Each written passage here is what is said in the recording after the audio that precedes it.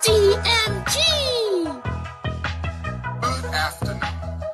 My name is Dr. Umar Johnson. I am a certified school psychologist. Hi, Dr. Umar. I'm so happy that you're my principal. I love FDMG. Can you tell me about the school? We are going to make history. We are going to shock the world.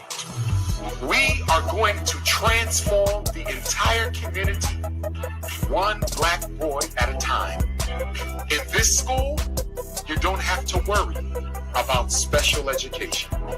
In this school, you don't have to worry about ADHD diagnoses. In this school, you will never get a phone call from a teacher or an administrator telling you that your child needs dangerous psychiatric medication in order to get an education.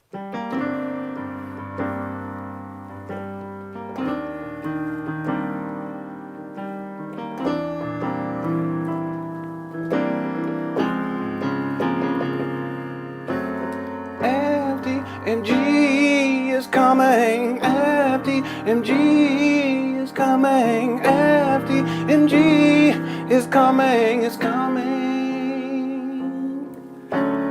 FTMG is coming.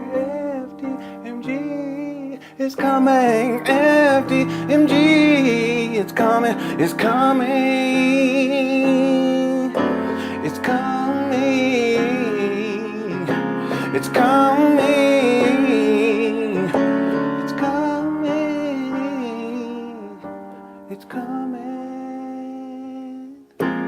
It's coming. It's coming. It's coming. Oh, it's coming. FTMG is coming. FTMG is coming. Thought his personality be twerking. It's twerking.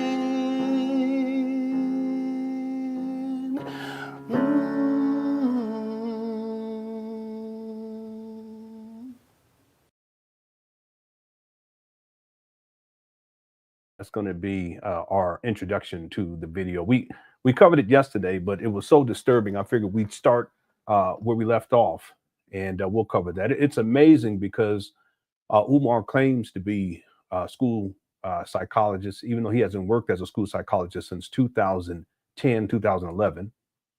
He claims to be a school principal. However, I haven't found any record whatsoever, online or offline, of Umar ever being a school principal or a vice principal, because he's claiming to be a vice principal. Is it possible? Yeah, it's possible. I actually think that he probably was at least a vice principal, but I'll propose that it was for a very short period of time, matter of months. This ought to say that the fact that Umar is claiming to want to open up a school, 20 years in counting, and yet he doesn't even know how to deal with his own children.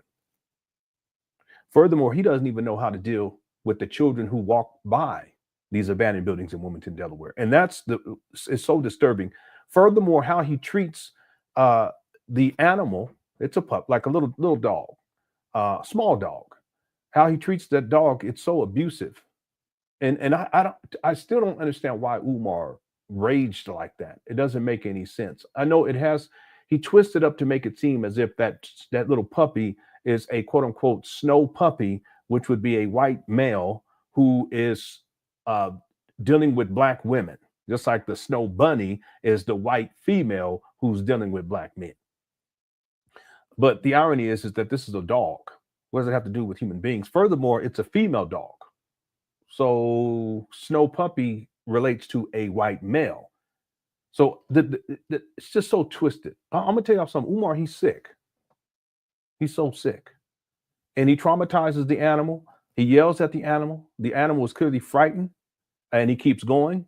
And then finally he stops and gets into the car. We're gonna start right there during this live stream, and we'll get through the whole thing here today. That way we get all caught up with this Umar Johnson saga. It's just very disturbing. He doesn't know how to deal with children. He doesn't know how to deal with animals, and yet he wants to have his own school. He even said that in this school they were going to have animals. It's going to be an FTMG farm. He said that in addition to an FTMG farm, each classroom was going to have its own horse because they're going to have FTMG horse stables. Well, can you imagine how he's going to be treating these animals based upon, I know it's all head movies anyway, but how is he going to treat these animals that are at the actual, on the quote unquote campus, when he treats and abuses and bullies this little puppy that happens to be walking by? And the children, they don't know who Umar Johnson is. There's 3 children walking. They don't know who Umar Johnson is. Someone made an important point too, how Umar positioned himself. The children couldn't keep walking down the sidewalk. It's almost as if he kind of like positioned himself so that they all 3 couldn't pass, and then he focuses in on the puppy, and the puppy's backing up and all up against the fence. It didn't have anywhere to go. Something wrong with this guy. Okay, I said this a long time ago that Umar, he has an abusive personality, and that's troubling and he does. That's troubling in and of itself. He doesn't know how to treat his own children. He doesn't know how to treat his baby mamas. He doesn't know how to treat children, and he doesn't know how to treat animals. What does that tell you? See? All right. We're going to get to that here today. We're going to start with that, and we're going to get through the whole video. How's it going, Shanae? Thank you for being here. I appreciate you. Yeah, he is. He's a sick individual on many different levels. How's it going, guys? Little Princess? Thanks for being here. Extremians in the house as well. Yeah, I totally agree. Max, Sion, pets are part of the family. Dr. Umar truly is a disgrace. Yeah, they are. Yeah, they're part of the family, you know. Black Morrow's in the building. What's up, Umar Vic? Here we go. Where's PETA when we need it? Cows, horses, turkeys, pigs. That's what he said, Umar, at the farm. Then he said black pigs. I could play it. yeah, he said black pigs. He's something else. What's up, Naeem? Something happened. Thank you so much for being here. Yeah, he is. He's Boston, man. He's so abusive. He has an abusive personality. He's abusive to his donors. See, it's abusive that he hasn't updated his donors since 2020 on how much money he's raised. It's abusive that he calls them out and disrespects them and tell them that they haven't sent him enough money. Yeah. Snow Puppy. Yeah, Umar, he's nuts. Okay, so let's get right on into this. CJ said if he had done that to children of any other race, ethnicity, yeah, you're right, of any other race or ethnicity. Yeah. It's amazing to me because I went back and looked at Umar's Instagram page where he posted that, and there were people who were laughing at how abusive he was to that animal. And then it's also it's a form of abuse to the children too, because that's part of their family. And here he is bullying one of their family members. And there were people inside on Umar's Instagram page who found that to be funny. There's nothing funny about that. No respect for the children, no respect for the animals. Umar doesn't have respect like that. And the followers that were laughing, I'm sure there were some who were disgusted by it, but the ones that were laughing about it, they should be ashamed of themselves. See?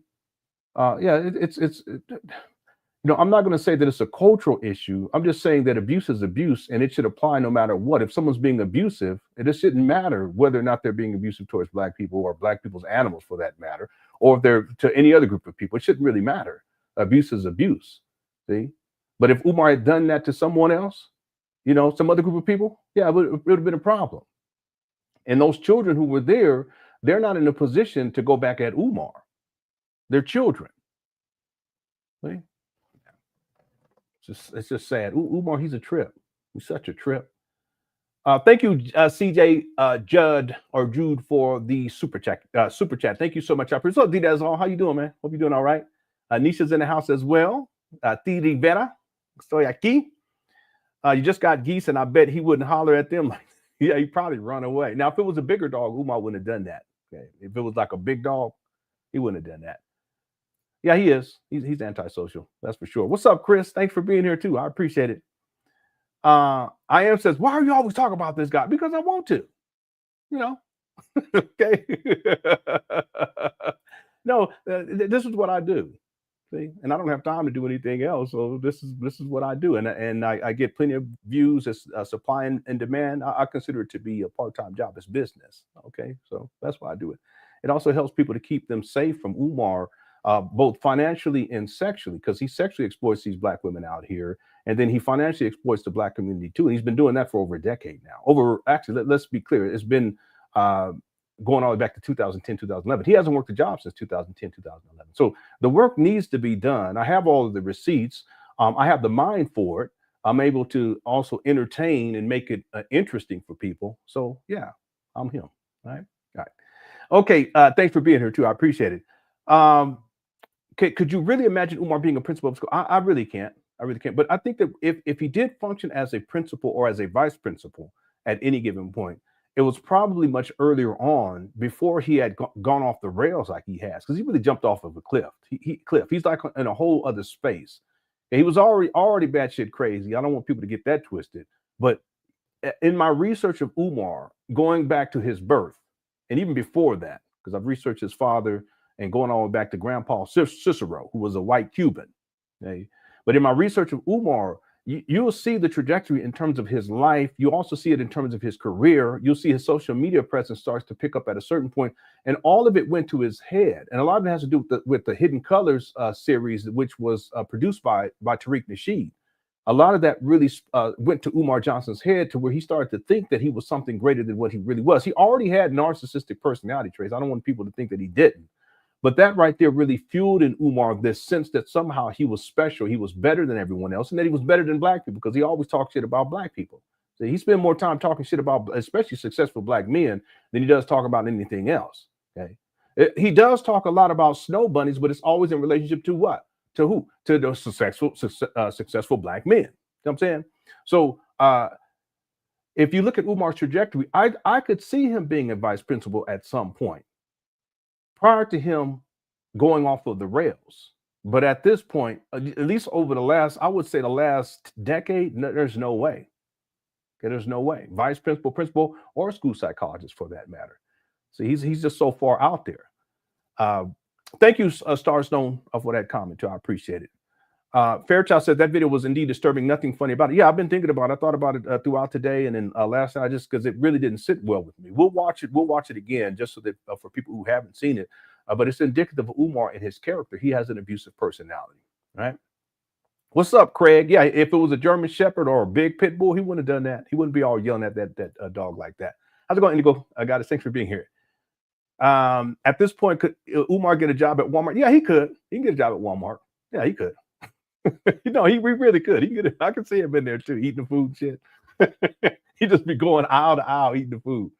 Oh, thank you for being here, Mass Sion. And then Lewis Luck says Umar reminds me of a boxer who could have been a contender, but because he didn't want to put in the work, he became a journeyman fighter, tomato can. Yeah, I agree. Yeah, Umar had everything that he needed to be successful in life. He spent 20 years in college. See, I think that's part of the problem though too. Umar was so used, and his student loan debt is massive, hundreds of thousands of dollars. Everything was paid for him for such a long period of time that he got used to that. He worked in the Philadelphia school district for about 6 years. He got into the charter school system working, doing that for a while. But then by 2010, 2011, he's not working anymore. Okay, so his career as a school psychologist is very limited.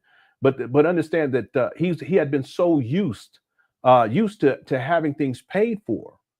He was in college again for 20 years. And then the other issue, we talked about this yesterday, a little stuck, and the day before. The other issue is that with Umar, he does not want to support his children. A lot of his decisions, a lot of his career choices is directly related to his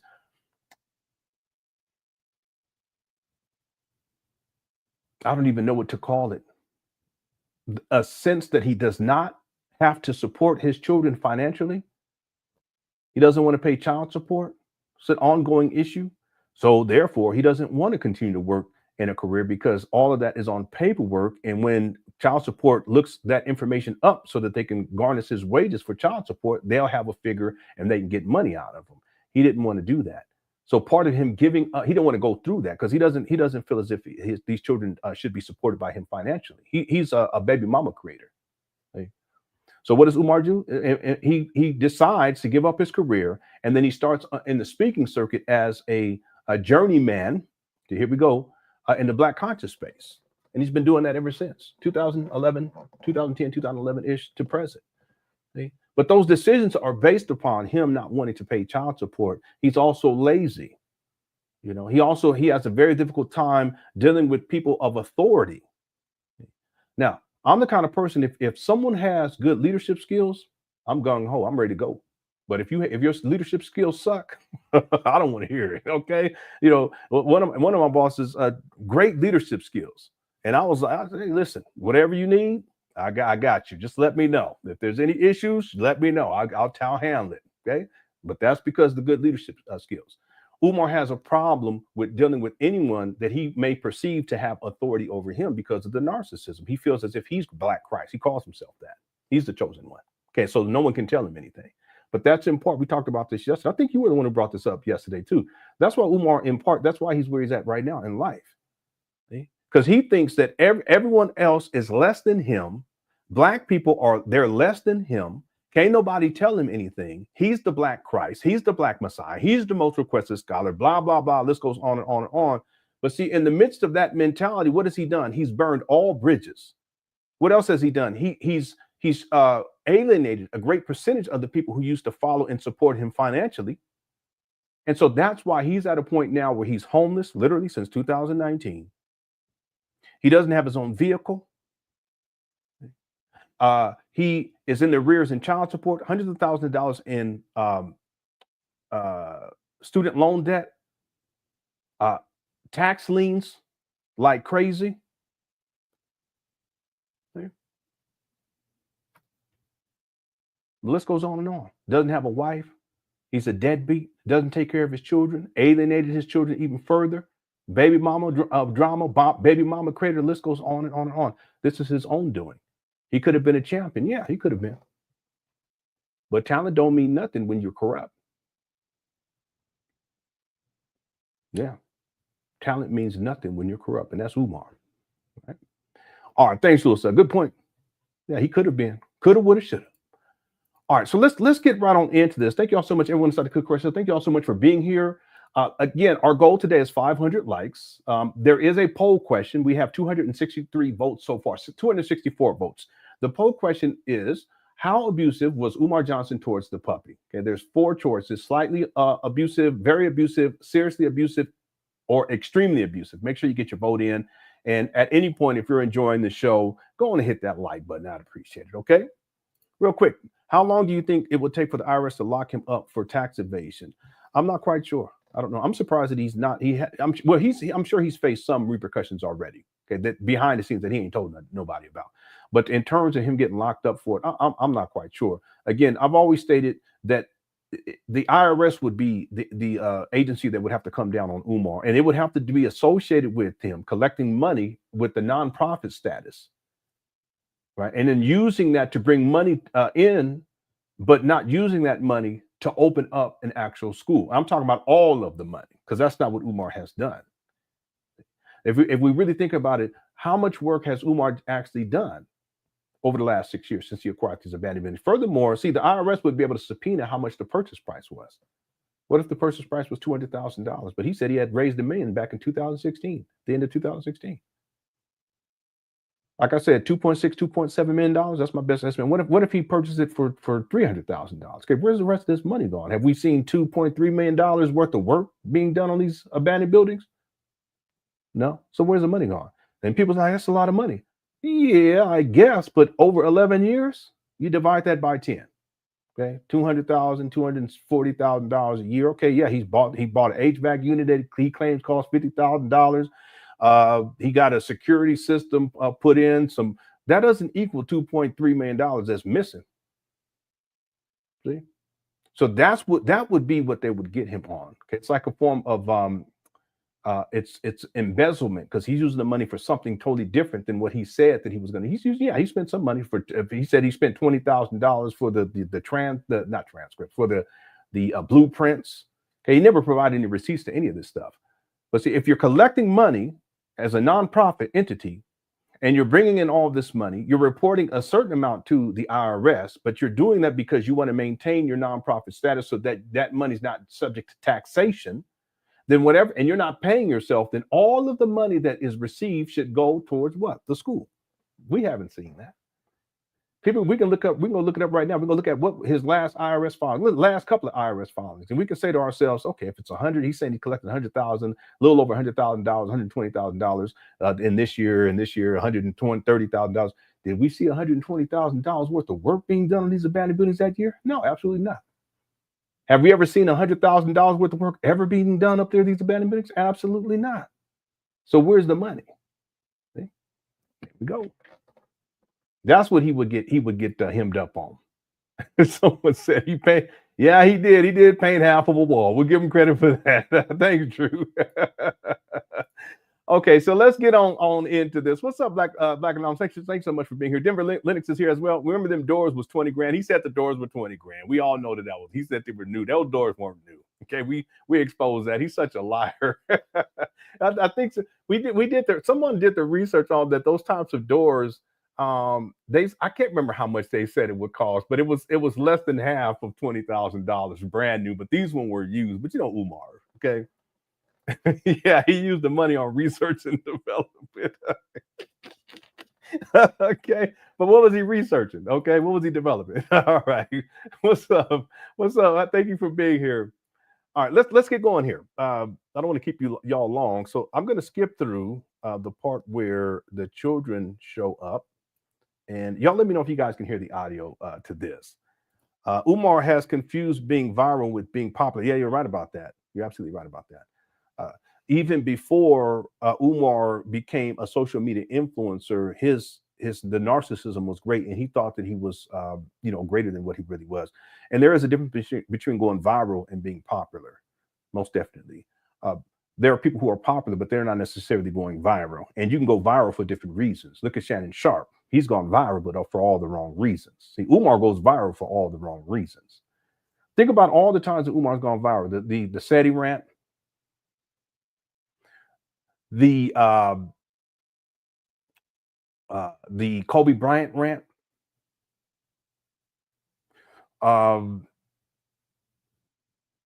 Breakfast Clubs, where he was talking Snow Bunny, talking real reckless on the Breakfast Club, talking about the Snow Bunny stuff. Any time that Umar, where he's ranting, that's when he goes viral. So it's for all the wrong reasons. Okay, that doesn't make you popular. Yeah, that's a good point. Thank you, CJ, for the super chat.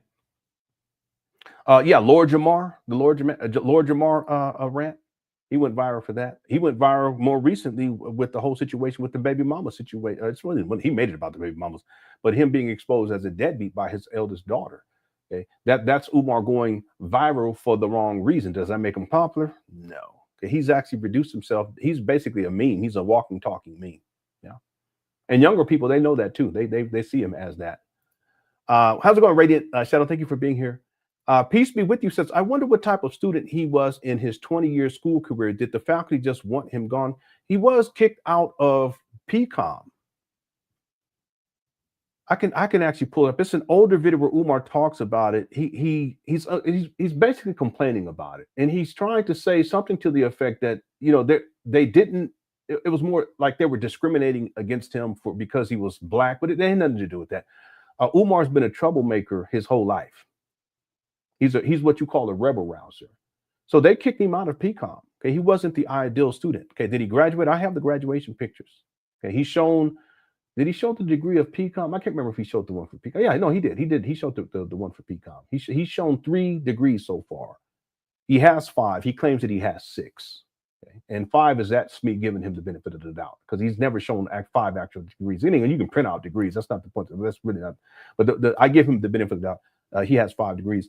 He's always been a troublemaker. In fact, that's one of the reasons why his career ended in the charter school system. He got fired from Compare Charter School because he was a rebel rouser. He was double dipping.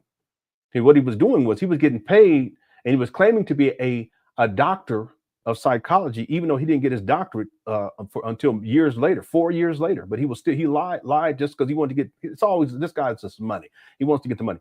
So he wanted to get paid PhD money or PsyD money, even though he had a master's, which is fine. Just get paid master's money and just be honest about it. But not Umar. But that's not why he was fired. He was fired because he was double dipping. So he was getting paid as a school psychologist. But then what he would do, when other school psychologists would evaluate students, he would reevaluate them. And then he would come up with the whole other diagnosis. In some cases, he would just say, no, there's nothing wrong with these children, with this child. And that's when he should talk about, you guys listen to early Umar. A lot of people don't know about this, but you listen to early Umar, he would talk about how, well, you can sue, you can get money because of this. If they misdiagnose, you can get money, and you can go and get an individual something diagnosis. And I've done that. Well, what he's talking about is that he's double dipping. He's doing at that time, at least, he's doing as a school psychologist, he's doing the evaluations, but then he's going against evaluations made by other school psychologists. So he gets paid for doing the initial evaluation he's doing with students, but then he's also making money by doing this extra work to do these independent evaluations. And then he would go against, and he does it all the time. He always going against, you guys notice he always talks like that. He's always saying everything is, you guys listen to the Black parent teleconferences. When the parents come in and they start talking, the first thing that he does is what? He starts going against, well, I don't think that's what the issue is. I don't think they have ADHD. What do you mean? He's never talked with the child. He's never looked at any paperwork. He hasn't observed the child. None of that stuff. See, but that goes back to his old scheme. That's what he was doing back then, was that he was double dipping. He'll go against evaluation. So he would reevaluate, go against the initial evaluation, get paid again. And then ultimately for Umar, it put him in a position where he became a rebel rouser. And they fired his ass because there was litigation that was so associated with it. That's why he can't go back and work in the Philadelphia school district, because he was a problem. He was a problem then. He tells stories about this shit too, by the way. See? Once he gets into the charter school system, in particular with the compare, they fired his ass. They walked his ass out. They brought in a box. Security came, and he had to put all his shit in the box, and they escorted his ass out to the parking lot. But he claims to be this great big time psychologist. No, he ain't worked as a school psychologist since 2010, 2011, and I'm being gracious there. Because based on my records, it's actually 2008, 2009. But I'm giving him the benefit of the doubt. 2011. He's always been a problem. He was a problem when he was at PCOM. He's a problem when he starts working as a school psychologist in the Philadelphia School District. He becomes a problem when he was in the UNIA, trying to scam them out of money. Hit the one. He was a problem once he gets out and he starts working in the charter school system. He was a problem then. And yeah, he becomes a problem once he gets into the Black conscious space. Look at all the beefs that he's had. Want to run down a list? Sa Netter, Seti, Polite, Tariq Nasheed, Michi X. Should I continue? He's a problem. He's always been a problem, and he's still a problem to this day. See, that's why I've said earlier, he's burned all of his bridges. No one works with him. No one wants to deal with him. He's stuck in his mama closet. That's Umar. All right. See, I'll tell you, when you really research Umar and you really get into the stuff that most people don't know about, you realize very quickly that in part the reason why Umar can't work professionally is because he's already destroyed his professional career. And he's not the only one. I was alluding to this yesterday. There are Umar Johnson followers that they've destroyed their careers, running behind Umar, trying to defend Umar, going at critics of Umar, doxing their personal information, stalking their children online. I've had to get my children off of the internet. I could, but I don't even post pictures of my children anymore. Don't post pictures of my wife anymore. See? I would like to, but these Umar Johnson followers, they're batshit crazy, just like Umar. Right? Thanks, Peace be with you for the super chat. I appreciate it. Manu Ampin says, do you think the feds or one of the many community victims will one of the many community victims will catch up with Pimp Johnson first? Oh, I see what you're saying. Do you think the feds or one of the many community victims will catch up with Pimp Johnson first? Well, what I can tell you is that Umar has had to deal with people in the community too that have approached him about their school scam. He has. There's a story, and it's been corroborated too by someone who was a Umar Johnson supporter. Matter of fact, when Umar was over in, I want to say Japan or China, I think it was in Japan, there was a sister who was kind of like his host, and she would take him around and all this stuff. But she learned a lot about Umar while he was out there, and Umar was not who she thought that he was. But anyway, there's these different stories that people tell about Umar and different experiences. I know that it's been corroborated that there was one experience where Umar was speaking in New York, and there's a lot of people in New York City that don't like Umar. In fact, most of my viewership, they're out of New York. I looked at the logistics in terms of because all this you can on the back end on YouTube, you can look all this up and see, okay, where are these viewers, where they're viewing from, and the majority of the people who watch my Umar Johnson videos, they're from New York City. I was like, well, and then second is Philadelphia. And he's from Philadelphia, you see. But there's a lot of people in New York. Because see, what a lot of people don't know about Umar's history is that he spent a lot of time in New York City, especially early on in the Black conscious community. That's when he was dealing with Sodnetter. He was dealing with, I can't remember his name, there were people out there. What was it? He wasn't even a doctor. He was lying about that. Ali Muhammad, Dr. Ali Muhammad. He's not a doctor. He's a fraudster. People like that. There's other people too.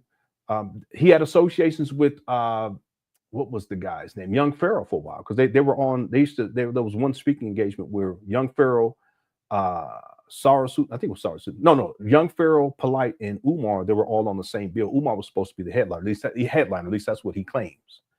But anyway, there's a lot of people in New York that don't like Umar. So one of the instances that took place with Umar was when he was speaking at a church, and there was a brother who came up there and approached Umar and was approaching Umar about the money that he had collected for the school. And Umar hadn't opened up a school yet. He still hadn't opened up school. And the situation escalated because the brother was going at Umar. Umar gets belligerent, starts yelling back. The guy starts yelling at Umar, and it goes back and forth.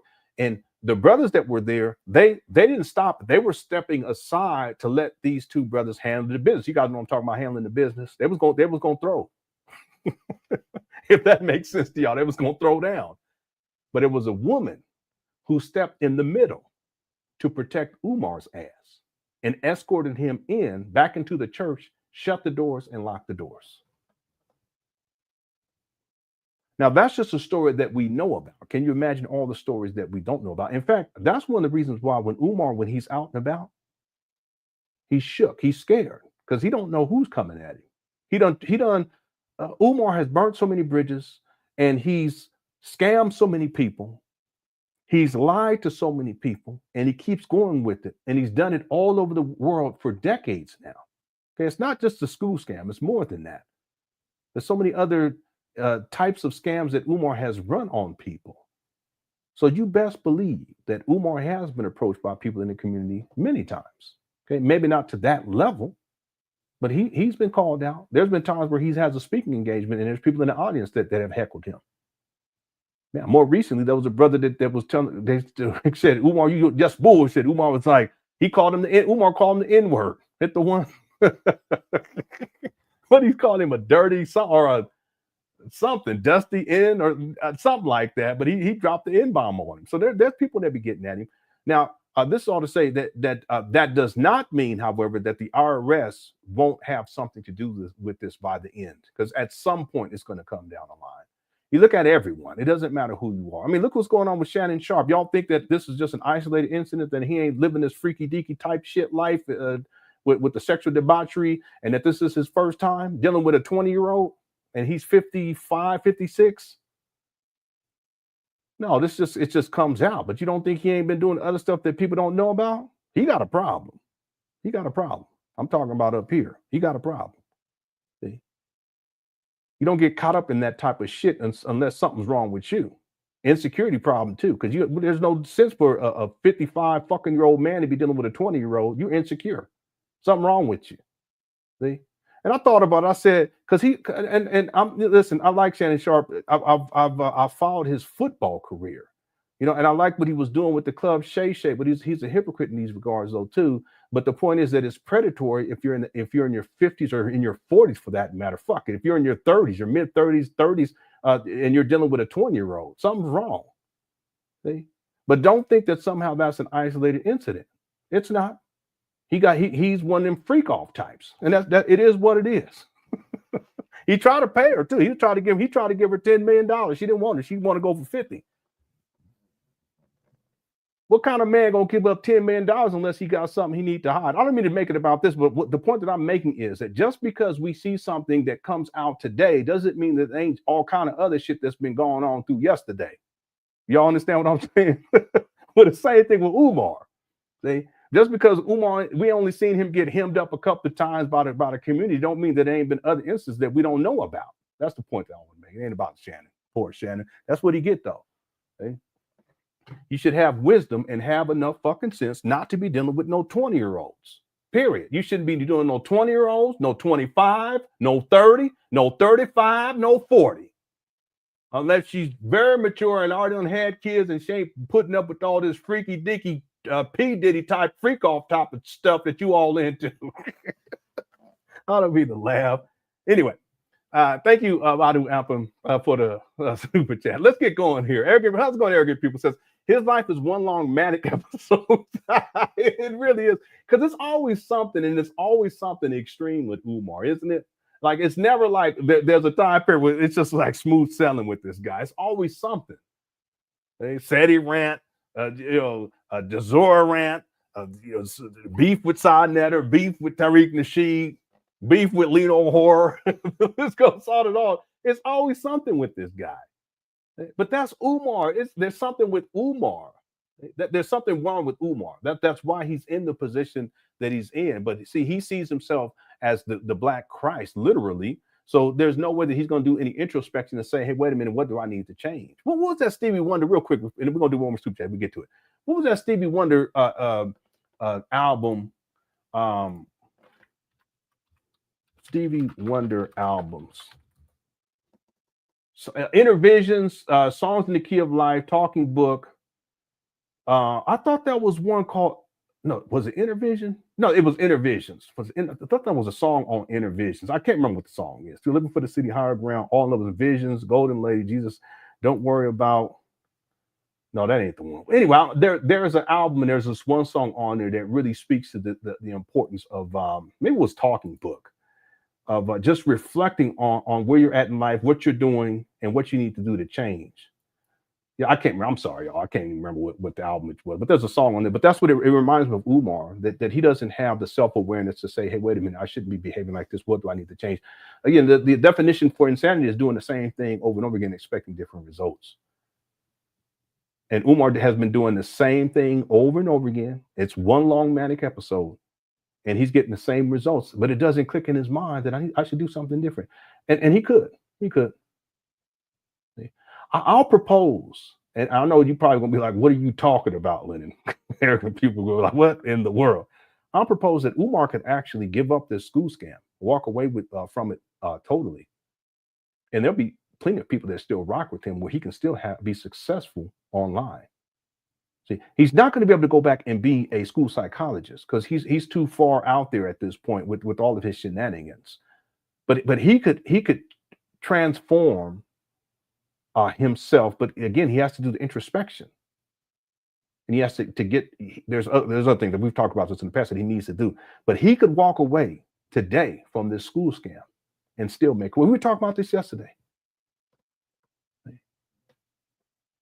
He could. Is he going to do it? No, because he's lazy and he's used to Black people taking care of his bum ass. Black people are giving this guy millions of dollars. I haven't given him that. I never donated. There's people in the chat room that's donating. Y'all donate? I never donate to this guy. I've donated to Q Butter though. I've sent money to different people and whose cause I believed in, or people who were struggling or they were dealing with different things. You know, I had a friend who passed recently, and they set up a GoFundMe. I knew her from college. It hit me hard too because we were really good friends, and she was a really nice person. I remember we went to my cousin's. I took her to my cousin's wedding in San Diego. She was like my date, but we were just really good friends. But she passed, and her family put up a GoFundMe, and I sent a little money their way. But Umar, no, there's no way. There's no way. I wouldn't do it because it's a waste. It's a total waste. And even the people who sent Umar money, there are people who still believe in him. And there are people, I know this is going to sound crazy, but there are people who sent Umar crazy amounts of money. And if Umar walked away today, they would still be rocking with him.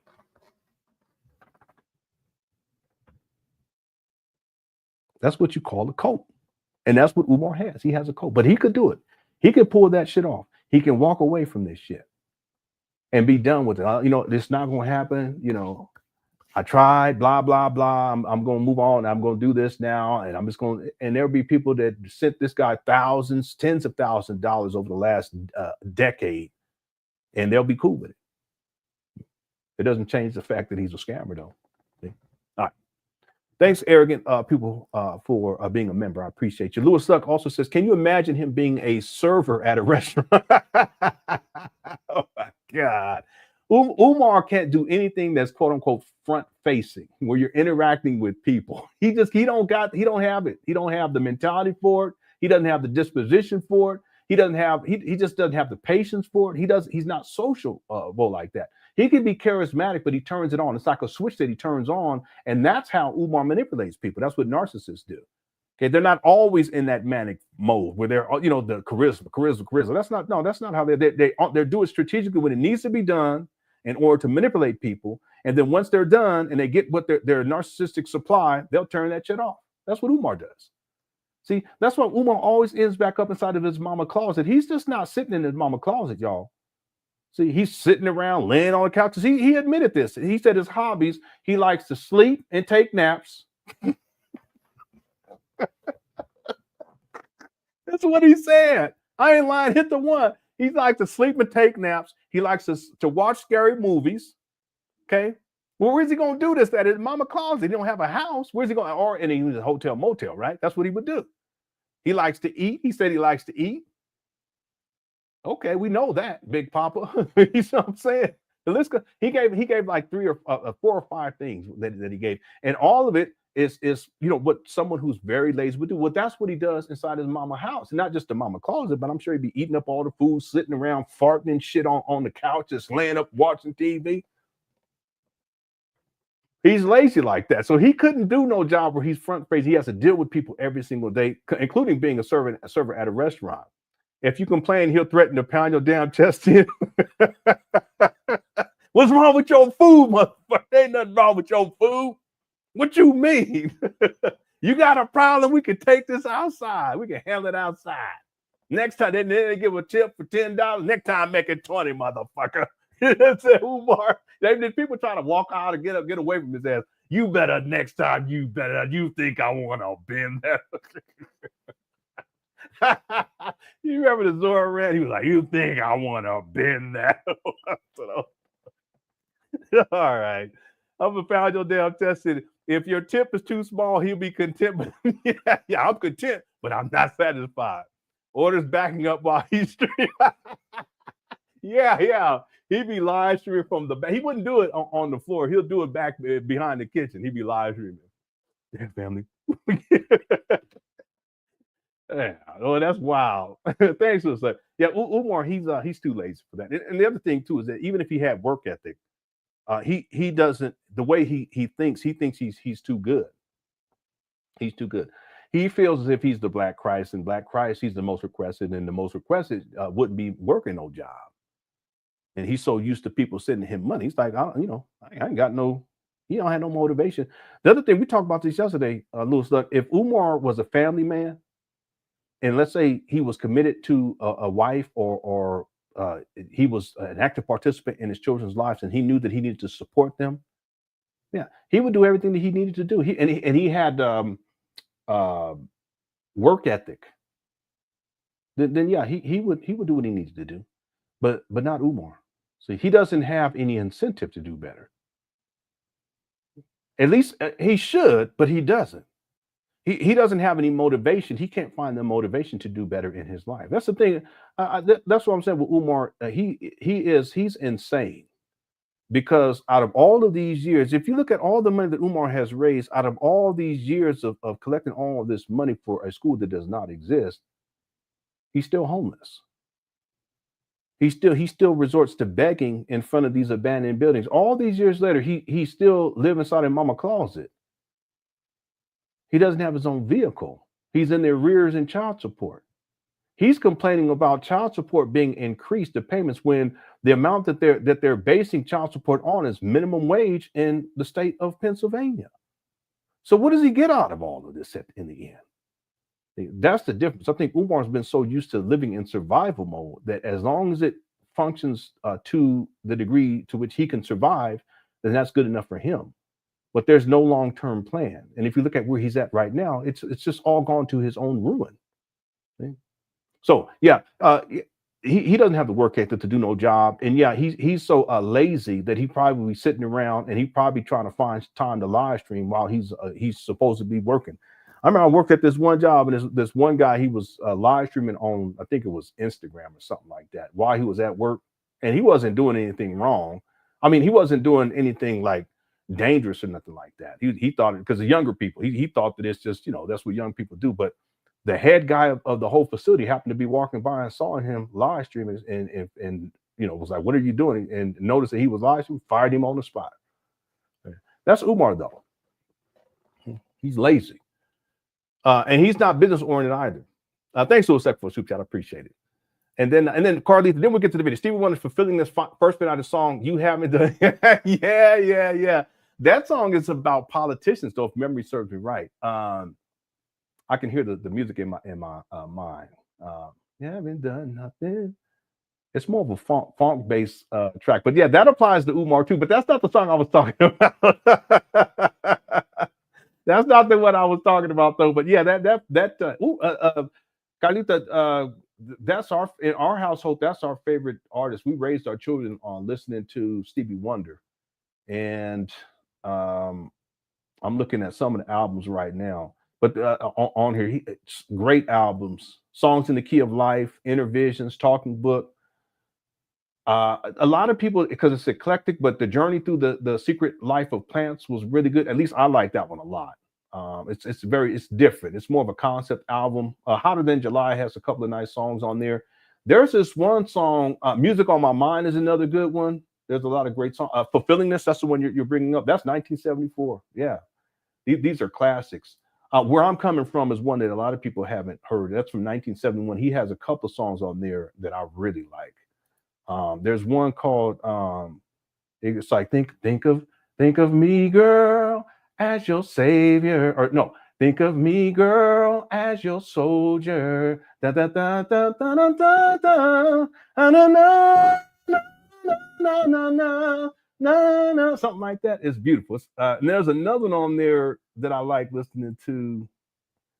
Look Around. Na, na, na, na, na, na.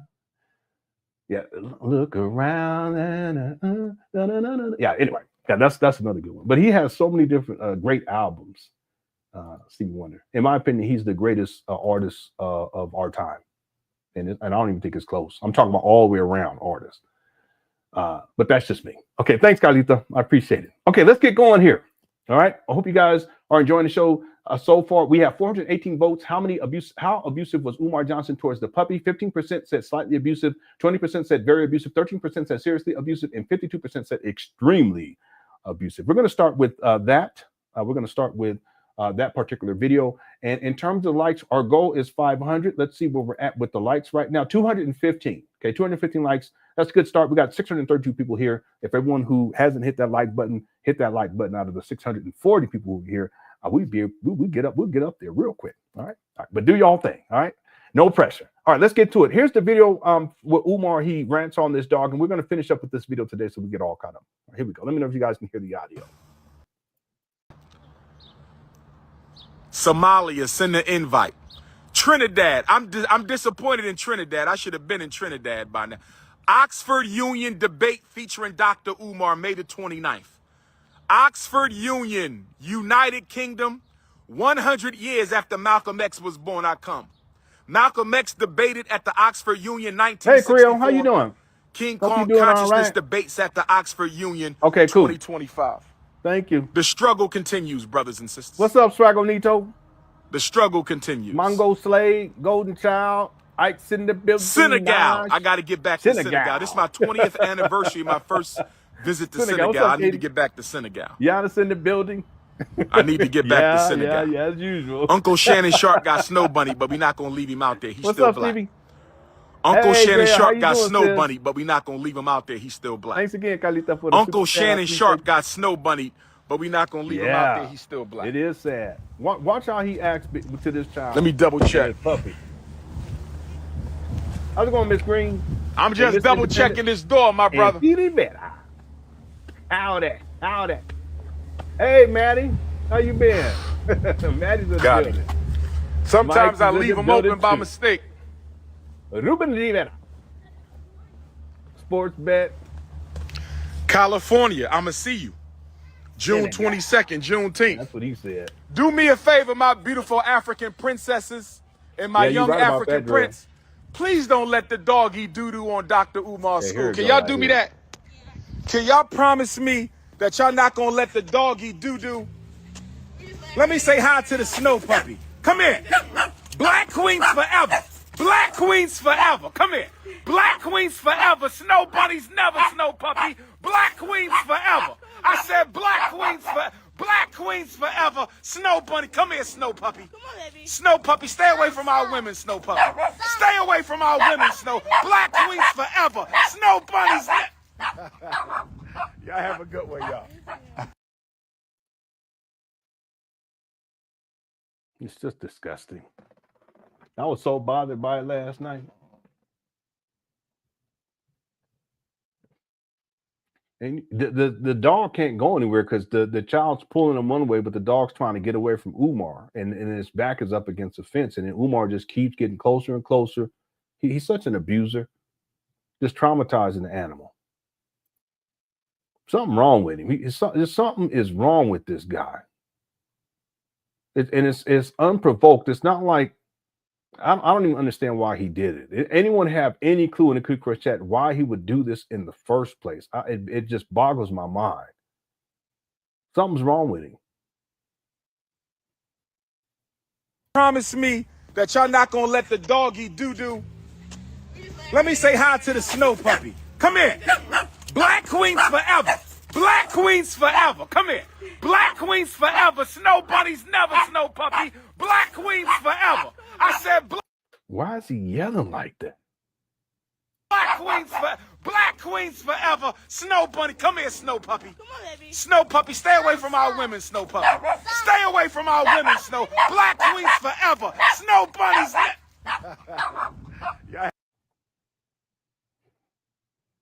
Just so he's an abuser. It's just ridiculous. CJ says, how have the men in the area not checked him? But the thing, CJ, is there's no telling. There's no telling what's happened up there behind the scenes. There's no telling. Remember, Umar, when he's up there, he's always looking around. Right? So why would he be doing that? I'm sure there's quite a few people looking for Umar, and he knows it too. He knows it. So, like I was saying earlier, just because we haven't seen it doesn't mean that it hasn't happened, and it has happened in the past.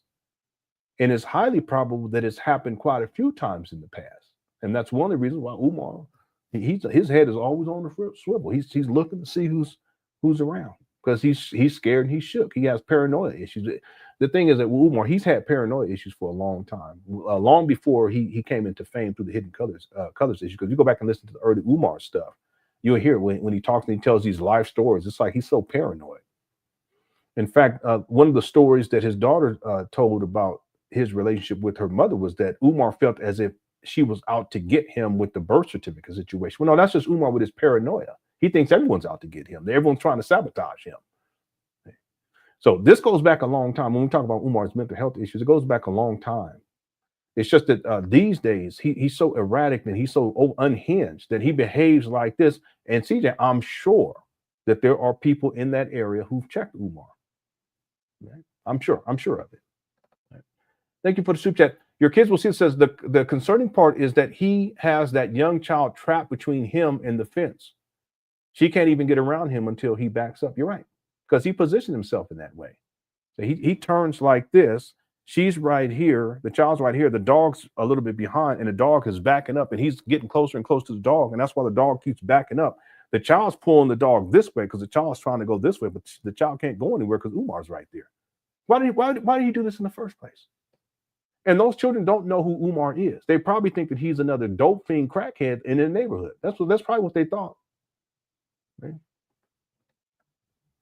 But that's Umar. It's just more evidence in terms of, yeah, it is. It's just really, really strange. Umar's strange. He's a weirdo. That's what he is. How's it going to paint me pretty? Okay, one more time and it won't keep going. All right. The poor dog. I was upset last night. Promise me that y'all not gonna let the doggy do. Let me say hi to the snow puppy. Come here. Black queens forever. Black queens forever. Come here. Black queens forever. Snow bunnies never, snow puppy. Black queens forever. I said black queens forever. Snow bunny. Come here, snow puppy. Come on, baby. Snow puppy, stay away from our women, snow puppy. Stay away from our women, snow. Black queens forever. Snow bunnies. Y'all have a good one, y'all.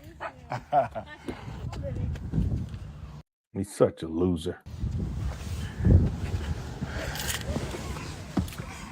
Yeah, DD, very distressed. Yeah, he is. He's deranged. I had to get at the snow puppy for trying to get some African queens. See I how had to ridiculous stop the this snow is? puppy from trying to get some African queens. Something wrong with him. I had to stop the snow puppy. Mm-hmm. Where's my other phone? Dang. Yeah, Dre, you're right. I talked about that yesterday. He's an abusive person. He has an abusive personality. Now, like I said, if that was a big dog, he wouldn't have done that. He wouldn't have backed that dog up and kept coming forward and yelling at it like that. He wouldn't have done that. But that's what abusers do. They look for the weakest, what they perceive in their mind to be the weakest. That's what they do. And that's what Umar does.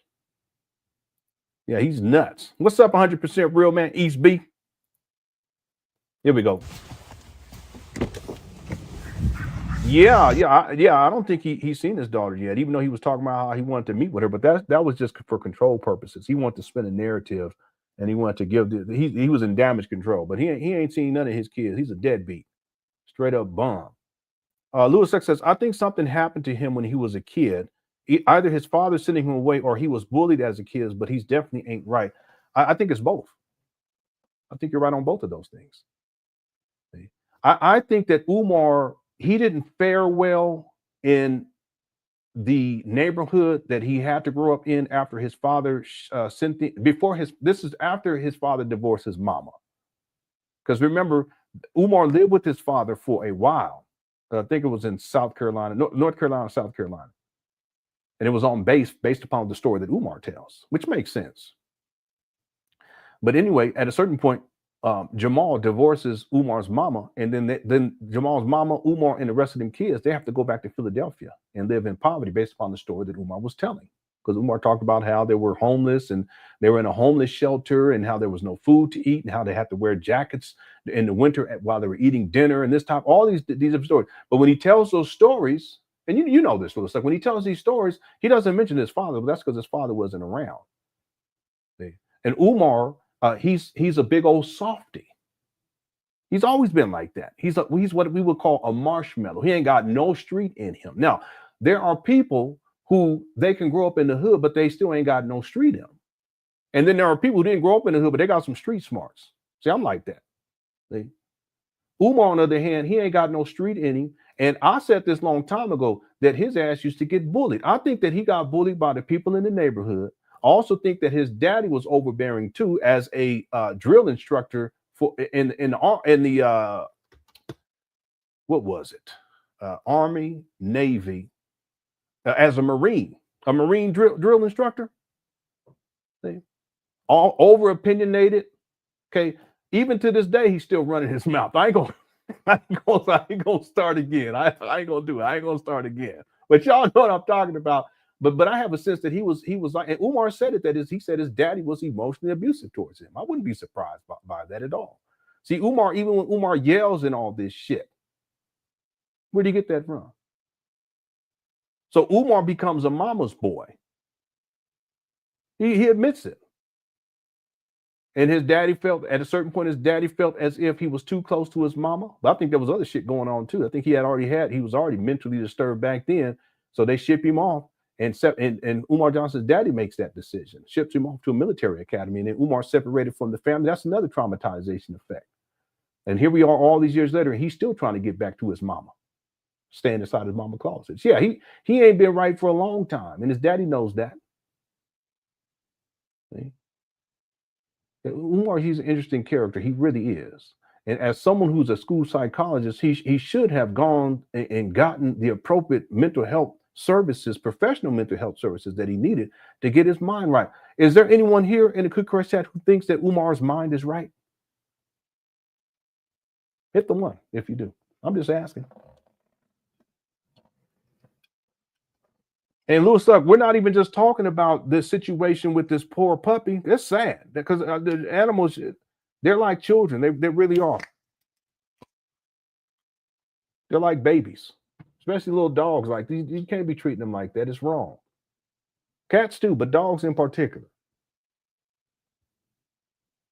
Look how Umar was acting when he went off with the SETI rant. Do I need to pull up an example for people? Is there anyone in here who haven't seen it? Type in, I have not seen it. I'll pull it up. I'll play 2 minutes of it. Something's wrong with the guy. And anyone who thinks that somehow this is a recent phenomenon, no, Umar he's had some serious issues for decades now. I'm talking about serious. Everyone has issues. Even I have issues. I still have to lock shit up. Like we're in a safe neighborhood, ain't nothing going on. The last neighborhood was real safe, ain't nothing going on. But I would go and lock, make sure all the doors is locked before I go to bed. Do the same thing here. Ain't nothing going on. A car alarm went off a couple of weeks ago, and I was like, "What?" But because I ain't heard none of them. It's But that's just me just reverting back. Yeah. So we all have issues. But I'm talking about someone who's truly mentally disturbed. Well, that's Umar. And he's been that way for a very long time, decades. But he hasn't gone to get the appropriate mental health service, or if he did, he didn't get enough. That's clear to me.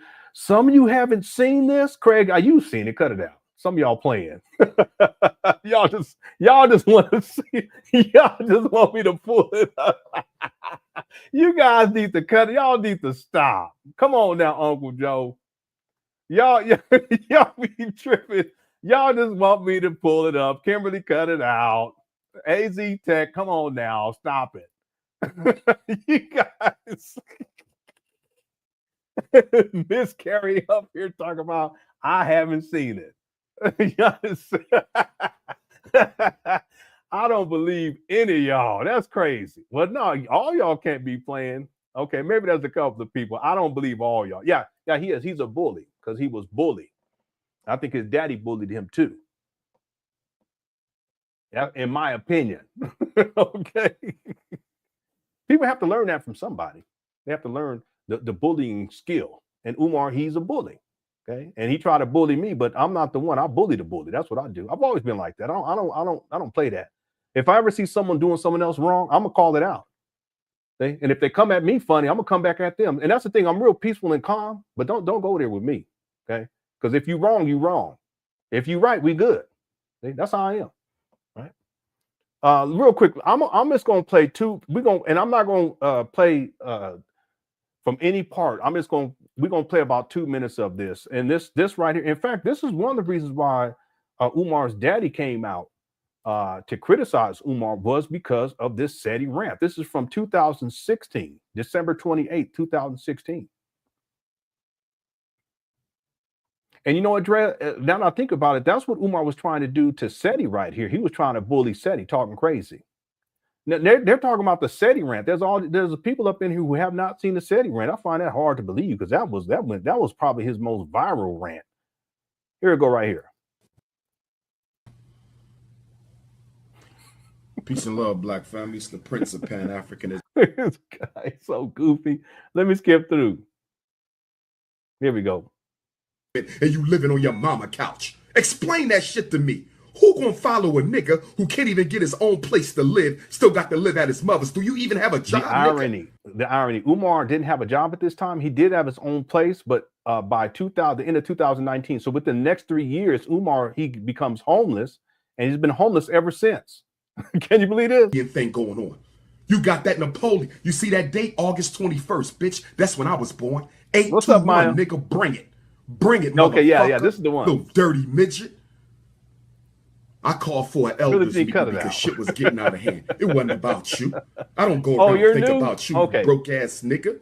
Do you even have a job? Yeah, he was stationed at Paris Island, his dad. Yeah, Marine drill instructor. Okay, South Carolina. Sometimes I say North Carolina, but it's South Carolina. Yeah, you're right. Thank you. About you leading the RBG movement, nigga, and you living on your mama couch. How the fuck is you leading the movement and you living on your mama couch? Explain that shit to me. Who gonna follow a nigga who can't even get his own place to live, still got to live at his mother's? Do you even have a job, nigga? See, he ain't got a job. He got evicted in 2019. Been homeless since. And then you bringing up female shit? You really want to go there, family? You bringing up female shit? You really want to go there, nigga? You better think twice, nigga. You fail to realize you dealing with the prince of this shit. You dealing with King Kong consciousness right here, bitch. I done came across people you done dealt with.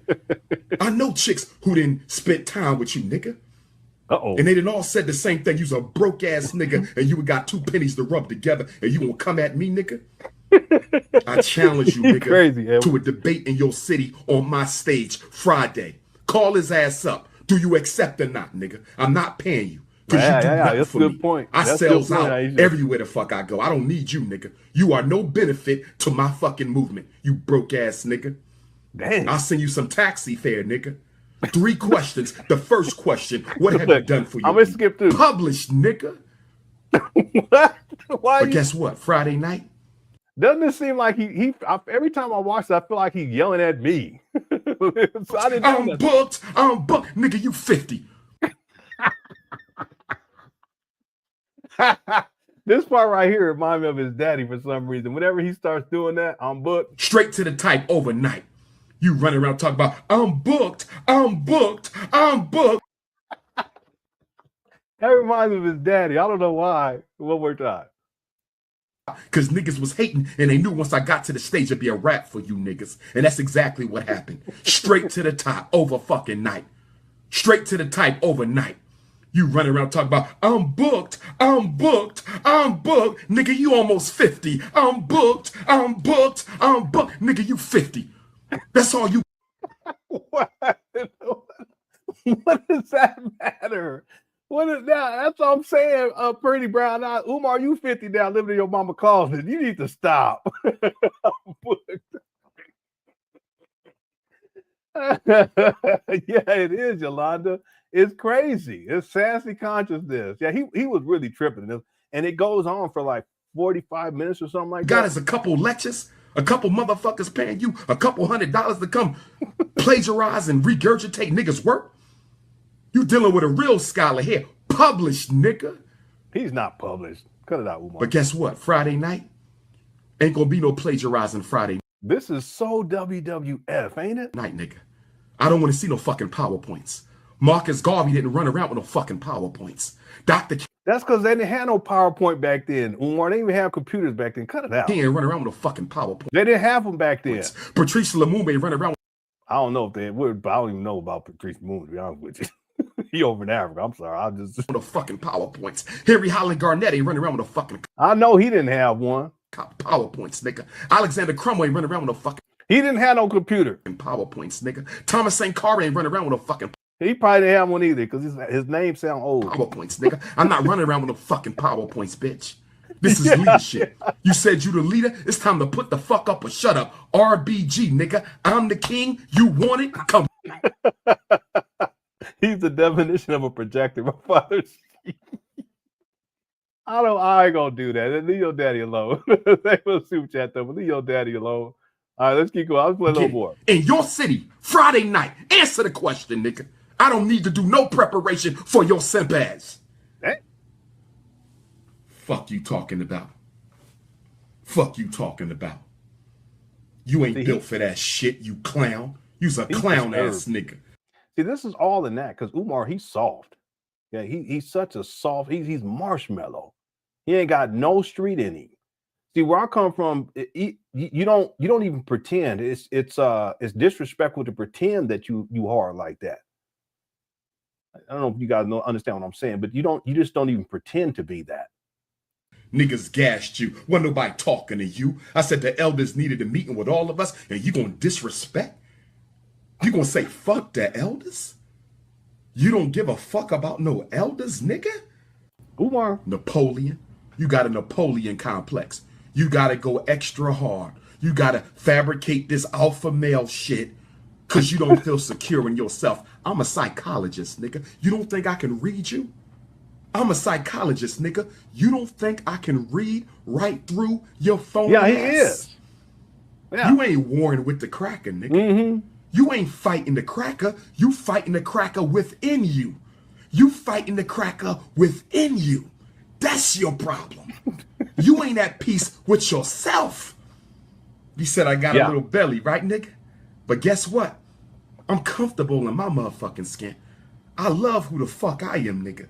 Ain't no problems over here with the Prince of Pan Africanism. I'm straight. Why the fuck you looking at my chest for, you pro-homo nigga? What you looking at my chest for? What you looking at my stomach for, nigga? You think I waste any time looking at your nut ass? Oversized t-shirt wearing ass nigga, 50 years old, still dressing like you in 5th grade, you dumbass nigga. Umar, you dressed like you in the, what are you talking about? Suit and tie. Could you imagine this midget ass nigga in a suit and tie? You're already a fucking minstrel show. You probably look like a mannequin, bitch. What? I never understood that one. He don't know how to play the dozens. He don't. He probably look like a mannequin. What? Huh? I would have tore it because I used to make people cry playing the dozens when I was a kid. I was so mean too. But Umar, you can tell he don't know how to do it. He thought he probably look like a mannequin. What are you talking about, a mannequin? Anyway, back to my shot to Detroit. I love y'all. Come to me, right? But see, that Napoleon shit got to you.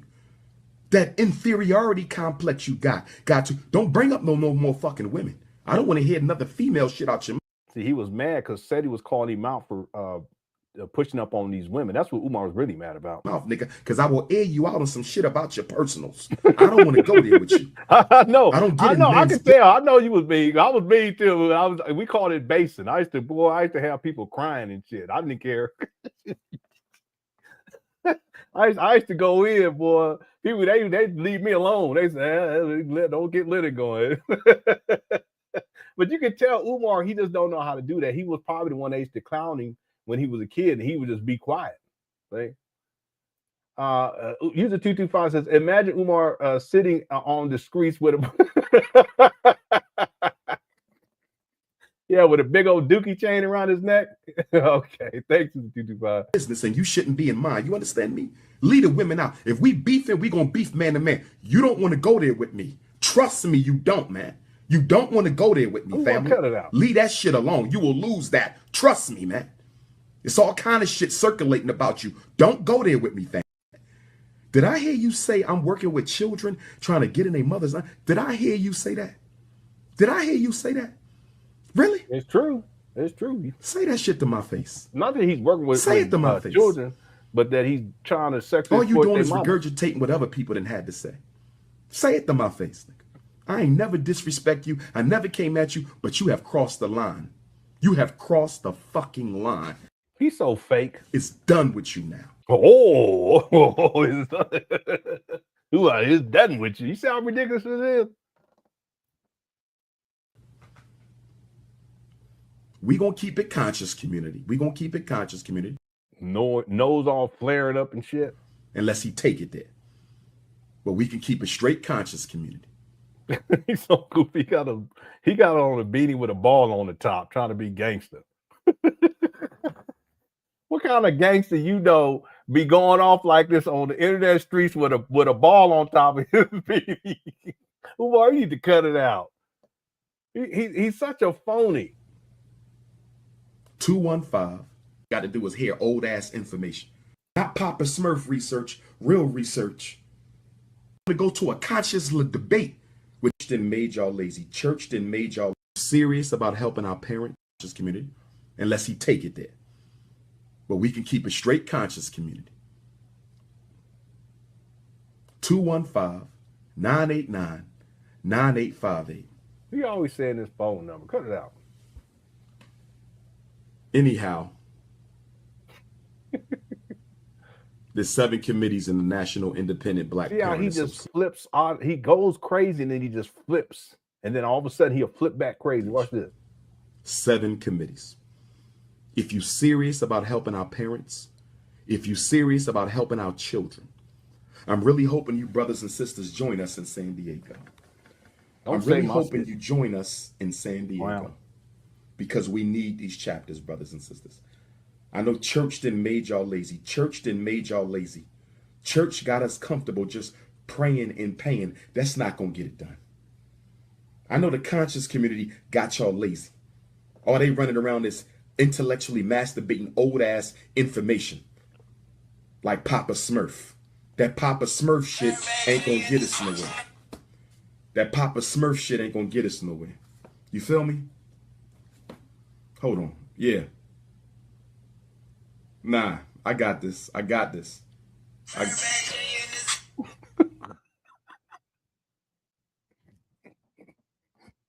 There wasn't nobody on the phone, y'all. There wasn't nobody on the phone. He trying to act like he talking to his thugs. They ain't no thugs. What the thugs ain't gonna call? Come on, Umar, cut it out. That's like recently. Remember, he said that, you know, he got cousins that had gone to the gangs. He said they can take it gangster like a couple of weeks ago. Only reason why he said that because I'll be talking about how I have relatives that was gangbanging.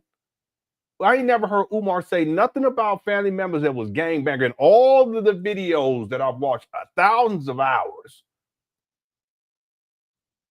I've never heard Umar talk about how he had these thugs in the family that was on deck to ride or die. I ain't never heard him say nothing like that. But you notice I talk about it, and it's not even just my cousin. I have family members, close family members, that was out there in the streets gangbanging, real gangbanging shit, doing stupid shit. That's why Umar brings that up. He's such a goofy. But he get up on here acting like they calling him, and the phone stops. I should pull up his because people went off on him on this, because a lot of people, they realize how phony he is, and he did a response after everybody went in on him. I could pull it up. Y'all trip off of that. He tried to explain away this. It's just nuts. In pain, that's not going to get it done. I know the conscious community got y'all lazy. Or they running around this intellectually masturbating old ass information like Papa Smurf. That Papa Smurf shit ain't going to get us nowhere. That Papa Smurf shit ain't going to get us nowhere. You feel me? Hold on. Yeah. Nah, I got this. I got this. So that Papa Smurf thing ain't going to work. You feel me? There wasn't nobody on the phone. There wasn't nobody on the phone. He's such a phony. But the point is that this is Umar when he really went crazy. And this video is long. He goes on and on and on for 45 minutes. And this is one of the reasons why his father came out to criticize Umar, and he said, his daddy said, I thought there was something wrong with you. What he was really speaking to is Umar's mental health. Something wrong with him. Here's the response video. A lot of people haven't seen this. I'm not going to play a lot of it. Let me just show you guys, because he got a lot of backlash, not just for this video, but also because he tried to cover up him with the fake phone call. Because see, if the phone rings and you swipe to not accept, that call ends. But Umar, as he's ranting, he picks up the phone and he says, after it's the phone's already, there's no one on there. And he said, yeah, you know, blah. And he's talking, but there's no one on the phone. He's talking like there's some thugs, like they're saying, yeah, you want me to handle that shit? Want me to roll up all these, we'll buzz the drive out? Is that? Nah, I got this. Then the phone rings because there wasn't nobody on the phone. And people clown him about that. They still clown him about it to this day. But it goes to show you how much of a phony he is.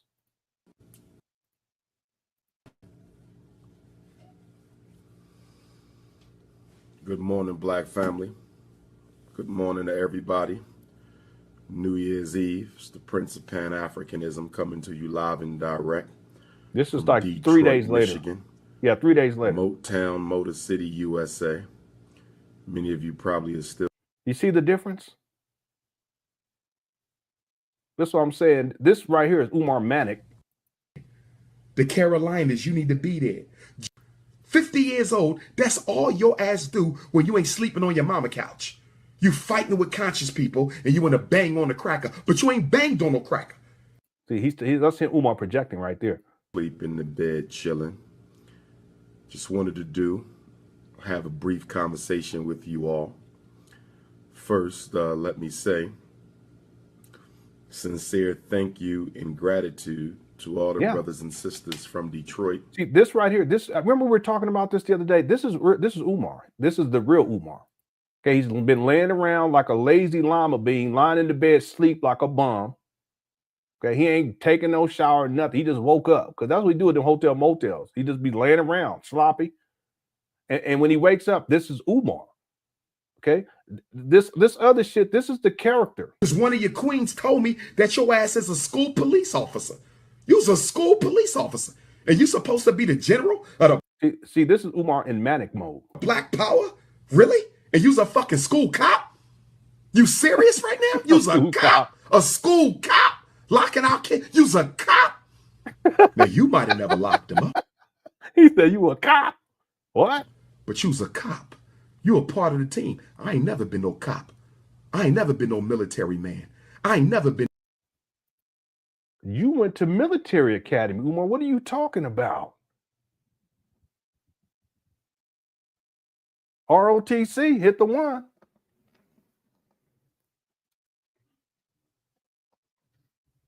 I think he was bullied when he was at that Chambersburg. Was it Chambersburg?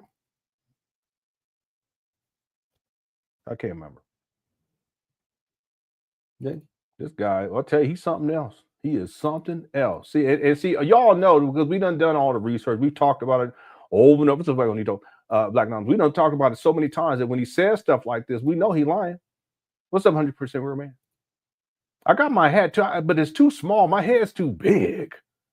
I got to go get one special fitted. You know what I'm saying? I don't know where I'm gonna go get one that's special fitted. Cause I got a big head.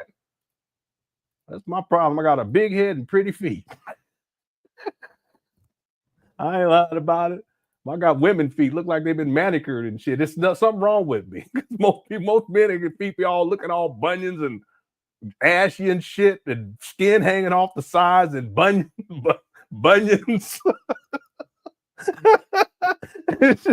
My feet, I don't have to do nothing to it. My feet look all pretty and shit, like they've been manicured or pedicure, whatever they call it. Anyway, I got to get me a hat special fitted because my head too big. I got one off of Amazon, but I barely fit.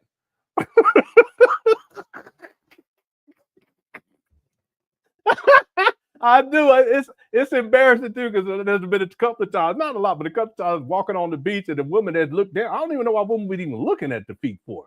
And this one lady was like, "Wow, you have some really pretty feet." I said, "What the fuck?" I didn't say that, but in my mind, I was like, "That's not a compliment. I'm a man. What are you talking about?" Anyway.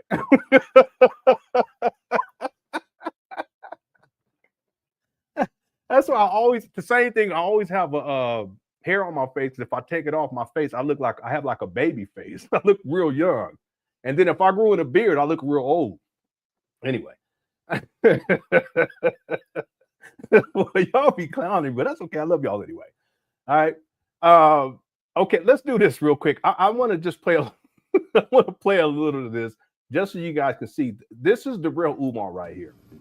Who came out last night to support Dr. Umar Johnson. It was lovely.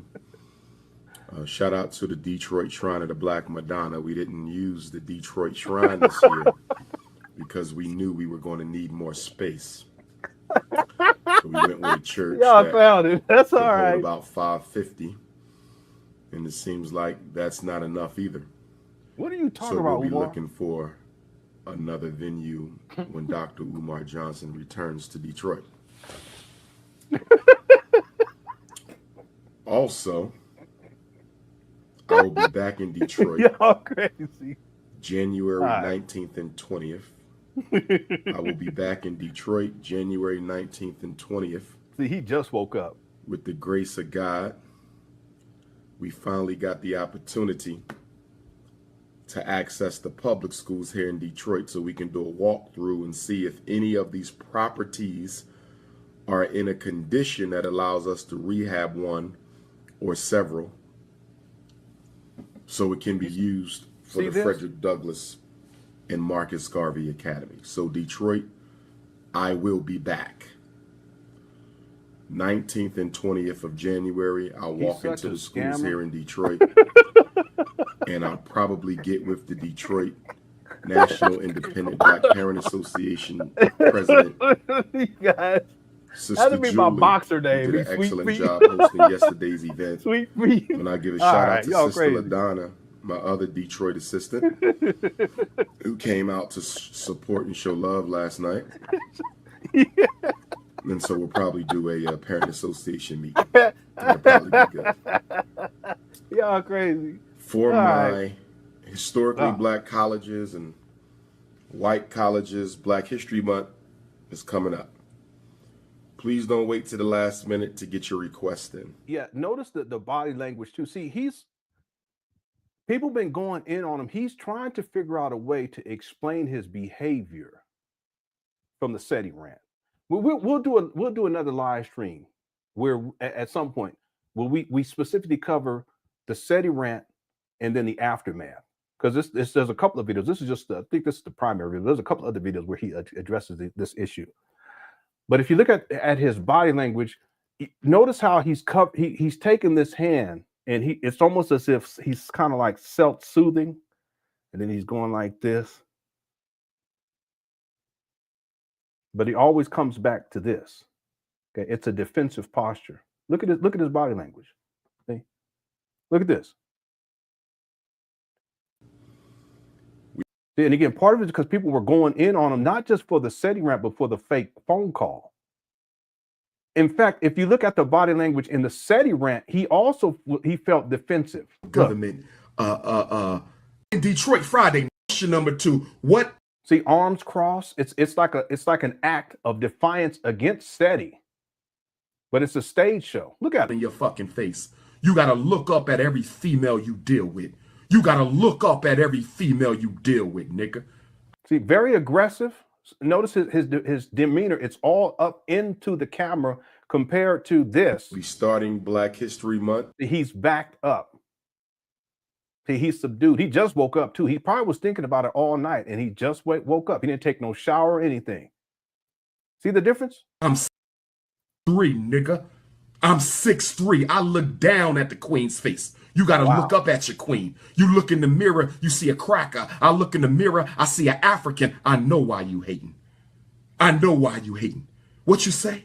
You was on the scene before I popped? Nigga, I've been putting in work before you even knew me, nigga. I just took me a while to pop because niggas was hating and they knew once I got to the stage it'd be a wrap for you niggas. And that's exactly what happened. Straight to the top over fucking night. There you go. Straight to the top overnight. You running around talking about, I'm booked, I'm booked, I'm booked. Nigga, you almost 50. I'm booked, I'm booked, I'm booked. Nigga, you. I don't know why that part's so funny, but yeah, this is what it is. It's Dr. Jekyll and Mr. Hyde. You're absolutely right, Naj. Absolutely right. But just look at the body language. Umar, even though he's being aggressive, it's in defense. If you look at his body language earlier on, he's doing like this. Okay, it's an act of defense, but it's also self-soothing. You know, like I'm defiant, but he's trying to make himself feel better because he got called out by SETI, mainly because SETI called him out for sexually exploiting these black women out here. See, Umar has a long history of that way before I even started talking about Umar. It goes back such a long time. But then when you see him in this video, because he's already received the backlash, people have been talking about it for 2 or 3 days. It went viral. It did. And it's like someone said earlier, he goes viral like I was saying earlier, he goes viral for the wrong reasons. Well, he's had time to think about it. He was already up against the wall when he does his SETI rant. So he puts on this show like he's this big thug. But then after everyone comes out and everyone's talking about it, it goes viral. They're not just talking about Umar in his rant against SETI. He called SETI out for his skin color. He called him an albino. And he says that he says I'm melanated, bitch. He's talking to Seti because Umar somehow he feels like he's better than Seti because he has more quote unquote melanin than Seti has. Because that's the colorism that's coming out. But it's reversed because really Umar, he's the one who has the issues with his skin color. He really thinks that he's dark skinned, but it's relative to his daddy. He's not particularly dark skinned, as if it matters in the first place. But he has so many hangups about that. So he flips it around and projects it onto Seti. Now, because he's quote unquote more melanated than Seti, he's going to use that against Seti and say that Seti, that he's fighting against the cracker within him, and that Seti, he's an albino. You see? So a lot of people went at Umar because, in fact, and I have the video. It was sad when I initially watched it. There's an albino brother who came out and did a video to talk about this. Don't make me pull it up. See, and that's what I'm saying. We can do a Seti rant, a live stream, and we would include that. We'll do the Seti rant, and then we'll look at some of the responses that people have online, including Lovely T.I. She did a really good response to this stuff. In fact, Umar had one of his followers reach out to Lovely T.I. to have her take down a segment of what she talked about dealing with Umar, and she complied because she didn't feel like dealing with the foolishness. Y'all know that? She big time now, but I remember when she not first got started, but she may have had like, I don't know, 20-something thousand viewers. She got like over 1 million subscribers. Now she got over 1 million subscribers now. Okay? And then we would play the video of the albino brother who spoke out against Umar, because Umar's a colorist. That's why he did that. And then we would play this whole video in full. And there's another video where Umar kind of tries to explain his behavior in the Seti rant, but there's no explaining it. See, Umar was manic, he was upset, and he starts to rage because he has no self-control. But see, this right here is the real Umar. State University in Bowie, Maryland. That will be stop number 1 on February the 1st. So my Baltimore, Northern Virginia. No, he didn't. You right, Crystal. He ain't washed nothing. He just got out of bed. I could tell. For February. Listen, I took a shower before I live streamed. I'm gonna take one after I'm done. I can tell. I'm a weirdo. I ain't gonna lie about it. I like to be clean. The 1st, 2017, Bowie State, Dr. Umar Johnson's. I remember Sid Vicious. I remember Sid Vicious. Annual Black he was History huge. Month tour. But yeah, I think that's who you're talking about. Let me So go look. yes, I'll be back in Detroit. Yeah, it was Sid Vicious because he was huge. I will be back in Atlanta, likely. Didn't you talk about wasn't he in on WWF, Martin Luther right? King Day. So for those of you who didn't get a chance to get tickets to tomorrow, that dude was. I remember when I first saw that dude. He was huge. He made Hulk Hogan look small. Not small, but you can tell. Sid Vicious. He can, because his up here. It's like this. He's massive. I said, what? This dude? But he was huge. Is he still alive? Oh no, he passed away in 2024. Rest in peace. Yeah, rest in peace. I remember that dude. Yep. Sid Vicious. Okay. I will be back on Dr. King Day in Atlanta. Yeah, they called him Psycho Sid. Yeah, that is the plan. Oh, he was in WCW too? I didn't know that. A lot has transpired over the past 72 hours. Lenon, get your big ass head of fitted. I don't even know what the size thing for head, but I do have a hat. It's in the closet right now. I'm gonna take it out for you guys so I don't think I'm bullshit. But I put it on and I had trying to get that hat on. I just got to go to the hat. I don't know if the guy even have hat stores, but I got to go to get one.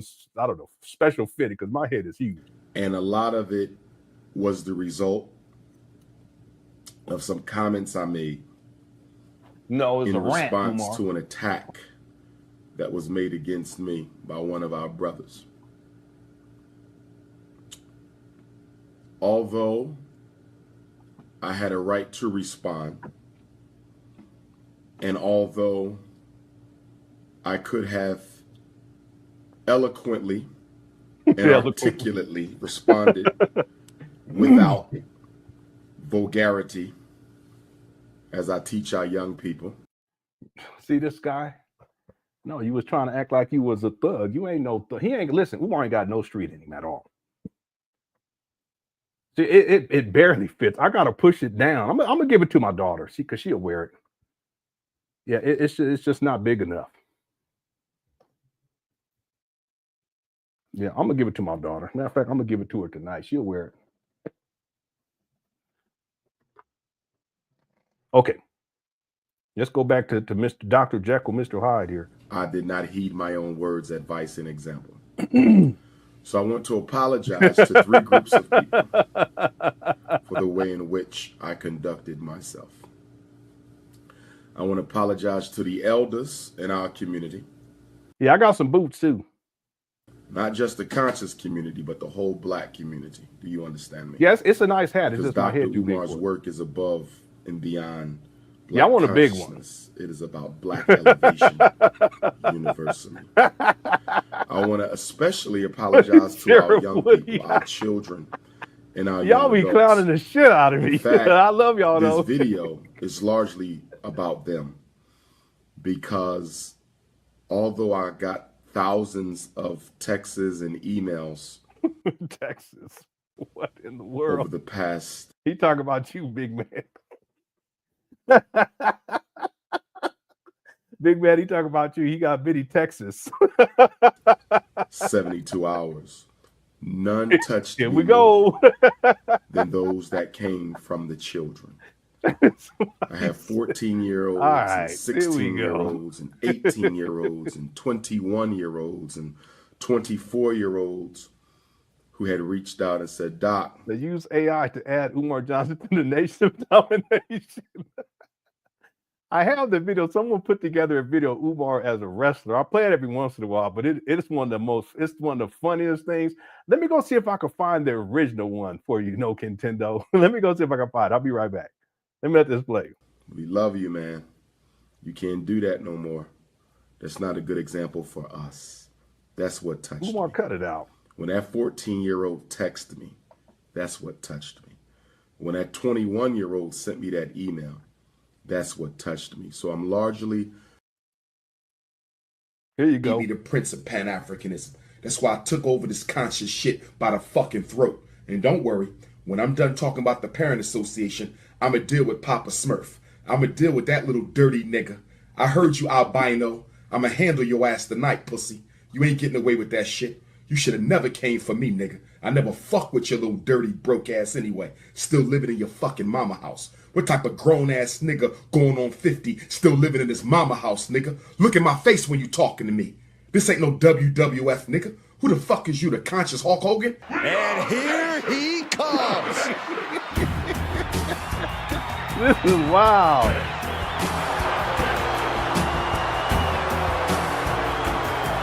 Oh, you can stretch it with The speed? following contest Okay. is scheduled for one fall. Making Yeah, but I like your hat though. Where can I get one like that? But it has to be big enough for my head. But I like your hat.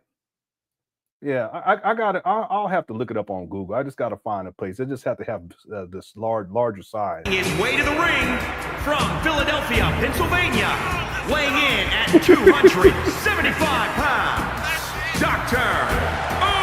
Umar weighed more than 275, y'all. Come on now. Because I got on the scale not too long ago and I was like, shit. I said, what happened? And then I went in the mirror and I turned to the side like this. I said, oh my God. I said, my wife done got me pregnant. I said, damn. So I know he more than that. He got to be. You can see exactly why the arena is full Yeah, he here gotta tonight. This is a match with major stakes. You the conscious Hulk Hogan? Papa Smurf? Motherfucker, you look like Tattoo from Fantasy Island with your stupid ass.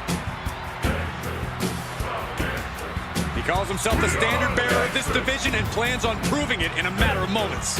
Who the fuck is you? See, here, listen in the background, don't get tilted. You hear what they're saying? The nation of domination. Randy Macho Man, Seti Savage, you's a fucking nut, nigga.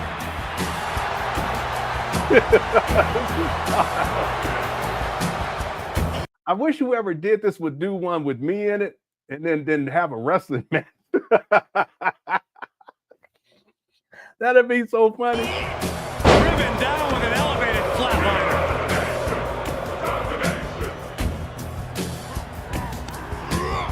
Into the corner. I just have to say, we have such a good time. I appreciate y'all, Quick Crush Chat. We have such a good time. I mean, I really enjoy myself hanging out with you guys. Thank you guys. I appreciate y'all. All right, I don't mean to stop it. We supposed to be doing something totally different, but we done got caught up in the Umar Johnson saga foolishness. But I really, I enjoy it, and there's so many wonderful memories too. Okay, I love y'all. Thank y'all so much. I know y'all be clowning the shit out of me, but I don't care. Y'all family. That's our family. Now in my household, we don't do that because I told my kids you can't be talking to each other like that. But when we was growing up, we used to be talking so much shit. Anyway, let's go. This can't be good.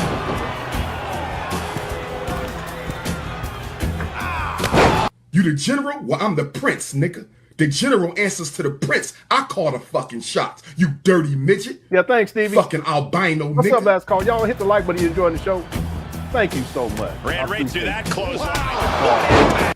Your problem is you got an inferiority complex. I Don't blame me for that shit. I'm not the reason you look like a fucking cracker, Thanks, nigga. Cheryl. Dr. Umar ain't the reason you look like a fucking cracker. Yeah, you right, All Naj. the way up. Yeah, that was. Yeah, he was one of my favorites. Speak your speech, nigga. Speak your speech. Okay, y'all. You put in your top 3 or top 5 wrestlers of all time. Okay, no particular order. My goodness. Fireman's carry. You verse me in your town, nigga. This one away. 2. And this one is over. Yeah. I was happy that Umar won. Here is your winner, Dr. Umar. Wrestle perhaps the perfect match. Never any doubt in this win. An absolute statement by the victor here tonight. What a steamroller. I know the conscious community got y'all lazy. Or they running around this I'm putting my intellectually list masturbating old ass I'm trying to think of who information the 5th person is. like Papa Smurf. That Papa Smurf shit ain't gonna I'm get gonna us go with. nowhere. I'm That gonna go Papa with Smurf shit ain't gonna get us nowhere. You feel me? Hold on. Yeah. Sí, señor, ¿cómo está? Nah, I got this. I got this. I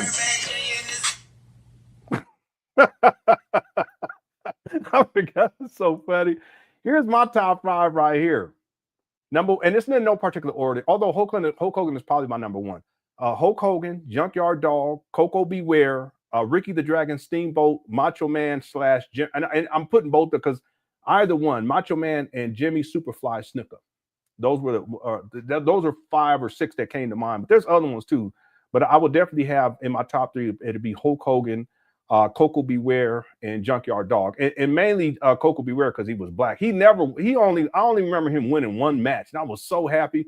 But he would lose all the time. All the time. It was so disappointing. But I was rooting for him. Yeah, I used to love me some WWF back in the day. Okay, let's get back on track here if you guys don't mind. Let me get to these super chats. Then I'm going to play a little bit more of Umar trying to explain away his SETI rant, which makes no sense, his explanation. Let me just real quick. Let me check to see. Undertaker. Yeah, I remember he used to scare the shit out of me though. I ain't gonna lie when I was a kid. Yeah, I remember Shawn Michaels because he had a didn't he have a brother? They had wasn't it no, that wasn't the British Bulldogs, was it? Was that the British Bulldogs or was that separate? I can't remember, but I used to love the British Bulldogs back in the day. Yeah. And I remember Kamala. I remember him too. Yep, I remember him. Ric Flair, he's one of the OGs. Ric Flair, Shawn Michaels, Undertaker, Randy Orton. I don't remember Randy. Wasn't Randy Orton a brother? Let me see. Randy Orton. You going way back.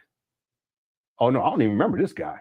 Yeah, I don't even. That's later, I guess. That's probably it has to be later. Roman Reigns. I never heard of him either. See, because by the time The Rock comes in, that's when I stopped kind of watching WWF because I was older. Yeah, Roman Reigns. He's more recent. Yeah. I go back to the old school stuff.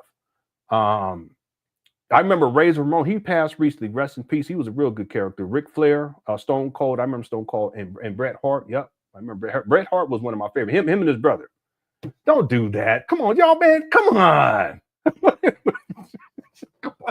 Why you guys play too much? You guys, people were playing too much about the puppy too. Come on, you guys stop it. Why you guys gotta play around so much? Yeah, I remember British Bulldogs. Yeah, Macho Man. Yeah, The Rock. He's one of the all-time greats. Triple H. Yep. Junkyard Dog, Lex Luger. I remember him too. Jimmy the Superfly. Yep. And Road. I remember Road because they had the spikes. Yeah, they were like, it almost reminded me of some of those old school hard rock, was it rock bands? Heavy metal bands. That's what it reminded me of. Yeah. Yeah.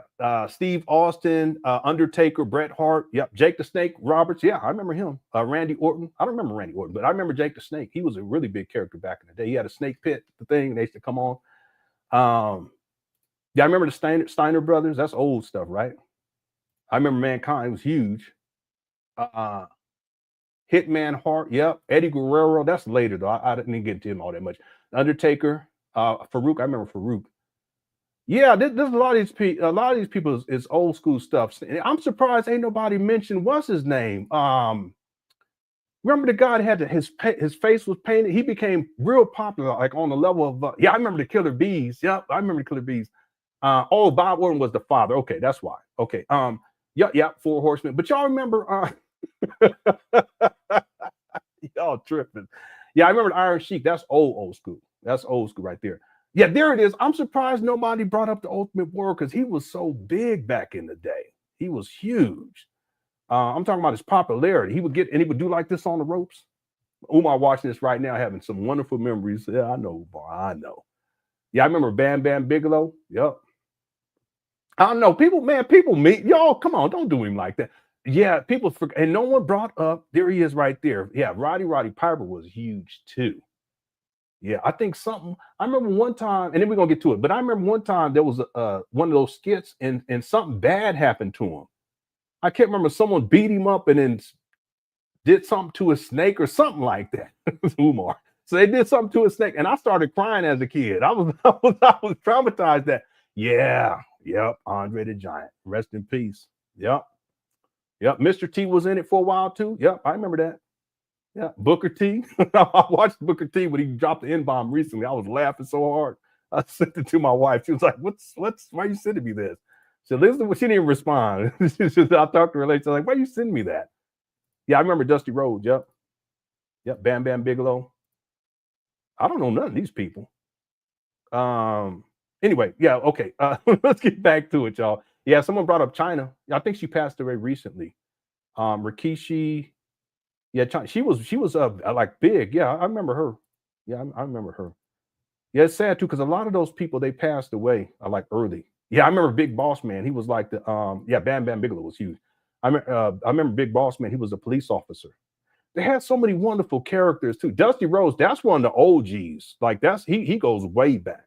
Like he was in the old magazines because they used to have magazines for whatever it was before WWF, because WWF really, it was like the merging of all these other, I don't know if they call them leagues, but before everything was broken up into like regions. But what Vince McMahon did was he brought all of this all together. He started signing all the best people from all these regions, and he consolidated everything into WWF, which later became a WWE. I remember Brooklyn Brawler. Yep.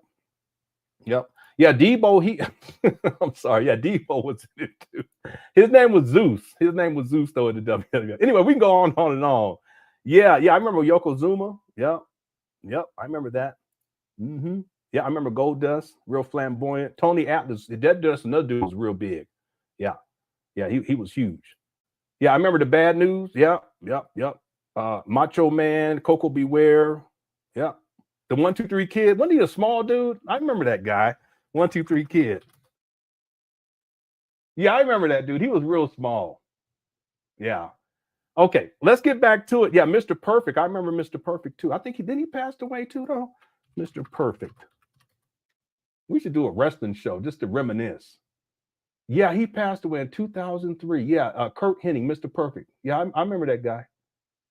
Yeah, a lot of these guys passed. It's fairly young. He was 44 years old. It's sad. It really is. Yeah, they got some other people. Ted DiBiase, I remember him too. That was they called him the Millionaire Man or something like that. And then he had a sidekick. It was a brother that was like his it was like his chauffeur or something like that. Then they end up getting into it. I remember all that stuff. Yep. Hardcore Holly. I don't remember Hardcore. Only female wrestlers I remember was I remember China. There was another lady with she was with Macho Man for a while. I had a crush on her, and I had a crush on her, and I had a crush on Macho Man's wife, whoever the wife was for a little while. I can't remember her name right now, but I remember Greg Valentine. Yep. Yeah, his name was $1 million man. That's what it was. Yep. I remember British Bulldog. His name was Virgil. His brother's name was Virgil. I was offended by that shit when I was a kid. I was like, this is so stereotypical. But Virgil, he had his own career too at a certain point. It was real good script writing. Yeah, Miss Elizabeth.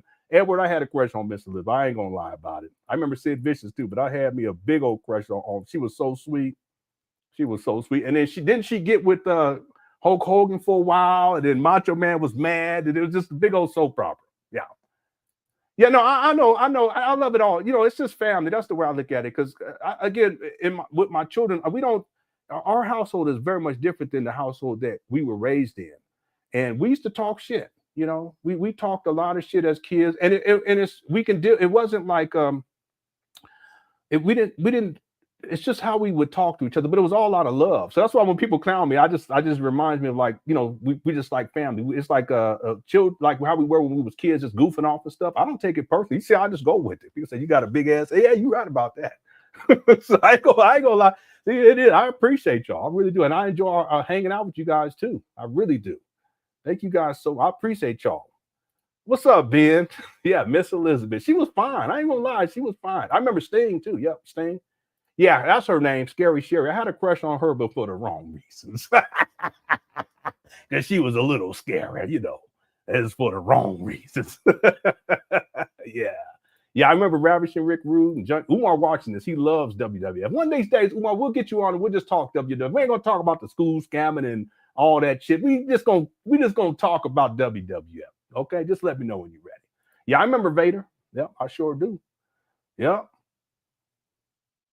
Okay, I don't remember Sapphire because see, when I used to watch WWF, there wasn't a lot of women. There were only a few of them. But China came later, and that's when I saw her because she was a remarkable looking woman because she was big, you know. So I remember later on when because she was really popular with WWE, right? Yeah, I think it was WWE by that time. But anyway, I would see that later on. But the main time that I used to watch was way back in the day, Superfly Snuka, Junkyard Dog, Hulk Hogan, Andre the Giant, that type of stuff. Yeah, I remember Hacksaw Jim Duggan. Yeah, he was one of my favorites too back in the day. Yep.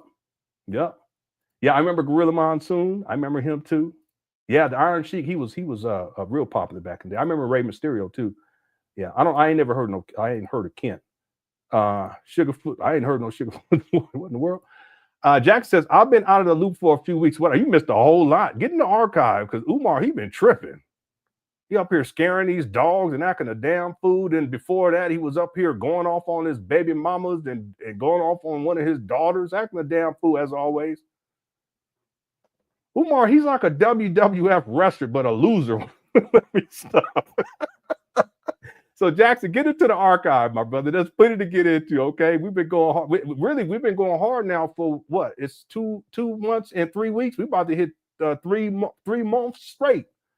Okay, because Umar been acting a damn fool. All right, thanks for being a member. Let me get to the super chats. Then we're gonna have to do a show on WWF and WWE. Okay, but it got to be the old stuff. I don't know the more recent characters and stuff. Theater Ivana says, enough of this wrestling talk. When are you going to work on the menu, family? I'm craving Sojourner Truth strips. Well, what we can do, T. Rivera, is we can make up WWF, menus. How about that for the Black Vegan Sports Bar? Because it's sports, right? Umar said he's gonna open up a Black Vegan Sports Bar, non-alcoholic. Okay, so I'm gonna start with the Super Fly. Look, I don't even spell it right. Snuka. What are those things called? We'll do what because he's from the islands. Pineapple. It's so racist. Pineapple, coconut, excuse me, coconut cream, patties. How about that? I spelled it all wrong, but that's okay. So I'm gonna go with that one just to start. KTD better. Superfly Snicker, pineapple, coconut cream patties. All right. All right. So it said the Von Heinrich grandkids are the Wrestling and AEW. Oh, I don't even know who those are. I don't know who that is. Oh, yeah, I remember the Road. Yeah, we talked about the Road Warriors earlier. We talked about Macho Man too. Yeah, T. Jones. I remember Sting. He was real popular. Okay. Someone said Umar, he's bulk Hogan. He paid the child support in bulk. Okay. Thanks, Stevie Battle. Let me get to these other ones, then we're going to get going here. I'm mad at you, Lenon. What did I do? One of our favorite vids was the day after the Lord Jamar interview when Umar went back to the school and started talking to the... Was that the day after? That wasn't the day after, was it? I'll pull it up, but I don't think that couldn't have been the day after. Yeah, what I'll do is let me play a little. When we go back and play this other video, I'll go find it. You said it was a day after the Lord Jamar, but I remember the video. Umar was tripping. He was tripping so hard. So day after Lord Jamar, I'll find it. Lord Jamar. Yeah, Umar, because that's another thing. That's what tends to happen. Umar, it's like people were saying earlier. Umar, he's infamous. He goes viral, but for the wrong reasons. And then afterwards, he has to try to figure out a way to make it right. That's what he does with the SETI rant and the fake phone call. He's trying to figure out a way to make it right. Well, the same thing with the Lord Jamar. If you guys haven't seen that, that's when Umar called me. He said I was gay, and he said that I'd be messing with little boys.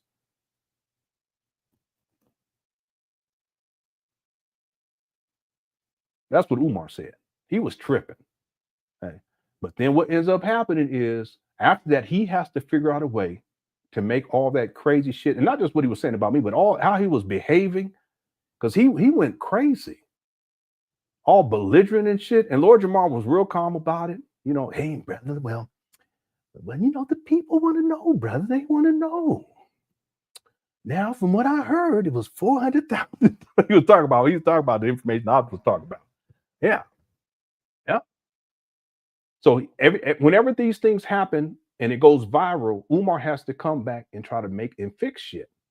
And that's what he did with the Lord Jamar interview. That's what he did with the rant, with the SETI rant. But what it shows with Umar is that he lacks self-control. And then after he blows up the way that he does, he has to come back and try to figure out a way to make it okay. But it never works, because then he ends up, listen, I guarantee you, at some point, at some point within the next 10 months, Umar is going to have another rant. Okay? He'll have some sort of a rant. It's probable that he has at least one a year if we went back and looked at all the different rants going back years. And we can just go back to the SETI rant, because I think that was the first big one.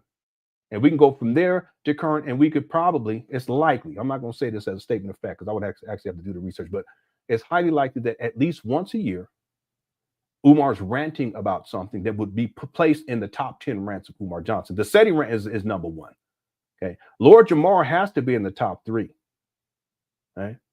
I would say at this point that the rant videos that he did against his baby mama and against his daughter, that has to be in the top 3 at this point, simply because it went viral, but also because the nature of what he was talking about. He's disparaging his own daughter. You don't get much lower than that. The SETI rant was bad. Lord, I would say that the rant that he did against his daughter and the baby mama, making up all this fake shit about her lover broke the window and put a note in there to threaten my child, and I had to go get a gun and all, just making up shit. That's crazy. That's in the top 2. That has to be number 2 at this point. See, I would say SETI rant, the baby mama rant / daughter rant against his own daughter. Damn. And then I will put Lord Jamar at number 3. Okay? But we can come up with at least 10 rants, and I will guarantee that it's highly probable that we can pick out a rant that takes place every single year. And I'll say it, within the next 8, maybe 10 months, Umar's going to rant about something that's either going to go viral or semi-viral. It happens every single year. Right? But I'm going to find this one. So the Lord Jamar interview, when Umar went back to the school and started talking to him, well, I remember that, though. I'm gonna find it, and if I can't find it today, last call, I'll have it for the next time we live stream. Okay, I guarantee you that. Okay, I have it written down. But when I start playing this other video, I'll go and see if I can find it. I'll pull it up. Okay, thanks for the super chat. I appreciate it. Lee Solo, and thanks, last call. I appreciate you. Okay, I'm so thankful, because I really do enjoy hanging out with you guys. Okay, there's nothing like it. The Good Curse Chat's undefeated. The chat room is hilarious. It'd be crazy. I have to stay out of there. I do. I got to stay out there. Sometimes I'll say, let me get out this chat room. I just have to keep looking. And then 4 minutes later, let me get out this chat room. Lee Solo says, Umar's finisher would be the Pan African power driver. I remember the power driver. That was one of the major moves back then, the power driver. That's when you get them like this, and you put their heads down like this, and then usually they would go up a little bit and pound their head down, pound their head down into. Yeah, I remember the power driver. Well, no, that wasn't the power driver. Was what?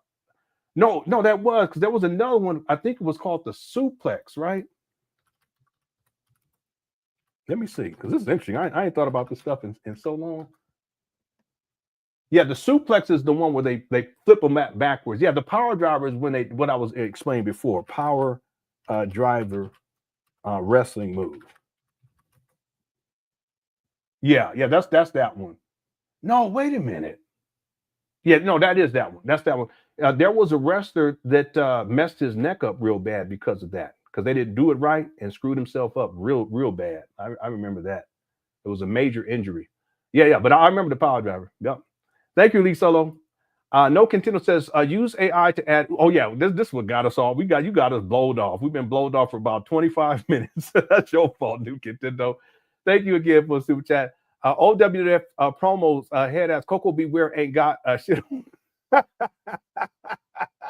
Those promos were classic. Sometimes I go and I'll just go look at the old ones with what was the guy with the microphone? He was really good. He was funny too, because they got outtakes. He was really funny dude. Short dude. He was balding on the head.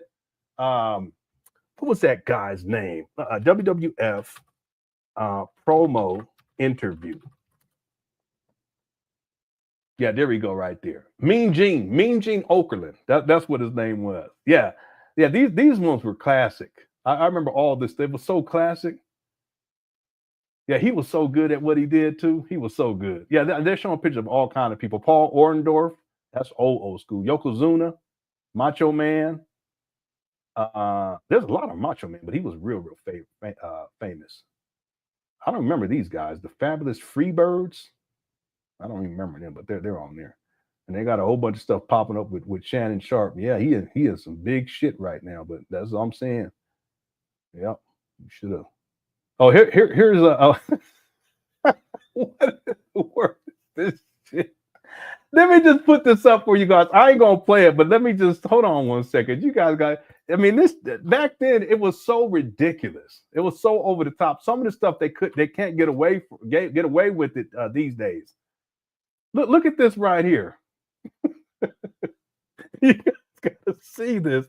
They can't get away with this type of shit these days. So I remember that because of the PC, and cancel culture. Look at this right here. Look at this guy over here with the dashiki on. We were talking about this guy right here, but this is Mean Gene Okerlund. And I remember this brother right here. He was kind of like a pimp type of character. But this guy right here was supposed to be like a black conscious white guy. You can't get away with this kind of stuff these days. But back then, they used to get away with everything. Thanks, Spike Spiegel, for being a member. Let me get to the rest of these, then we're going to get going. Patrick says, that explanation video is pathetic and hilarious. He's about to blame people for some shit he did, zero count. But he always does that. And you're absolutely right. In that video, he starts blaming other people.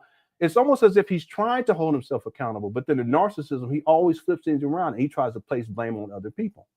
And that's what he did. He tried to blame the black conscious community. He tried to blame people who were doing videos about his rant and how they shouldn't have done it and they need to take him down. He was issuing orders and stuff, but that's because he never wants to hold himself accountable. If you guys look into narcissism, and I've studied it a lot, and I'm not saying that I've studied it enough. I'm just saying I've studied it a lot and enough to at least understand this, that with Umar, he never wants to hold himself accountable. And that's how narcissists are. They always have to blame somebody else. See? There are some narcissists who think that everyone is jealous of them, that everyone is out to get them because for some reason they're too great and because they're always the victim. Well, that's Umar. But who's the one that acted a fool, Patrick? It was Umar who acted a fool. See, no one told Umar to get up on live and do that video. And he shouldn't have done it anyway, because it's not that big of a deal. It's not like Seti telling the business and exposing Umar. If Umar does more damage by even addressing it than he would if he just let it be. He should just let it be. But he even makes it worse. Okay. Not only does he go on this rant where he's talking crazy like a WWF wrestler, but then he comes back afterwards all subdued. And then he starts to try to explain why he behaved like that. But then ultimately he goes and what does he do? He tries to blame everybody else. Zero accountability. But that's the narcissism. That's how narcissists are. That's why yesterday when I was talking about how back in the day, my family and I, we were struggling. And whose fault was it? It was my fucking fault. I can't blame nobody else for that. I can't say that it was white supremacy or it's because, the white man or it's because of people that were jealous of me. No, that was me. I was the one fucking up. You see the difference? Umar, he just doesn't have that in him. He always has to blame someone else. Unnecessary. It was unnecessary for him to do the SETI rant. And then afterwards, what does he do? He even makes it worse, in my opinion, because that's telling because it was so bad in the first place. But he makes it worse by trying to blame other people, and people clown him again for trying to blame other people. See? That's Umar. Zero accountability. Good point, Patrick. So true. And it's not just with the SETI rant. Anytime Umar acts up and misbehaves, or anytime something happens with this fake school scam, he has to blame other people. Sabotage. See? Thanks, Patrick, for super chat. User 225 says, ask the Ghana lady if it took a while for don't do that. You be, come on now. You be taking stuff way too far. Dragonito says, I think this is Umar in his natural state, very subdued and kind of depressed. Yeah, I've said that about Umar. He is. Umar, he's admitted that he doesn't like to go outside. He doesn't like to deal with people. He just doesn't have that. Now, listen, I'm the kind of people, I'm to myself too. I can get on here and talk with y'all, but it is fun. I mean, I enjoy it. I really do. I enjoy hanging out with you guys. But when I'm at work, I'm not talking to people unless I need to talk to people because I'm focused on the work. I'm not there to socialize. And I even told that to my boss because they have the yearly review. They did the yearly review, and then they'll give you these scores and all this stuff. And then ultimately they'll see what your pay increase will be each year. And we were talking, and I said, yeah, well, I don't really talk to people because he was talking about, in terms of my production, was, well, maybe you can do this different and do that. And I said, well, listen, it's not like, and I wasn't being mean spirited about it. I was like, listen, I come in and you know this, I don't talk to people all that much unless they talk to me. When I come in here, I'm here to get the job done. He says, yeah. And I said, you probably might even think it's weird because I don't talk to people. He said, no, it's okay. Different people are he appreciated the fact that I'm not there to be hanging out because there'll be other people. They just be, talking with each other. It's just not me. I'm there to get the job done. And then when I'm done, I'm coming home to my family. Okay? Well, Umar, on the other hand, for him, he just doesn't like to interact with human beings, period. He would much rather just stay at home and lay in the bed or be in his mama closet or lay on the couch. He would prefer that. Or think about this, Swagonito. How many times have we seen Umar inside of a hotel motel live streaming while he's laying in bed? You don't see him out interacting with people unless he has to flip on that switch because he has a speaking engagement. He don't have another speaking engagement until, if memory serves me correctly, next month sometime. All that's dried up. That's why he's up at these funky abandoned traps again. But he switches it on. But most of the time, Umar, he's very subdued and depressed. I've been telling people this for a long time. That's why Umar, he stated, because he was interviewed, what is your hobby? He said, I like to sleep. I like to eat. I like to watch scary movies. And I don't like to go out.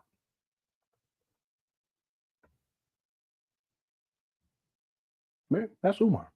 And that's what we see in this particular video. Look. The children.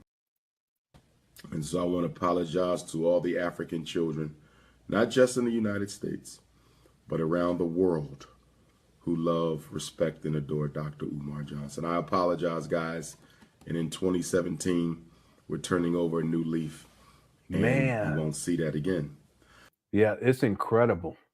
Yeah, see, this video is from December 31st, 2016. Here we are all these years. The school's still not open. Crazy. Yeah, it's a good point too, Swagonito. Yeah, you've been around long enough. You know how this goes. He really is. He is. That's why when the lady came out recently to expose Umar for he was trying to get at her, talking about business before backshot. She was young too. She was in her mid-20s. He's 50.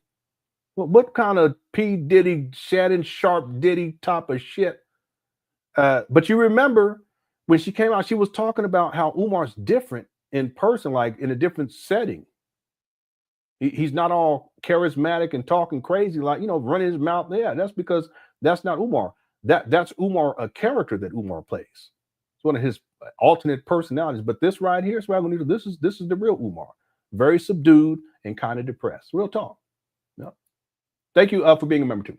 Martin says, Martin gifted 1 member. Thank you so much, Martin. And whoever received that membership, make sure you thank Martin. Very kind of you, sir. I appreciate it. Very kind of you. Recently, I released 20 more videos, and I added those to, it's Umar Johnson videos. I added that to the member archive. There's over 200 videos for members, Umar content stuff that's not accessible anywhere else to the public. Okay, thank you, Martin. I appreciate it. Stevie says, peace and blah blahism. Am I the only one sticking here? Yeah, I am too. Because Umar, what he tends to do is he starts. We call it roll call. Somebody named it that about, I don't know how long ago, a couple of years or a year ago, something like that. But he tends to start off and he's just blabbing his mouth. Peace and Pan Africanism to Korea. Peace Pan Africanism to South Africa. Peace and Pan African to my Japanese Africans. Peace and Pan African to my Russian Africans. Peace and Pan African to my Texas Africans. Peace, and he just keep going. One time he was doing it for like 2 minutes. It's annoying. He can't help himself though. Okay, thanks Steve for the super chat. Parby says, FTMG family to mind gone. Yeah, you're right about that. And we were talking about this earlier. I know we way behind on that, but I have a sense that Umar had problems when he was a child.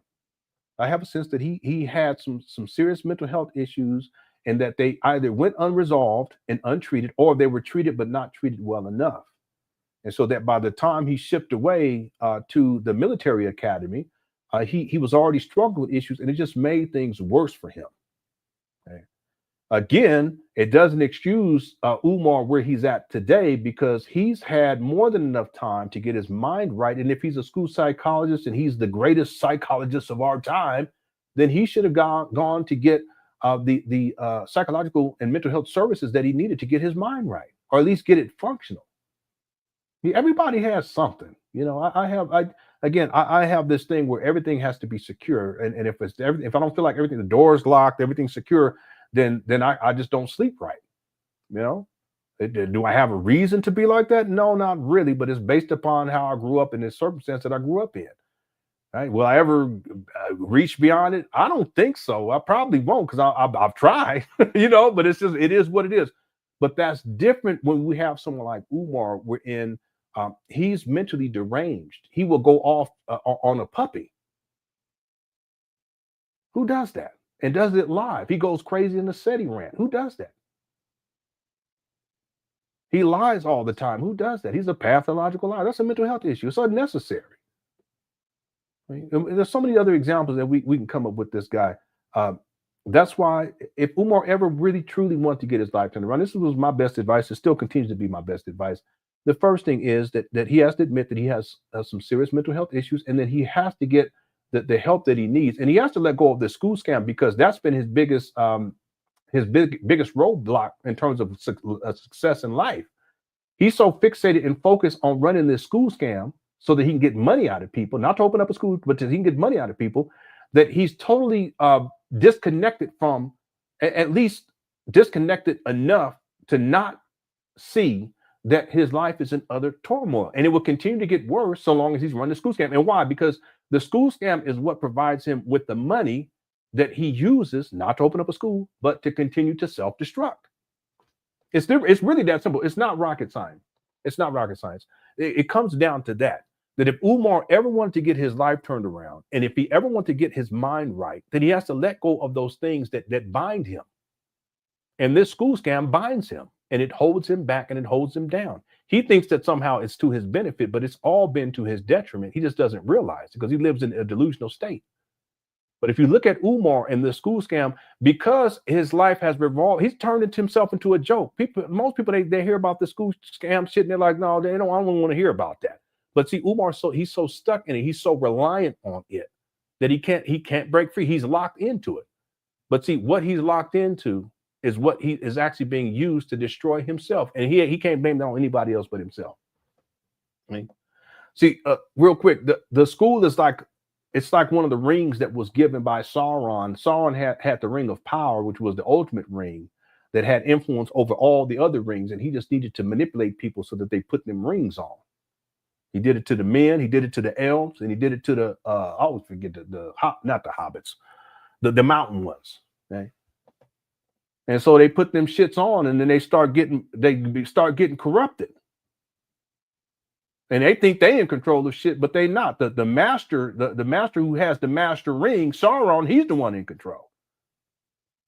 And the way I look at it is that Evil handed Umar this ring called FTMG, and he put that shit on, and he think he running shit. No, that's real talk. That's Satan running shit. And Umar, it binds him. And he's never going to be right until he takes that ring off. He has to stop. He has to start there. He has to stop with the scamming and the scheming. And nothing's going to change in his life for the better until he does so. Y'all remember Smeagol? Smeagol didn't always look like that. Gollum. They called him Gollum later. But Gollum didn't always look like that. He was corrupted by the ring for such a long time. It gave him a life, an extended life, but his physical features, the same concept in Star Wars with the Sith. They start going to the dark side, their face start sagging and shit. Where Umar start looking all smoked out and shit. Look at what's his name. Y'all go and look at Anakin Skywalker. He was a Pookie. Eyes turning all yellow and shit, choking out his baby mama. Damn. Now you think about it, he was on some ghetto shit. But why was Anakin get on that ghetto shit? Later he turned to Darth Vader because he was corrupted by the rings of power, which was the dark side. Well, we know who in control of that. That's why they didn't call Sauron the Lord. They call him the Dark Lord, not the Lord. See the difference? Well, Umar, that ring that he put on is FDMG, and he's been corrupted over time. And that's why you look at this guy and you look at him back in don't make me pull it up. Go look at him in 2014 when he first started promoting this shit, and then look at him in 2025. Go look at Smeagol. Go look at him initially. He was a hobbit, a river one of the ones be by the river. They could swim real good, catch fish. But then he had that ring on, it was corrupted, and then he turned into Gollum, coughing and shit. Gollum. That precious. See, that's Pookie. He turned into a Pookie, sniffing and blinking. All right. Y'all think it all good? I'm serious about this now. Real quick, watch this. Let me show you what I mean. Watch this. Don't worry, I got all the receipts. I'm gonna show you exactly what I mean. A lot of people, they're gonna trip off of this. Hold on one second. I gotta change this battery too. We're going to go to 2014. Which one is it?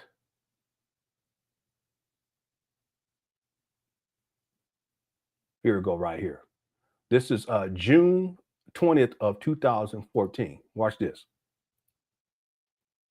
I'm going to change this battery. I'm going to play it, but I'll change this battery. I'll be right back.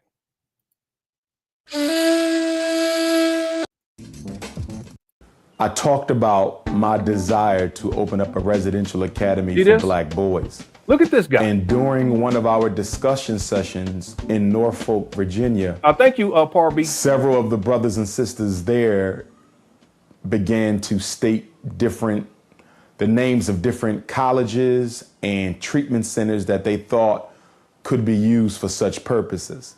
St. Paul's College was one of the institutions that was brought up during the discussion. This was probably. Is there anyone in the Cookie Crush chat and you haven't seen this video?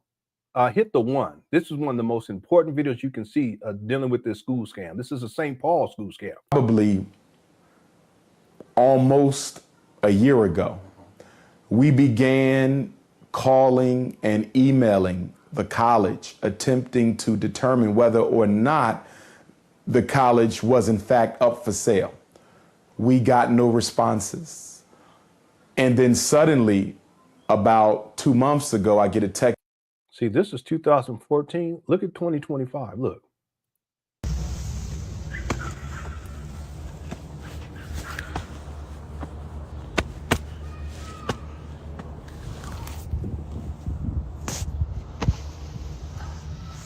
Okay. Whew.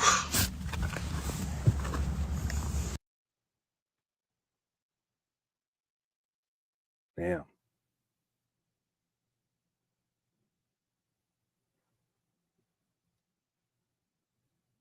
See, it's not worth it.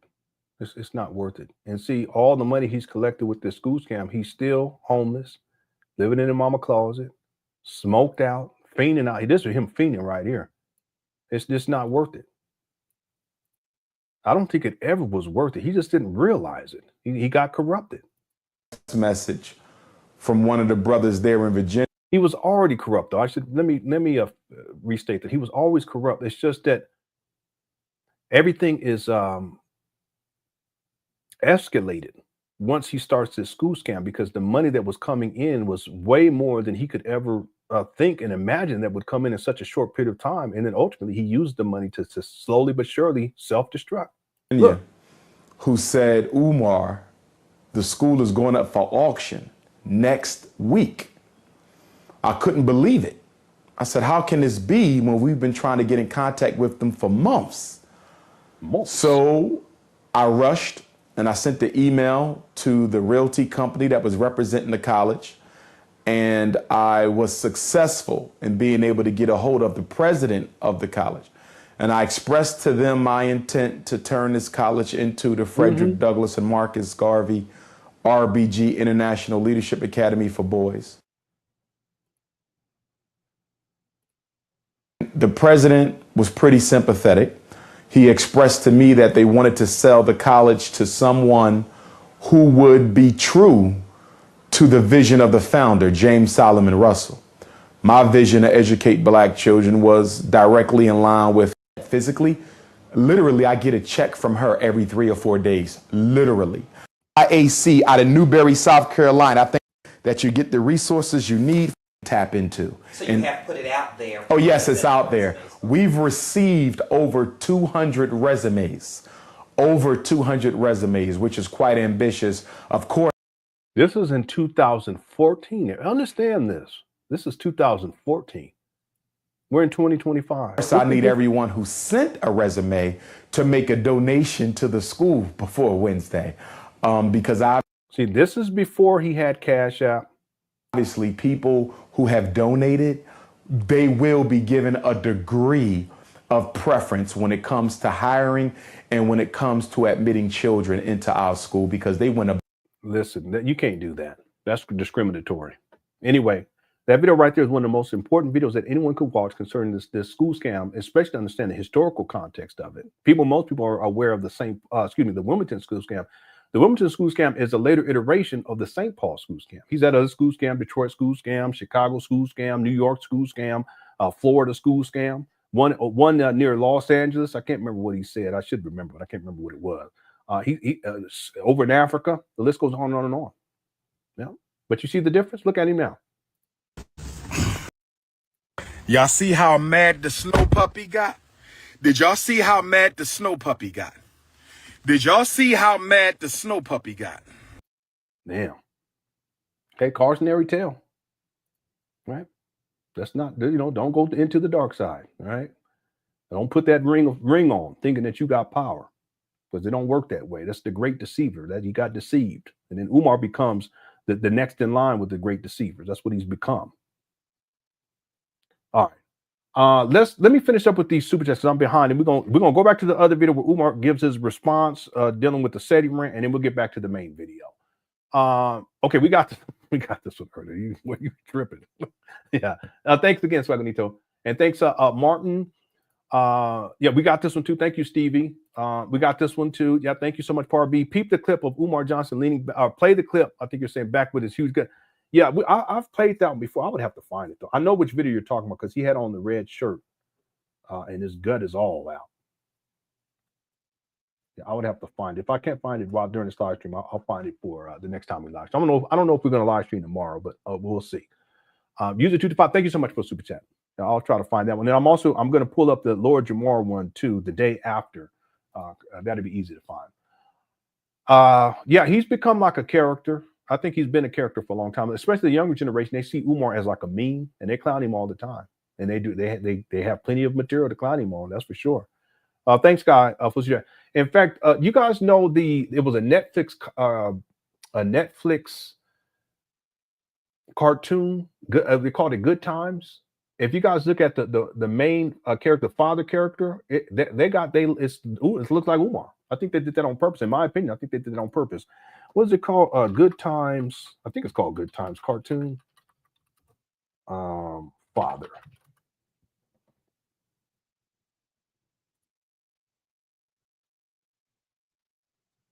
Yeah, here you go, right here.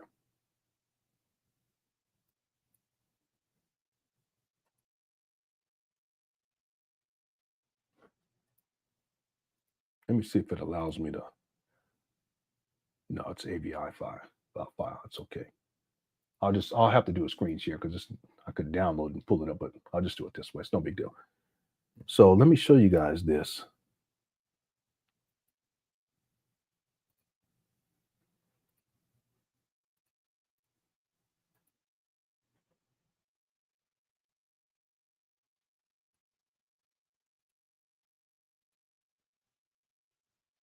Okay, here you go.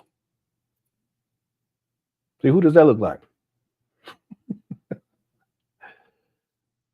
Yeah, in my opinion, I think they try to. It's like a facsimile of Umar. I haven't watched a cartoon or anything like that because I think it's a bunch of bullshit. I could tell it's the stereotypical bullshit, but it reminds me of Umar. Let me just see here. Okay, yeah. Thank you, Sky, for super chat. User 225 says, imagine Umar Johnson sitting on the streets. Okay, we got that one. I think I'm all cut up inside of the chat room. Thank you so much. There's a lot of super chats. Hope I didn't miss anybody. Nacho Man Randy Salad. that'd be the meal that you'll come up with. Okay, that makes sense. Nacho Man Randy Salad. What's up, Dion? Shout out to Dion. Thank you, bro, for the super chat. Also, Shakira says, how did the young man pass away that was smoking with Umar in the school building? From what I understand, he passed away in a car accident. Y'all correct me if I'm wrong in the chat room. That's what I remember, that he passed away inside of a car accident. His name was Brother Manny. Rest in peace. He would be around Umar a lot in the earlier days when Umar acquired these abandoned buildings. And he was there to help with the paint day. He was there for the anti-protest protests. He was there for that. He was there for quite a few different things. And he passed away. So rest in peace to him. Yeah. He seemed like a good guy. You know, it's sad that Umar, he uses so many people, and he has used so many people. It's just sad. Thanks, Shakira Cherie. Yeah.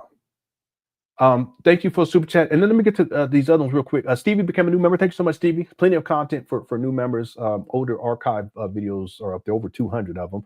CJ Judd said, another example of how mental health isn't taken seriously enough in the Black community. I agree. I totally agree with that.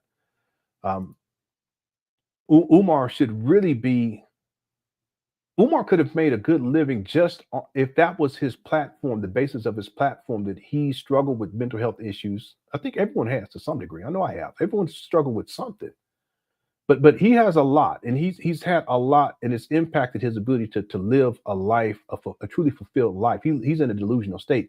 But he really could have used himself as an example, you know, for Black people, how important it is for us to take mental health seriously. You know, a lot of us, we've been taught that somehow we're supposed to be strong all the time because of everything that we have to deal with in society. I'm not making any excuses or anything like that for anybody. I'm just saying that that's the reality, that there is shit that we have to deal with that other groups of people don't have to deal with. That's just real talk, okay? But I'm not using it as an excuse for anything. I'm just saying that that's the reality of it.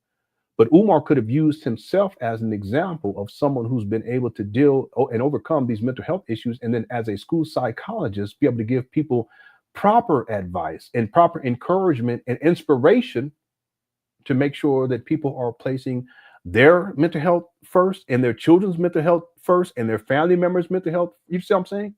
That should be a priority. But Umar hasn't done that. It's like a missed opportunity for one of the big issues that we face as Black people. Just is something that we don't discuss all that much. It's something that is very much taboo to discuss. That's the truth. Yeah, it's a good point, CJ. Very good point. Right. Okay, I think I'm all cut up with the super chats. I hope I didn't miss anybody. If I did, I apologize. Okay, let's start to at least get back on track to start winding this down. We're doing good on time. Shout out to the Cookie Crush chat. Let me give you guys an update on the poll. We have 836 votes so far. How abusive was Umar Johnson towards the puppy? 17% said slightly abusive, 22% said very abusive, 14% said seriously abusive, and 48% said extremely abusive. I'm going to say extremely abusive because it's totally uncalled for, and it traumatized that poor puppy, and the poor puppy didn't deserve it. Umar shouldn't have done that. I still don't understand why he was raging like that. It's just unnecessary, but it shows that Umar up here, something's not right. That's not normal human behavior. It's not. Okay. All right. Okay, let's get back to it. Thank you, CJ. So what I'm going to do is let's go back to this video. I'm going to let this play so I can go see if I can find these other videos, and then we'll get back to it. And I just want to remind people, this video right here is one of the most important videos that you can watch dealing with Umar in this school scam. Beyond the call of duty. And if you listen to it, there's a part in here where he actually, even back then, he had an out for this. He tells people that, even if we don't reach the goal, keep donating. But that's because he had already planned on continuing this long con for an extended period of time. And here we are 11 years later, and he's still, that's a long time, 11 years. Come on. More than that on alcohol and cigarettes. It's nothing. So was it extravagant? From the perspective that our people have their priorities out of order, it was kind of extravagant. But he's talking about the money, raising all this money in a short period of time. It didn't even make any sense. He didn't even have a team. But let's go. Let me do this. I'm going to play this video right here, and let me go see if I can find this other video. I also want to apologize to my supporters, people who support me, people who have donated to the fundraiser, and those who have not yet been able to do so, but do support me. Because a lot of you guys go out of your way to advocate and defend and take up for me. And I don't need to be giving you extra battles to fight. But I am so very thankful for you all who did stand up and fight those battles for me. Nothing does a heart better than to go on Facebook or Instagram and see a brother or sister who you haven't even met yet, and some you have, smacking some of these trolls up and dismissing some of these trolls and checking some of these trolls, because it makes my job easier. In fact, personally, I believe to some extent I shouldn't even have to respond to hate. I think y'all should do it for me because of the work that I've done, because of my record, because of how many children I've saved, parents I've helped, prisons I've served. I really feel that I shouldn't have to take it upon myself to defend. I really think the people should. So to the supporters, I want to thank you all. You're very special to me. And some of you defend me more than people in my own circle who don't defend me, who will say they support me, and then I turn around and they hanging out with haters all on their page. So cry, baby. I want to thank you guys for that. Big old baby. Now, there's one group I don't apologize to. There's one group I don't apologize to. And that's you trifling, filthy, drama addicted, look who's talking, hate-filled, sensationalized content looking, troublemaking, rumor spreading, gossip exploding Negroes who sit around saying that those of us in the conscious community shouldn't conduct ourselves a certain way, and Dr. Umar shouldn't have said this way or that way. He can't hold himself accountable. And you're the first one sharing it. You're the first one copying it. You're the first one making memes about it. This would have never gotten big. I took the video down. It was only up long enough for the brother to see it, for my supporters to see it, And that's it. It was down the next morning. That means you Negroes ripped the video from Facebook and you ran with it. How hypocritical can you be? I admit my mistakes. I apologize. No. But how hypocritical can you be to say we shouldn't be doing this? This is counterproductive. This is not what black consciousness is supposed to be about. And your trifling self it's about everybody that else. video, share it, cut it up. Y'all done made 50 videos from one video. How in the hell do you make 50 videos from one video? All those memes. I done seen my face on Hulk Hogan's body. Yeah, I done seen the brother's face on Ultimate Warrior. I done seen Gilligan's Island, Little Island. I done seen WWE, WWF. I done seen. If it's so wrong, why are you trying to profit by it? Not financially. Not financially, but in terms of views. Yep. See, this is a big problem for black people. Social network is not a blessing for us because we don't use it to spread positivity. You don't use social network to spread positivity. You didn't make a meme supporting my fundraiser. You didn't make a meme supporting all the kids I keep out of special ed. You didn't make a meme spreading my book. Still like this. You didn't make a meme for any of the good things that I do. You don't make a meme for my Tuesday morning call. And the black media, some of you shouldn't even exist. This is why I have a problem with black media. I done seen so many different black media outlets. TheRoot.com, that I once respected, but not no more. Okay? I don't know if Atlanta Black Star jumped over this, but, you know, a lot of times. Yeah, this is so true. It's so true. You know, I took a lot of criticism too, but I used it to get things turned around. There was people who lied, and there's still people who be making up shit and lying, but you know, it is what it is. But there's also people that they gave, the criticism was legitimate. It really was. And I looked at it and I said, okay, all right, what do I need to do? So there's a difference. There's criticism. There's nothing wrong with that. It just has to be constructive criticism. There's another area where people, they be making up shit, making up false narratives. I've seen that. If people, like I said, still people that do that. But with Umar, he can't take any criticism. He just, and then he has to blame everybody else. He holds himself accountable for nothing. Even when he says that I hold myself accountable, he doesn't. That's Umar though. You black online magazines and newspapers, y'all will take something negative like this and make it a front page story. Y'all will take something negative like this and make it a front page story, but you won't make the war against black boys a front page story. You don't make the ADHD crisis a front page story. You don't make the fact that they letting white homosexuals adopt homeless black kids by the thousands a front page story. You don't make my prison work a front page story. But you'll make a conversation between two men a front page story. Because it ain't about the truth. It ain't about black elevation. It ain't about black positive. It's about negative. The only thing worse than the conscious community, the only thing worse than the conscious community. Here he go. The only thing worse than the black conscious community is the black media and the conscious paparazzi. The Hotep paparazzi is worse than the conscious community itself. The conscious paparazzi is ridiculous. Listen, I had 500 missed calls yesterday. 500 missed calls. I had 1,000 missed calls the day before yesterday. I had 500 text messages yesterday. 700 the day before. Y'all don't hit me up like that for the Black College and Consciousness Tour. Y'all don't hit me up like that for the Black College and Consciousness Tour. Y'all don't hit me up like that for donations.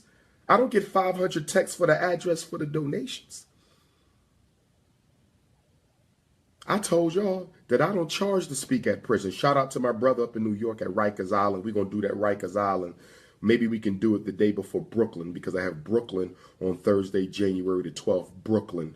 So maybe we can do Rikers Island the day before Brooklyn or the day after Brooklyn. I'm not due in Durham until Durham isn't until the 17th. Yeah, I know, Miss Ivy, but that's Umar. See, we positive. You're acting like a clown. Yeah, he's the one that's acting up. He's the one that threw the tantrum for the setting rant. It wasn't anybody else. And he didn't have to do that, but he has no self-control. But then he can't hold himself accountable. But he has to blame. It's everybody else's fault. Everyone else is doing something wrong except him in the end. But that's Umar. And I'm gonna tie this back to the phone thing though too. So let me just give this context real quick, Miss Ivy. Watch this. Committees in the National Independent Black Parent Association. 7 committees. If you're serious about helping our parents, if you're serious about helping our children, I'm really hoping you brothers and sisters join us in San Diego. I'm really hoping you join us. Thanks, Miss Ivy, too, for the super chat. Watch this. Here we go. Because we need these chapters, brothers and sisters. I know church didn't made y'all lazy. Church didn't made y'all lazy. Church got us comfortable just praying and paying. That's not going to get it done. I know the conscious community got y'all lazy. Or they running around this intellectually masturbating old-ass information. Like Papa Smurf. That Papa Smurf shit ain't going to get us nowhere. That Papa Smurf shit ain't going to get us nowhere. You feel me? Hold on. Yeah. Nah, I got this. I got this. So that Papa Smurf thing? See, there's no one on the phone. We're getting to the part where he tries to explain this away. Watch this. King is the 12th. Brooklyn. More time. Social network has made attention the new addiction. And you don't give a damn what you got to do to get attention. You will break your neck. I don't understand it. Maybe it's hard for me to understand it because I get a lot of attention. Maybe so for me, I don't value the need for attention because it comes automatically. But for you thirsty, socially starved, unfulfilled, emotional. See, this is him projecting. Still undeveloped ego who need outside. See, when you need constant validation and constant views, something ain't right with you. That's a mental issue where you have to always be seen and validated by other people. That's an insecurity piece. Maybe your father didn't spend enough time with you. Maybe your mother didn't spend enough time. You didn't get the time. He's talking about himself. See this? Hit the one. See? That's called projecting. Type of attention from your parents growing up. So now you want to substitute it for the social network. The social network is now providing you with the psychological validation that you never got. I'm not saying I'm not taking responsibility. I'm taking responsibility for what I did. But now I need y'all to take responsibility for what you did. Yeah, because you did not have to spread. Real interesting. I got African dignitaries texting me, Doc, what's going on? Caribbean dignitaries texting me up. This stuff didn't win.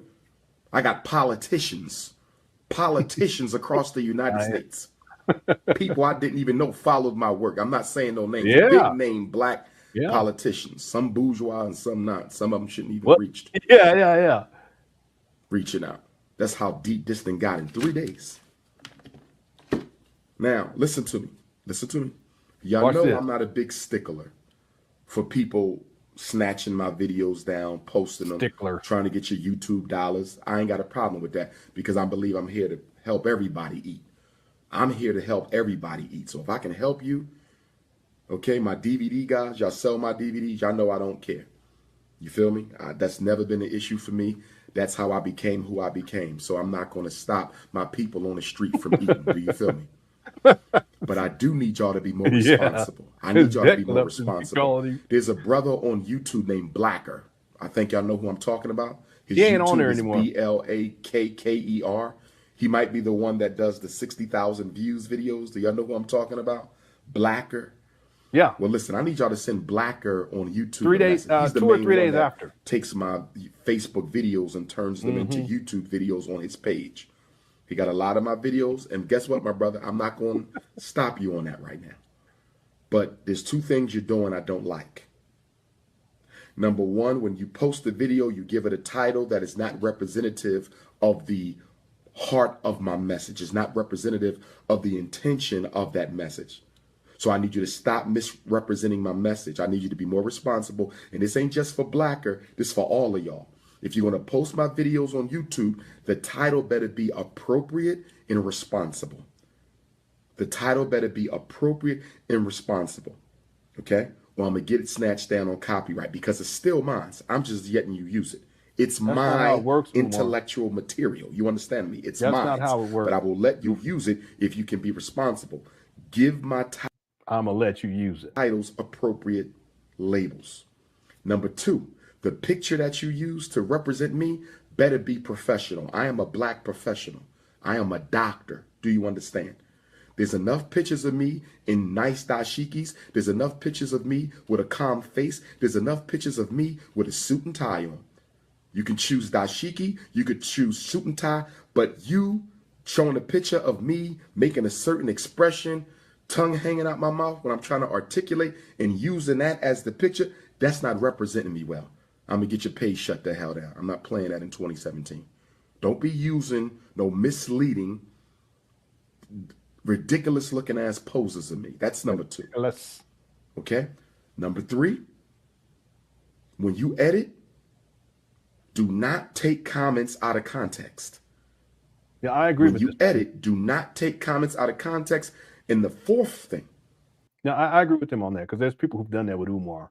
Well, they'll take, I gave an example of this recently where Umar was talking about how he's always had white women pursuing him, but then people were online, they were taking, I've always had white women, and they would cut it right there. And so it would give the illusion that he's saying that he's been dealing with white women. That's not right. And people have done that with me too. They've done that with me. Wrong is wrong and right is right. So I agree with him on that. But in terms of him, he feels as if somehow people have to have a loyalty to him where they have to follow his rules. It simply doesn't work like that, Umar. Don't be posting no negativity at all. How's it going, Novella? Hope you're doing all right. So all of you, I'm telling you now, share the word. I'm about to go on a YouTube hunt. And anybody who got some negative, I do need to change my picture though because I'm old now. Ridiculous looking photo of me. Okay, we're gonna get to 500. That I believe does not represent what we need to be doing as a people. Anything negative on your YouTube with my content, I'm getting the whole page shut. Now, Blacker, you got a lot of my stuff on your page, bro. You need to be changing some titles. You need to be changing some photos, and you need to be taking some videos down. All of you who got that video, my content, take it down. And be African. Let me skip through. You understand? I want to get this one part.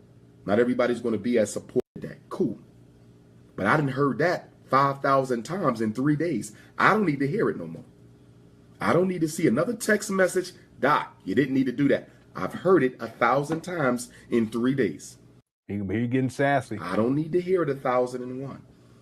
Tomorrow is a new year. Midnight tonight, we go into a new cycle.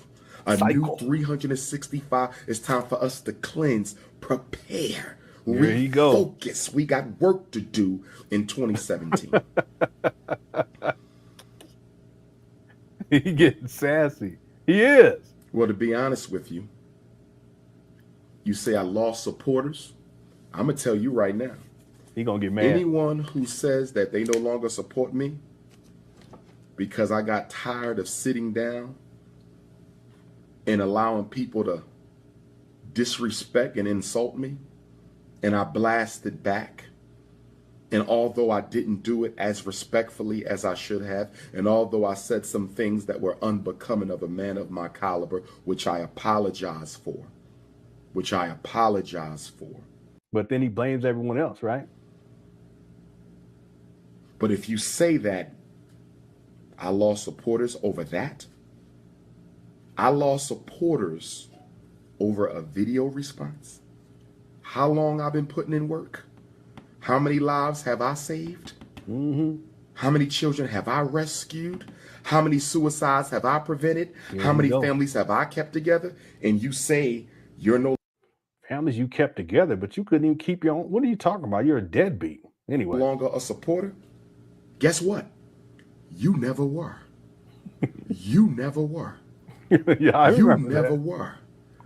If you Team Papa, you still Team Papa. You ain't getting off Team Papa because of a couple of Team profane Papa. words. What You is might Team check Papa? Papa, as many of my supporters have done, as many of the elders have done, but to say I'm done. Oh, Sweet Tea, don't But your do ass that. ain't quit the Chinese store though, did you? Sweet Tea, don't do The that. Chinese store, you still What's at there up, buying information, them man? wings and that iced Information, tea. man, have you seen ain't this quit video? the Chinese store, you still on their This team. video is really You ain't quit interesting. Team Walmart. Shout out to information, man. You ain't quit Team Walmart. You see how much money y'all gave Team Team Walmart? Walmart. You quit Team Papa, but you ain't quit Team Walmart. You ain't quit Team McDonald's. This guy is nuts. Y'all gave McDonald's $600 million this year. Black people gave McDonald's $600 million this year. Yeah, he does. You ain't quit Team He does. McDonald's. He going off too. Nike ain't put $1 in the hood yet, but you. And now this is more passive compared to the SETI rant, but you can tell he's a disturbed individual. No humility. He's even though he says he's taking accountability, he really hasn't. He's blaming other people. Most of this rant it's a mini rant, really. It's directed at other people. It's like someone said earlier, it's misplaced aggression towards other people, not holding himself accountable. He may have spent about maybe 30 seconds max where he's trying to act as if he's holding himself accountable, but the rest of the time he's talking shit about other people and blaming other people. Everyone else is everyone else is doing something wrong and they're persecuting him and criticizing him, etc. You ain't quit Team Air Jordan. You ain't quit Team Air Jordan. You ain't quit Team Korean Hair Store with that What weave in and the perm, world? $9 billion a year. What are you ain't talking quit them. about? You ain't quit Team Mercedes EB. Benz. You buy 3 times the Mercedes Benzes of white folk, and you only have 1/3 of the wealth. So you ain't quit Team Walmart. You ain't quit Team Chinese store. You ain't quit Team Target. You ain't quit Team Air Jordan. You ain't quit Target? Team Perm, but you gonna quit Team Perm? What's Team Perm? What in the world you Team talking about? Papa off for 1 hour. You never was. It was 45 You minutes. never was. I ain't think about you. You never was. You never was. Nisi, it's crazy, ain't it? I ain't worried about that. It's so crazy. I did learn from this experience I sure did. because the experience we had. I gotta go to Costco. I was supposed to go today. I ain't quitting no Team Costco. Just for real. Had 2 years ago, I thought that was unique because feminine Yeah, energy was Team involved. So I grocery store. thought that's why that went viral because What are you talking feminine about? energy What was are Stu involved. Leonard's? But I this gotta look this situation shit with up. my brother has Hold shown on. me that ain't had nothing to do with it. Anything that y'all can exploit for views. Oh, it's a Anything y'all supermarket. can Okay. use to satisfy your addiction for He said attention. Chinese store. What does that Anything mean? you can use to exploit your addiction for attention will be All right, exploited. do what you gotta do. I understand. So Do I what do you know now gotta I do. cannot react because y'all will run with that shit like crazy. Not the fundraiser, Like not the crazy. school, He's so not the sassy. tour, not saving black children, not helping black parents, not working with black prisoners for free. No, we don't want to run with that. That's not important. We don't want to see no black progress. We want to see nobody nigga shit. love. Here he go. That's what we want to see. What did he say? Did he say that? Or not saving black children, not helping black parents, not working with black prisoners for free. No, we don't want to run with that. That's not important. We don't want to see no black progress. We want to see nigga shit. Whoa, Umar, I forgot he said that. But see, he's the one that was up here acting the damn fool, hit the one. See, listen, this Umar, this was you acting like this. Ain't gonna work. You feel me? So if you serious, come to say we all got to do this together. Huh? Fake ass, pseudo ass WWF dude. Speak on me. You done lost your mind, boy. Now you got to answer the challenge. You got to answer the challenge. You called me out, I answered. Friday night, 8 to 9.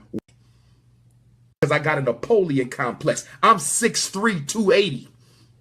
6'3", 280. You lying. I'm not 5 feet tall. My skin is melanated. I don't look like the enemy. My shit real. Damn. Umar. So brothers and sisters. Then he calmed down again. See, you the one acting like this, Umar. That's what we want to see. You wonder why gangster rap's so positive? Because you don't want nothing else. So you don't know why the housewife. Oh, Parby gifted a membership. Thank you so much, Parby. I appreciate it.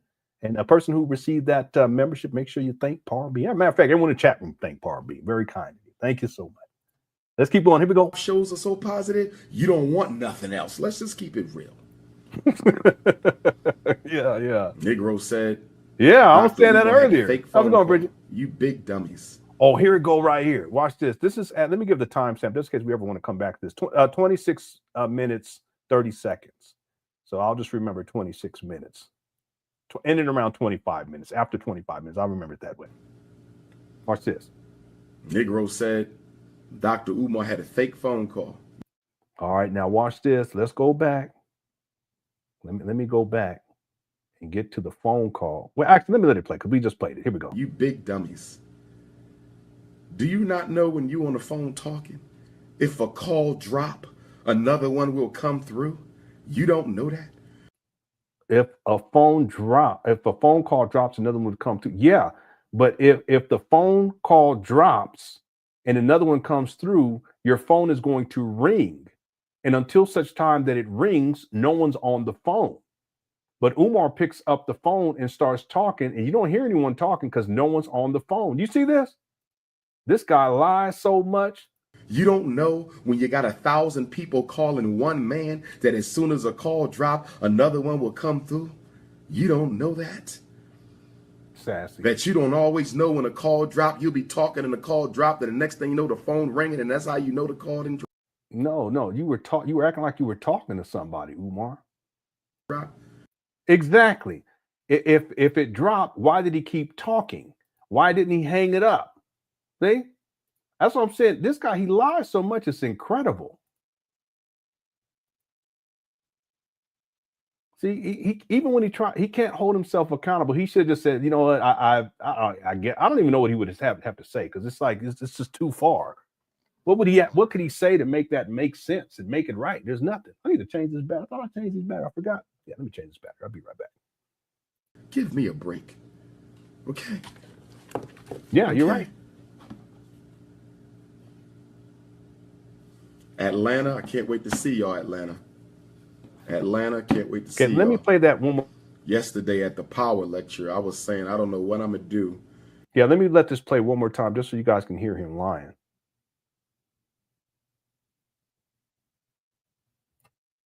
For free? No, we don't want to run with that. That's not important. We don't want to see no black progress. We want to see nigga shit. That's what we want to see. You wonder why gangster rap's so positive? Because you don't want nothing else. You want to know why the housewife shows are so positive? You don't want nothing else. Let's just keep it real. Negro said Dr. Umar had a fake phone call. You big dummies. Do you not know when you on the phone talking, if a call drop, another one will come through? You don't know that? You don't know when you got 1,000 people calling one man that as soon as a call drop, another one will come through? You don't know that? That you don't always know when a call drop, you'll be talking and the call dropped, and the next thing you know, the phone ringing, and that's how you know the call didn't drop? Give me a break. Okay.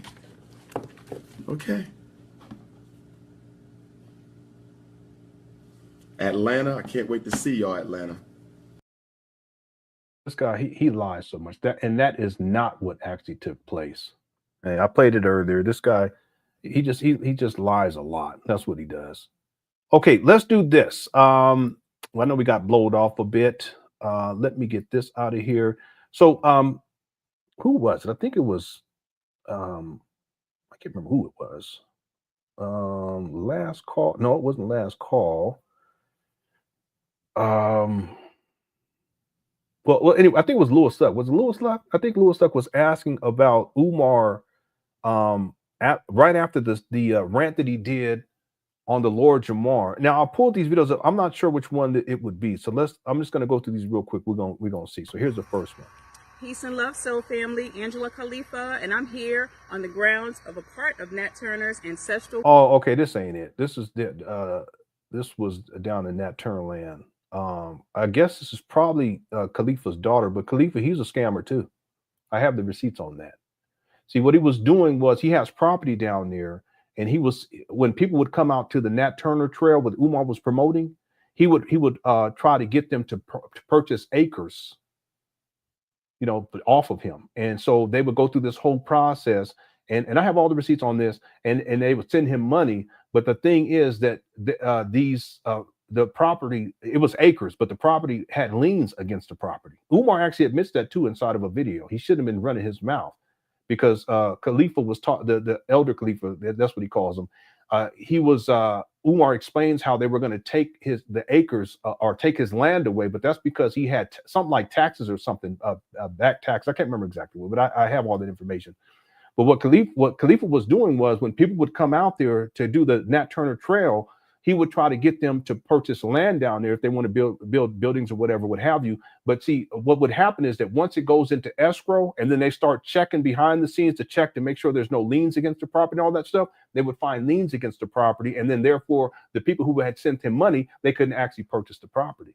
And there's two people actually who reached out to me, and they showed me everything, contracts. They showed me receipts and pictures of them down there, pictures with Khalifa down there. He's a scammer too. Just like that one guy up there in Detroit that was talking all that shit when we was clowning Umar, the one guy. Well, he's a scammer too, and he got a criminal record as well. Man, I'm telling you, these scammers, they coalesce. Anyway, I think that's his daughter right there. No disrespect, this is facts. Umar admitted it himself. Umar explains that to people. He said, yeah, they're about to take, well, they were going to take the land because he had tax liens. I think it was tax liens, but he had liens against the property. And then he was trying to sell the property to black people to try to get money out of them. And there were people who gave him money, and they reached out to me. It's like, well, how do you think I can get my money back? So I was trying to figure out a way. I was like, I'm not quite sure. Okay? Scamming ass. Anyway, that's not the video. It might be this one. Let's take a look here.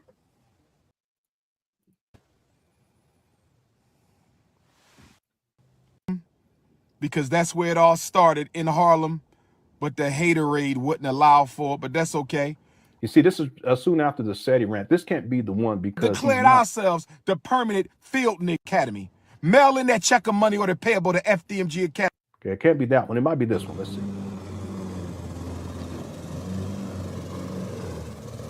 This is 2020.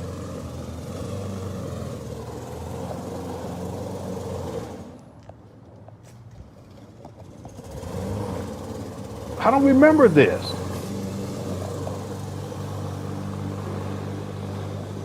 I don't remember seeing a person use a lot more. This is totally different than what they were doing with the Black Conscious Lawn Care. Let me go find that one.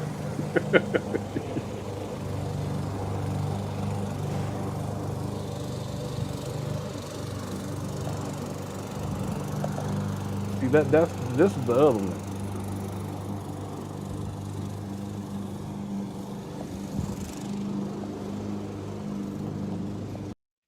Swinger, get your swing on. Move away from that rock. Yeah, get your swing on. All your anger got to come into this. All your frustrations. Think about. Boy, this is wild.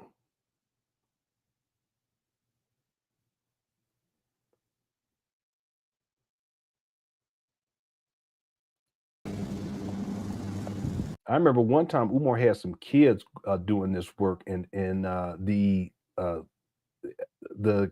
grass and weeds and stuff was up over their knees. It was so high. Brothers and sisters, this is the Prince of Pan Africanism, Doctor. When we do our conference, we can do comedic yoga. Comedic yoga. We could do meditation out here. Look at all this. We could put some chairs out here and let the elders relax when it's warm outside. Somebody just want to come and sit and just have a quiet space at the FDMG Academy. This is what we're talking about, brothers and sisters. Get on your Cash App. $FDMG school. No more Get on your App. Cash App. $FDMG school. Get on your PayPal. PayPal.me/FDMG Academy. Get on your PayPal. Yeah, this last call to PayPal.me/. the actress. I'm not sure if This is the video, gymnasium. This is the large gymnasium. Yeah, last call. If none of these videos, and I have other ones that we can look at, if they're not it, if you know which one it is, just email it to me and I can play it the next time we live stream. LenonHonor@yahoo.com. But I think this is it. Maurice J. Moyer, rest in peace. That's the charter school that used to be here. We honor him. We honor all those who worked at the Yeah, that sign is still up there in 2025. This video's from 2020. Moyer Academy. It's crazy. And now we're transitioning from the Moyer Academy Charter School. We're transitioning from the Moyer Academy Charter School. And we're transitioning to the Frederick Douglass Marcus Garvey Academy, brothers and sisters. We are on the other side of the high school. Look at this. Rails all bent up. Frederick Douglass High School. Mold all growing down, black mold all growing down up and down the wall. Frederick Douglass. Right now. Now we walking up the ramp on the Frederick Douglass High School. You can see the Nat Turner Jean Jacques Dessalines Gymnasium. The Nat.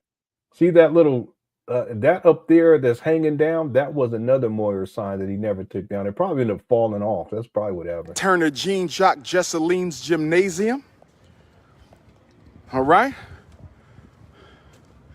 Harriet Tubman Ida B. Wells Park. Harriet Tubman Ida B. Wells Park. Honorable Marcus Garvey Elementary School. Honorable Marcus Garvey Elementary School, brothers and sisters. We about to make history. We about to make history. Damn, this is 2020. We're in 2025. Question is, I need y'all to join the Loyal Donors Club. Go to drumarjohnson.com. Yeah, he had a Loyal Donors Club. I forgot about that. And join the Loyal Donors Club. $50 a month, bronze. $100 a month, silver. $250 a month, gold. $500 a month, platinum. $1,000 a month, diamond. $1,000 a month.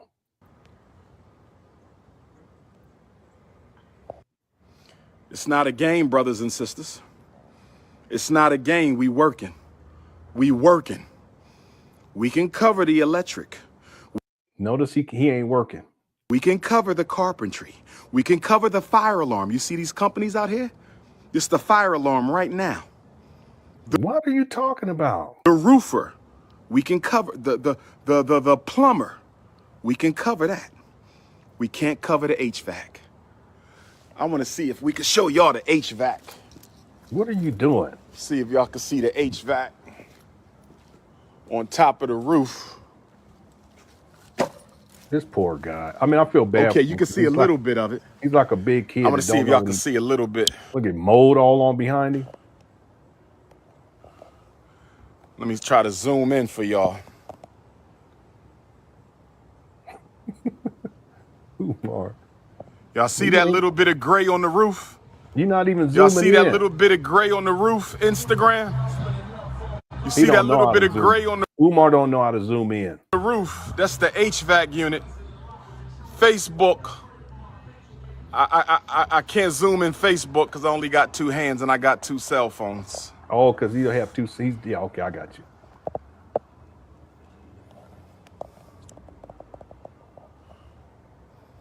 So he can zoom in. He just holding two phones. We doing the work. We doing the work. That's all I'm gonna say. Notice he ain't doing nothing. We doing the work, brothers and sisters. We doing the work. I ain't no better than nobody else. There you go. I'm just trying to leave the black community better than the way I found it. I ain't no. No, you just trying to get money out of people. Better than nobody else. I'm just trying to lead the black community better than the way I found it. I'm you no don't better get nothing than for nobody else. I'm just trying to lead the black community better. Listen, anyone in Cookrush chat, what do the loyal donors get exactly? Yeah, he said 50, 100, 1,000, 50, 100, 500, 1,000. What do these loyal donors get? They don't get anything. It's a scam. And this is from 2020. We're in 2025 now. Sky says, if I was an ancestor, I'd be pissed every time he called out my name. That's why Mama Oya blew the phone over. Yeah, she's like, you better hush your mouth. Yeah. And see, the thing is that we talked about this the other day, I think it was last week, even the family members of these of deceased people, they can't take this. I mean, it has to be difficult. Like I said, any of y'all, Sky, anybody else in chat room, Swagonito, Gazo Princess, Shanti, Maddie, East B, Sports Bet, Ace, Ike, X Friedman, Drea, Bougie, Barbie. Let's say one day you go onto YouTube and Umar's live streaming inside of a graveyard, and he's live streaming at a tombstone from one of your relatives that's passed away, one of your loved ones. And he's out there yelling and screaming. He's doing libations, throwing water on it, just doing, you know how Umar is, yelling and screaming. How would that make you feel? See, Umar is a disturbed individual. That's not normal human behavior. Normally, when people go to a graveyard or go to a cemetery, they're there to go to one of their relatives, okay? Not to some stranger that they don't know, but because that person is has a history or reputation that's relevant, or they've achieved something. Most people don't go there and then start ranting and pouring water and libations on the tombstone. I've seen him touching on the tombstone. He don't even know these people. How would that make you feel if that was one of your relatives that he's doing that to? That's what I'm saying. Something's wrong with this guy. That's not how people. Most people don't know. I don't know. I don't know anybody that behaves like that. To be live streaming inside a cemetery in the first place, it's just weird. But to be doing it at the graveside of people that you don't know, they're not your family members, and these are other people's loved ones, I'm sure that it would cause any of us to be disturbed by it. But that's Umar. He's something wrong with him. Hey? What are you talking about? Oh my God. HVAC. He visits a cemetery. He used to spend a lot of time inside cemeteries. He don't do it as much now because we used to clown him a lot. Then the way I found it, brothers and sisters, I need y'all to get a DrUmarJohnson.com. Yeah, I remember that. Very disrespectful. He was tapping Trayvon Martin's headstone. I said, it's just ridiculous. So ridiculous. Right now. Ugh.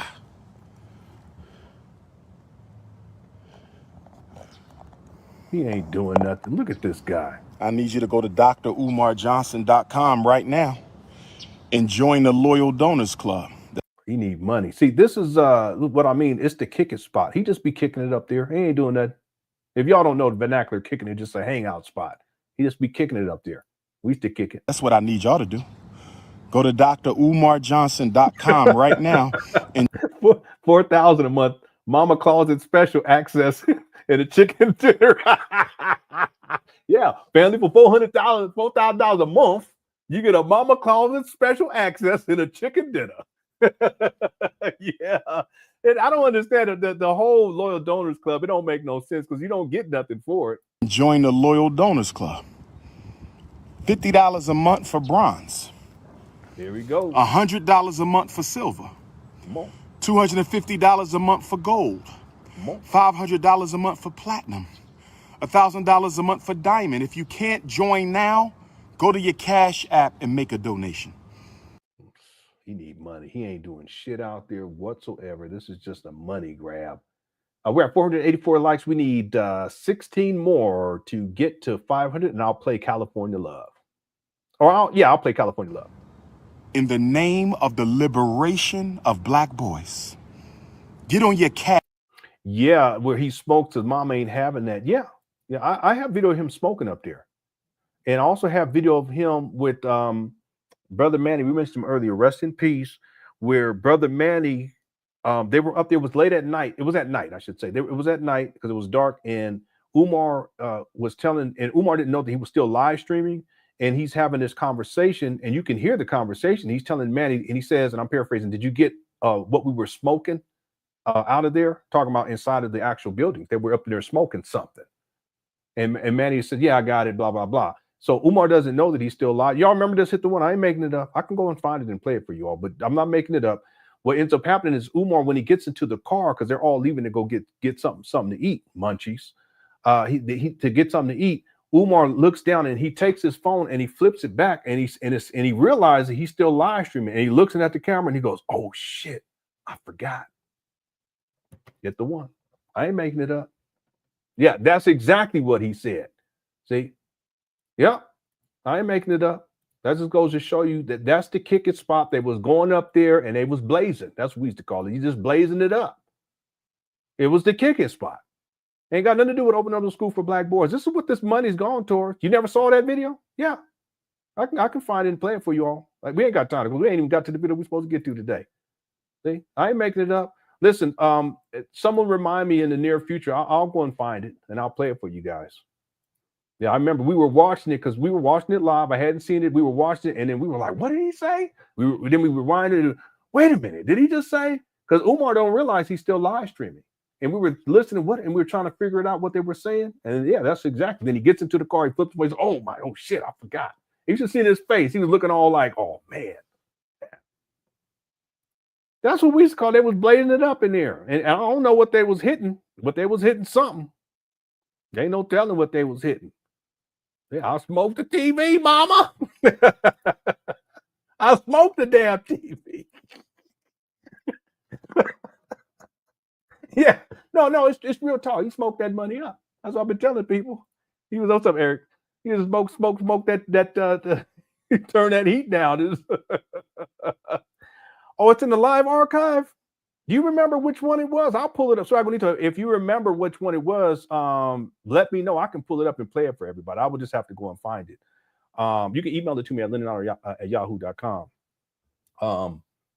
Yeah, I don't remember the title of it, but I have it. I have it archived. Yeah, we played it quite a few times in the past. Or if you know what date it was, I can just pull it up by the date. Anyway, yeah, a lot of people, they haven't seen that. It'd have been a documentary though. So if I had it and I knew where it was at, like right away, I would play it right now. But I would. It would take a little while. Plus, I still got to go find this other video. Anyway, just to kind of bring this all back, just be clear about this, that with Umar, when he does these videos, even back then when he's up there at these abandoned buildings, you notice really what he's up there for is for money. He's not doing anything. He's saying that we're working, but he's not doing any work. Okay, that was in 2020, but he's doing the same thing in 2025. Ain't nothing changed. See? Yeah. So he goes up there, and then again, there's a video of Umar smoking up there, and he says, "Well, I'm blowing smoke for the answers." No, you up there smoking. That's what you're doing. So what I think was he was up there smoking, and someone probably saw him. So he said, "Let me go ahead and explain this away by going live and saying that I'm doing this for the ancestors." See, Umar, listen, Umar, he's smoked out. He's been smoked out for a long time. I've been telling people. I have other videos too where you can tell he that's what he's doing. Anyway, I would have to find it though. I would have to find it. He actually starts the video where he's outside smoking. Anyway, let's stay on. Well, we ain't stayed on task at all today, but that's okay. We chilling. Let me go back to, which video was this? Was it this one? Yeah, I think it was this one. Let's see. Cash App, $FDMG School. Get on your Cash App, $FDMG School. Get on your PayPal, paypal.me/FDMG Academy. Get on your PayPal, paypal.me/FDMG Academy. It's King Kong consciousness. It's King Kong. She said, pull my pants up. I'm from North Philly. My pants sag. Here we go.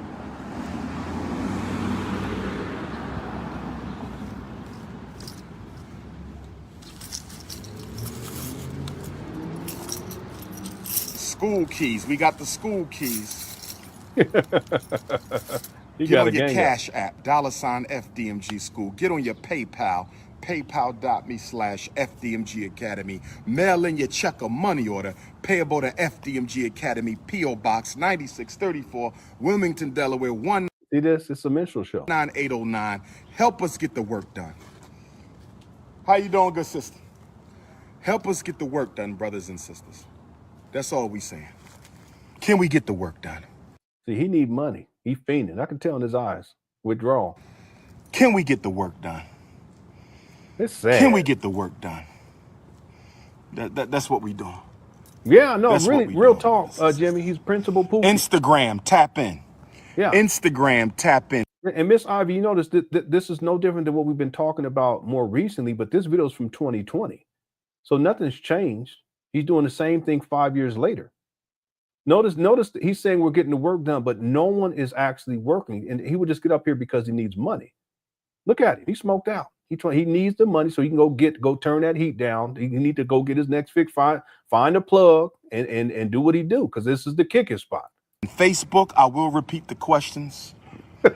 I don't see no queens. Where the queens at? Nah. Yeah. Damn this. I need some queens to tap in. Brothers, I'm gonna get at you, but I want to see some Yeah, maybe this ain't the video. This might be the video you were all. Yeah, he brought out these swatches in 2020. He did it again. I think it was in 2023, and then he did it more recently for the more recent paint days. It's the same thing over and over again. Yeah, I remember all this. Who was this lady? To let the world know we are here, brothers and sisters. It is time to let the world know.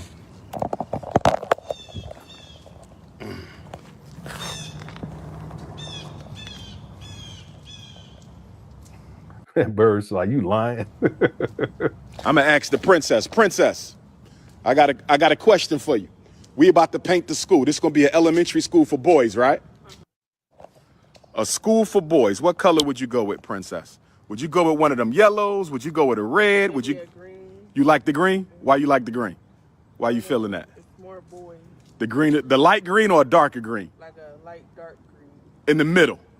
Okay, you like the green. All right, thank you, sweetie. Enjoy your day. Alone. The good sister says she'd rather go with a green, y'all. She like the medium green. She don't show know y'all with the good sister. We could go with, I ain't feeling the brown. I'm liking these blues though. Brothers and sisters. You need to clean your fingernails, what you need to do. I don't like that either. Or we could keep it Oshun and go bright. Y'all I'm feeling the bright yellow. New line. I'm feeling the bright yellow. Who are you? I'm feeling the bright yellow, brothers and sisters. You're such a fool. Y'all want to go with some reds, some Shango reds? Y'all want to go with the raspberry blush, hot Shango spice, red. blazing orange? We can go with the blazing orange. Hot Y'all want to spice. go with the blazing orange? Y'all want to go with the blazing orange? Who feeling the blazing? Text. Y'all want red, y'all want blue, y'all want yellow. I'll choose the shade, but you choose the color. I'll choose the shade, but you choose the color. Somebody said dark green. I don't think it should be dark. I don't think the color should be dark. I think we need bright. I think we need bright. This is ridiculous. You feel me? I think we need bright. The grass is green, so the building should stay yellow.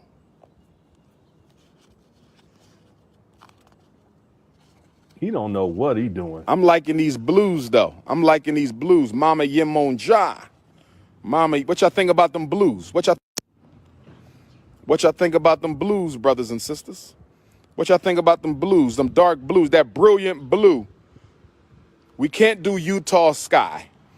We cannot do Utah sky because that's where the down low booty bandit is.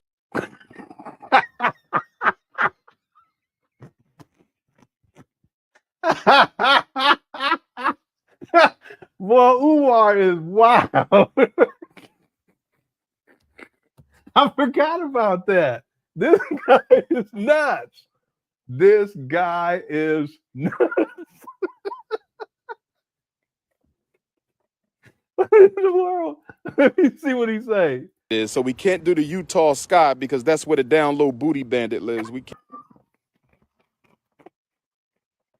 Boy, this guy is nuts.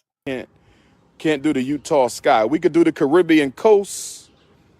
We can do the sapphire berry, the cumulus cotton, the blue. Well, we can't do cotton. That's slave. We can't do the cotton. Can't do the cotton, brothers and sisters. This guy is We can't do the cotton. Okay, he stops right there.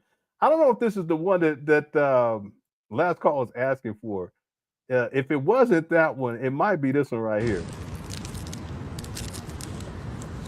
Look at this guy. He entertaining, I have to say. Yeah. I forgot about that, but he's hilarious. Umar, he start off eating the ice cream sandwich. Let me skip through because let me see if he goes to the actual.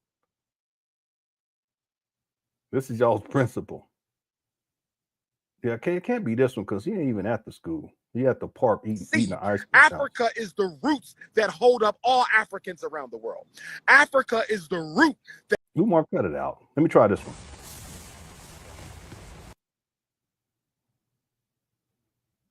Yeah, it can't be this one either. So Johnson signed the federal law. Yeah, I'm thinking it was the first one that I showed. I hope that was it, last call. If it wasn't, you know which one it is. Just you can email it to me and I can play it. But those are the ones that were right after the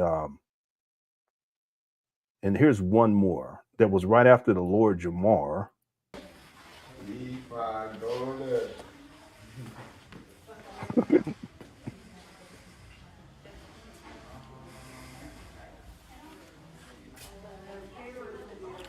Peace and black power, family. Peace and black power, family. Yeah, this was the paint day. Peace and black power, family. What's up, Fuchil? Is the game. Ifa Tunde is the name to them, or y'all can listen to us.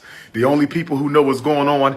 We painting, we building. Oh, rest in peace to brother Manny. All y'all who've been with me since we took $sign FDMG school and sisters. Yeah, it don't get no more real. Lights is on. Y'all got to do your paid. Yeah, we covered this the other day. Hello. Peace and black power. Hi. I don't like this at all, Tip the Grip, but because she's dressed, you know, with the little bow in her head, and she's in a classroom sitting on here. It's just, I don't know. Yeah, let me just play this part right here. Then we're gonna get back on track. Here we go. FDMG is coming. FDMG is coming. FDMG is coming. We not playing with y'all. FDMG is coming, baby. We coming. Ridiculous. Okay, last call. I'm sorry. We kind of here he is eating pizza for no good reason.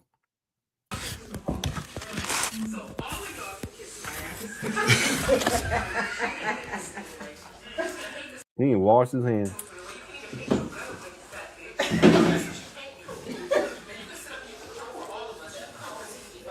Tip the Griff got to get in the shot. See how she go over there? See? Running her mouth.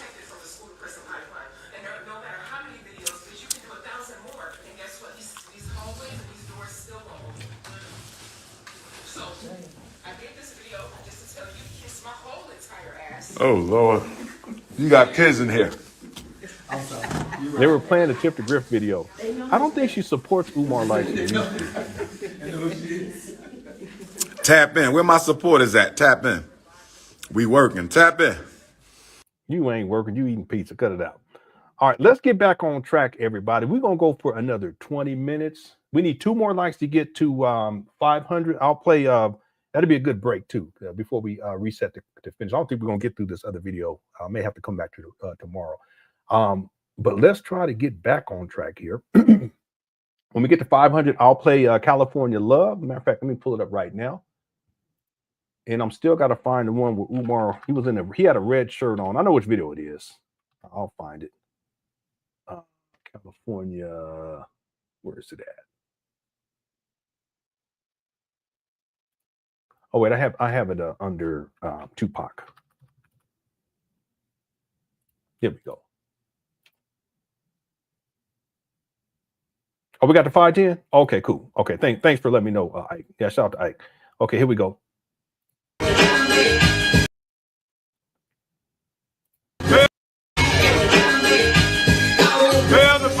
California dreaming. And we step in this bed, that nigga who's screaming. Did it from money and alcohol, the feed of the best five ball, and jump, and superstar. I took the body, and really died. College, and champion. That's right. What we do. Give it a toe, man. like a slow jam. It's West Side, so you know that I'm bow down to no man. Put them down, put it up on beat from Grand to the roof of the leg. From Oakland to West Side, the back down. Show me love. That's my favorite part right there. About it. West Side, where y'all at? Tamaria trying to give Umar some encouragement. Said, get it, Umar. Go and get it. Yeah, he did. He said, about it. He is divine. He's something else. But my favorite part when he say, show me love. tippy, don't bow down to no man. yeah. He all over the place. But at least he got the show me love part. That was he said, show me love. All right. Shout out to the Good Question. Let me go ahead and close out this poll though. So we got I'll let it sit for a little bit longer. If you guys haven't voted on the poll, go ahead and get your vote in. I'll close this out in about 5 minutes. Then we start winding down the show. How abusive was Umar Johnson towards the puppy? 18% said slightly abusive, 22% said very abusive, 13% said seriously abusive, and 47% said extremely abusive. I'll say extremely abusive. What he did was totally wrong, but that's Umar. He has an abusive personality, and that's how he behaves. Okay, he has a history of that type of behavior. All right, let's get back. I'm still going to try to find this other video where Umar had the red shirt on, had his belly all out. I'm going to go see if I know where it's at. Okay, but I'll just have to find it, and we'll have to look through it to find the actual spot. But in the meantime, let me go back to the original video that we're covering today, and we've only covered about 2 minutes of. Here we go. Even the animals know who King Kong consciousness is. Even the animals know who King Kong consciousness is. Even the animals know who King Kong. Somebody tap in. Let me do a tap in before I pull up out. Who tapping in with King Kong?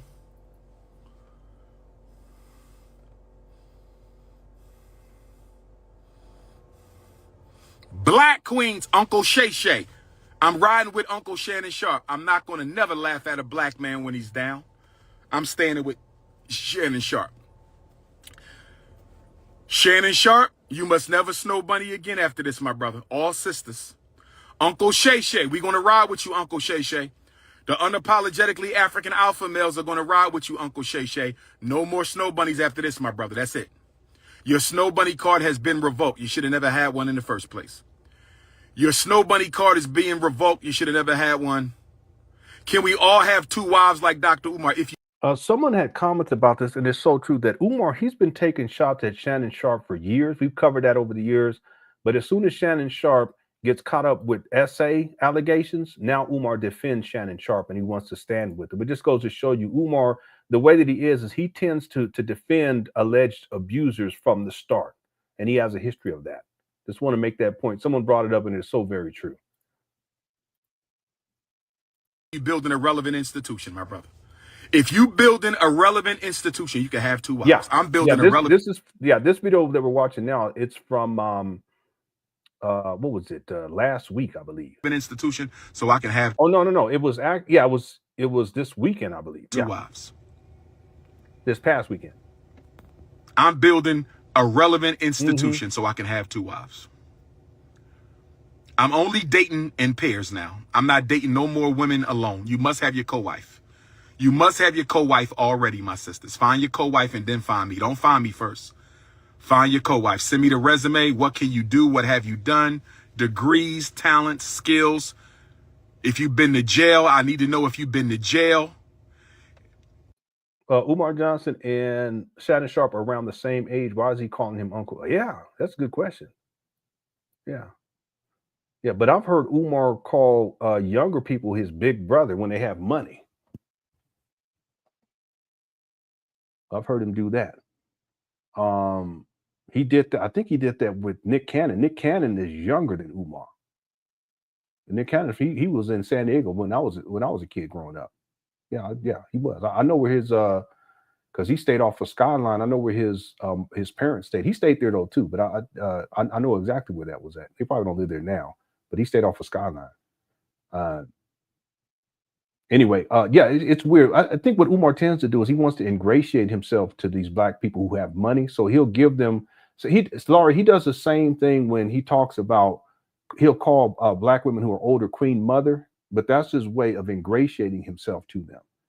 So it makes them feel as if, you know, he has respect. He don't respect no black women, period. But you see how he did with the Queen Mother that had the green on that checked him when he was on stage. See? But he'll do that in order to ingratiate himself.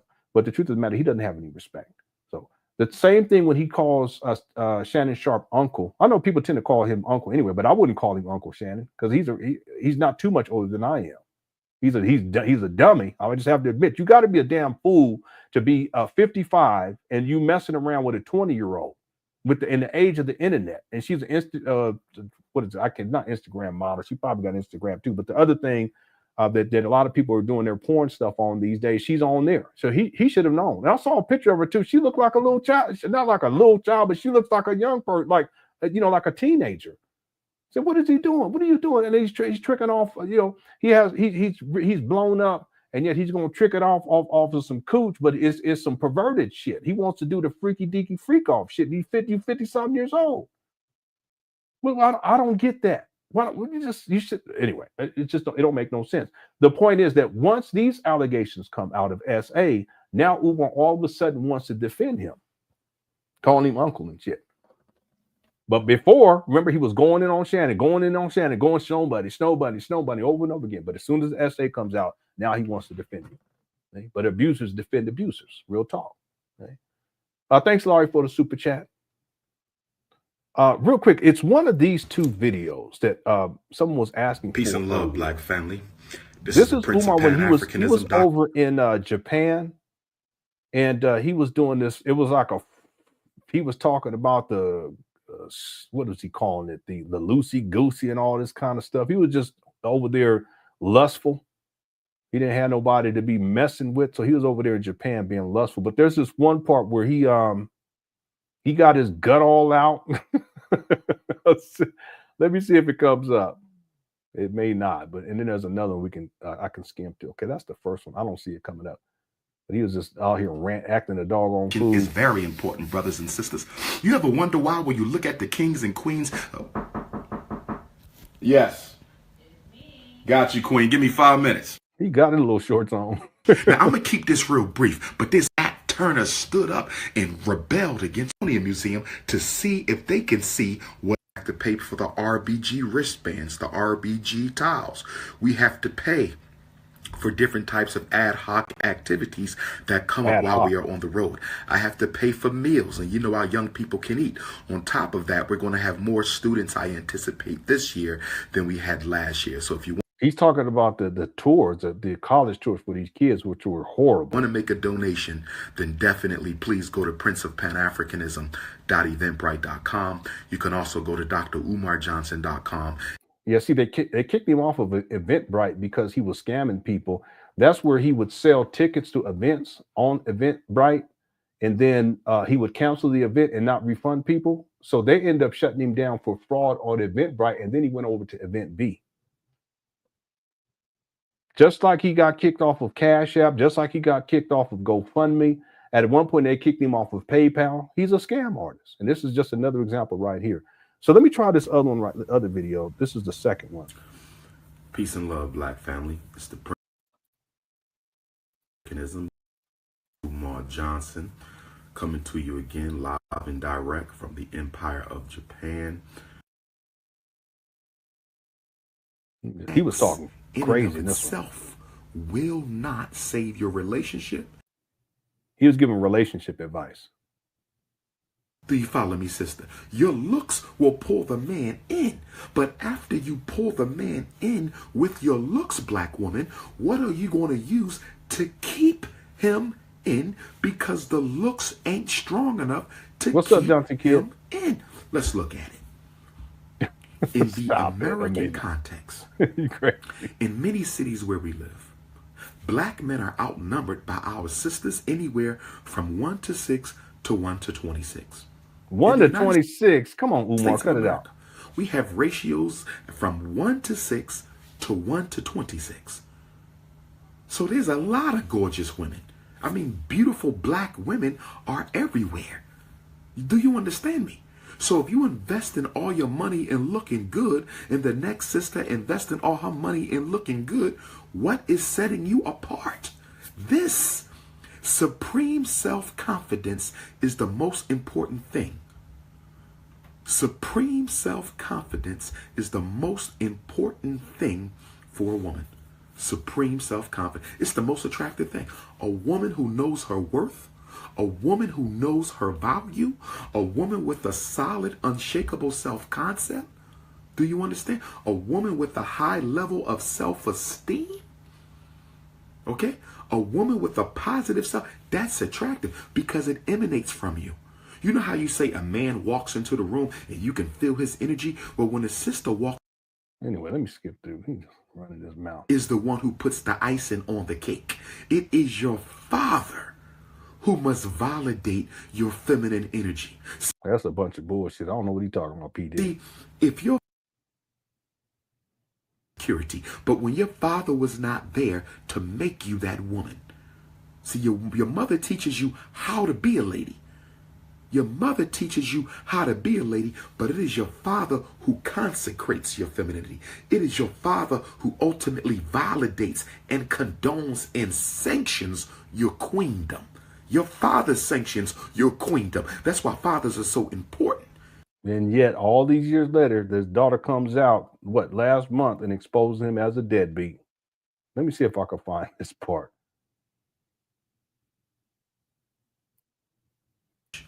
And you have an emotional age. Everybody. You have a physical age and you have an emotional age. Now, physically, Dr. Umar Johnson is 40 years old. Physically. My biological age is 40, right? 40 years old. But what is my emotional age? Yeah, it's probably about 6 or 7. What is my intellectual age? What is my psychological age? I may be 40 biologically. I may be 40 genetically. But what is my psychological age? Dr. Umar Johnson could be 12 years old.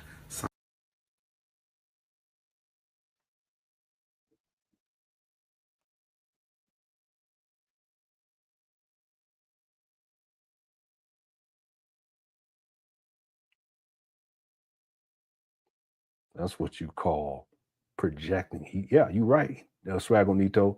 Umar just told on himself. He sure did. Mm-hmm.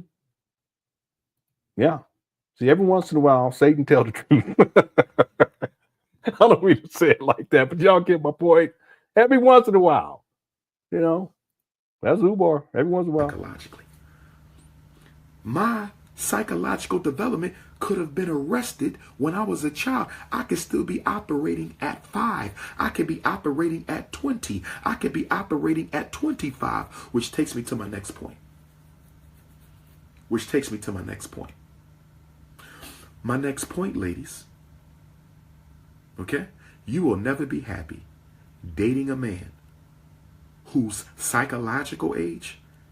This video right here is crazy too. It's long, but it is crazy. He talks so explicit. Is significantly lower than your own.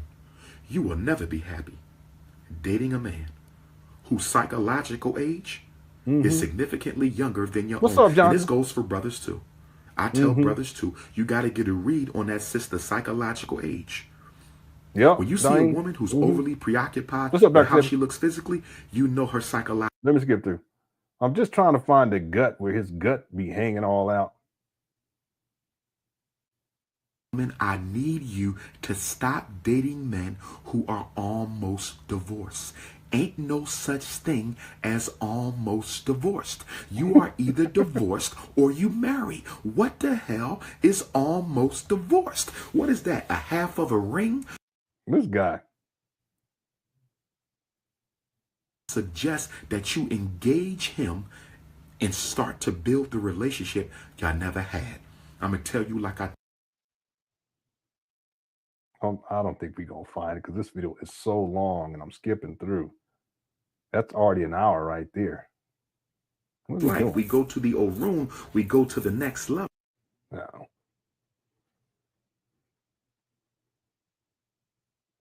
Give their power to the government, power to the people, for the people, of the people, by the people. and you don't leave, guess what? Every time he cheated, you gave away 25% of your power. The first time he cheated, 25%. Second time he cheated, another 25%. Sassy. Third time he cheated, another 25%. Sassy. Fourth time he cheated, all your power gone. 25% times 4 is 100. It's gone. The best way 25% times 100 is, what do you say? Okay, I got you. To lose your power to a man is to threaten to leave and you don't leave. And this is not just about cheating. You might threaten to leave if he don't get a job. You might threaten to leave if he don't start spending time with the kids. You might threaten to leave if he don't start spending more time with you. You might threaten to leave if he don't clean. Whatever your principles are, ladies. When you lay down your principles to a man, and this goes for my brothers too. This goes to my brothers. Who he talking about? This too. But ladies, whenever you lay down your principles to a man, it sure you didn't. have to stick to them. I mean, we could do a whole live stream just on these two. I mean, these videos are long, but I've always told people that these two videos, because he talks very sexually explicit. Don't say it if you're not going to obey it. Don't say it if you're not going to obey it. Don't say it if you're not don't do that. to obey it. I can't put that up on the screen. You tripping? Going to obey it. Okay. Yeah, he talking about himself. I'm gonna talk to the man, but I'm talking to y'all right now. Here you go. I'm talking to you because you need this. Okay. He got his drink. There you go, gut. All right. There's nothing worse. He drinking straight from the car. My sister calling up a man to tell him that I'm leaving you because you cheated and you don't leave.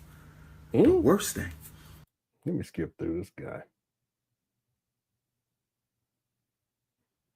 Okay. And then I'm going to give her the facts. If you go back, he going to do it again. That's number one. Number two, don't blame him, blame you. You made a bad decision somewhere. Okay. Number three, he's going to try to get back in with you because a man loves to conquer his prey. We love to control and conquer. We are conquerors by. You see how he says we? See that? I've been telling y'all, conquer their prey. He predatory. He's a predator. I've been telling people, hit the one. I mean, we really should do just a live stream on these two videos. And again, contextually speaking, now that we had heard, all the information that's come out about him being a deadbeat and the allegations of him being an abuser, to go back and watch this, I don't even think I've watched all of these two videos in totality. I have them archived though. Nature, men are conquerors. He wants to know that he can still have you after what he did. So my question to you, my beautiful baby, who I love more than anything on this earth, what are you going to do? Because crying ain't solving shit. And I don't raise weak women. So what are you going to do? Because if you go back to him, don't ever come to me again about this conversation. Don't ever come to me about this conversation. Well, King, no, I'm not talking to him. Okay? If he disrespects you with his mouth or disrespects you with his hands, I'm going to go see him. Okay, if he disrespects you with his mouth or disrespects you with his hands, I'm going to go see him. But he ain't done that. Let me skip through. Trying to find that part with his gut all out. Because most of us would be a fool to get married having not experienced the other person's intimacy. Because you have to make sure that they can please you. Okay? There's nothing worse than a man with a woman who can't please him in the bed, or a woman with a man who can't please her in the bed. You understand that? So they got to be able to please you. But I'm saying the longer you hold out, the better. The longer you hold out, the better. Look who's talking. Okay? My rule, first 3 dates, you don't go into his house. First 3 dates, he don't come into yours. That's not what you was doing with the conscious stripper. Minimally. You can make it longer than this, but minimally. Minimally. Okay? Okay? And don't play with them either. What I mean by some sisters, they'll let you go so far, but they won't let you cross the finish line, right? Don't play with him. If he ain't getting none till you ready, don't play with him. It should be nothing more than kisses and hugs.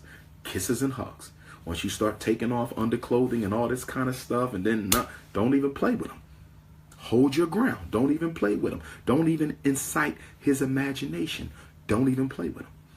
Okay? Don't even play with him. Keep it strictly where it needs to be kept until you're ready to cross that line. Now, there is a warning, ladies.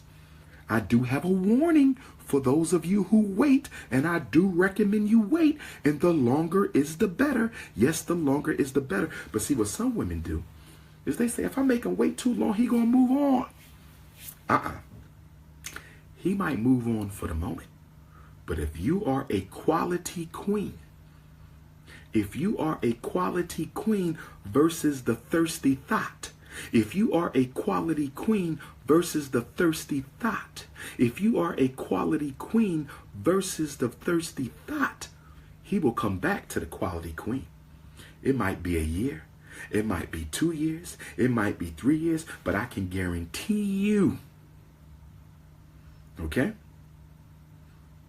that if you are a woman of substance, there's a high likelihood he will return back when he becomes the man that you need. See, he might not be what you need him to be right now. And you looking at yourself like, I lost a good guy. Not necessarily. He wasn't ready. He wasn't ready. He went, did what he had to do, and then he may resurface later. It is your job to hold your ground, because sometimes you got to let one go for a better one to find you. And you got to be patient enough to let the universe work its magic. You got to be patient enough to let the universe work its magic long enough to bring you what you need. Be patient. Shut down your oven and stop baking cookies. Because a big problem with women, okay, is y'all got to take a time out from the sex. Stop sexing. You are internal. And because you are internal, every man that you lay with deposits his spiritual energy into you. I'm not talking semen. I'm talking ashe. Ashe. This is spiritual ashe. What in the world? With him, what in the world? Then you sleep with him. Then you got a nasty attitude. You mean, you hate men. But the problem is you ain't got no sexual discipline. You ain't got no sexual discipline. Look who's talking. This guy. You ain't got no sexual discipline. Black woman, you have to go on a sexual fast. Okay? And you have to cater to your vagina. That's right. You have to cater to your vagina. You got to purr your kitten. Purr. What the? What in the world are he talking about? I can't with this guy. What did he say? You got to purr your, what did he say? Your cheetah? Well, he said something about you got to purr your cheetah. What in the world is he talking about? This guy is nuts. That's what I'm saying. We never cut. And listen, these two videos is one of the most graphic, nasty freak off. And he can just keep going and going. Because he was over there in Japan. He didn't have no cooch over there. The women over there in Japan, they don't be giving it up. Well, when I was in Japan, they was ready. I didn't go for it. But I'm talking, it was the Japanese young ladies. I was young. It was two of them one time. It was two of them. They wanted to go together. I said, okay. I said, well, you know what? I'll see you later. They thought that meant that I was going to be up on that double time. No. My homeboy who was over there, the one we were touring as musicians, and years later, he had told the story to people like, yeah, Lenon, he was disciplined. He didn't go for it, but both of them, they was ready to go. And he was right. They was cute too. That was some cute Japanese young ladies. But no, I didn't fall for it. I don't play that mess. Have me some Japanese babies up over there, because I'll tell you right now, look at a woman to get her pregnant. Hell, he don't be. It ain't gonna take me about but the maximum. It'll take me about 2 minutes and 20 seconds. I can get you pregnant. Hell, it take me about my record's about 2 minutes 45. You know what I'm saying? I'm trying to get to 3 minutes. Anyway, I didn't go for it. But see, Umar, he over there and he's lustful. And because he's lustful, he start talking all this freaky stuff. See, that's what he's sitting up in here in a hotel room by himself talking. That's what he said, purr the kittens. He says something like that. Let's see what he's saying. Your kitten, okay? Give your kitten a rest, okay? Eat a nice smoothie to get the juices working, okay? What? Let all the internal hardware take a break. Take a nice rose bath, a nice frankincense bath. You got to give reverence to your womb. A lot of sisters don't give reverence to your womb. And guess what? When you don't give reverence to your womb, black woman, when you don't give reverence to your womb, when you don't take care of the womb, because remember, your womb is a portal. The black woman's womb is a portal. God sends all of us back to earth through your portal. Your womb is the divine gateway for the reincarnation of ancestral power. Your vagina is a divine portal. It's a portal. God sends life through your womb. You got to reverence that and take care of that. Because we talk about sexually transmitted diseases, but you got to talk about spiritually transmitted diseases. Oh my goodness. What's up, Chief? Chief Red Hair Brown Eye says, do you remember he said someone donated 25 desks, he never shows them? Yeah, I remember that because we called him out on it. He just made that up on the spot. Y'all remember that hit the one? He was like, yeah, someone just donated 25 desks and blah, blah, blah. But we never saw 25 desks. He still got the same broke down desk that was in there from the Moyer Academy. In fact, Chief Red Hair Brown Eyes, one time he was up in there and he showed these desks. And it was the computer desk from the Moyer Academy because I have the videos from the Moyer Academy where they were doing a tour. You guys know that? And they go and they show the computer room. Like it's like a computer lab. It's like where the students come and they learn about computers and all that stuff. The same desks are still there today in 2025. He did that video though when he showed it was in 2024, but I'm sure they're still there. Yeah, he just made it up. He's a liar. He's a habitual liar. Has anyone seen these 25 desks? No, because they don't exist. What is he going to do with 25 desks anyway right now? Or even in 2024? What's the point? He just makes stuff up. This guy, he lies so much, it's incredible. That's the thing about Umar. If you follow him long enough, you realize that most of the time he's lying about stuff. Either he's bullshit and making shit up, or he's just blatantly lying. And for some reason, people don't see, why even lie about something like that, Umar? It's not even necessary.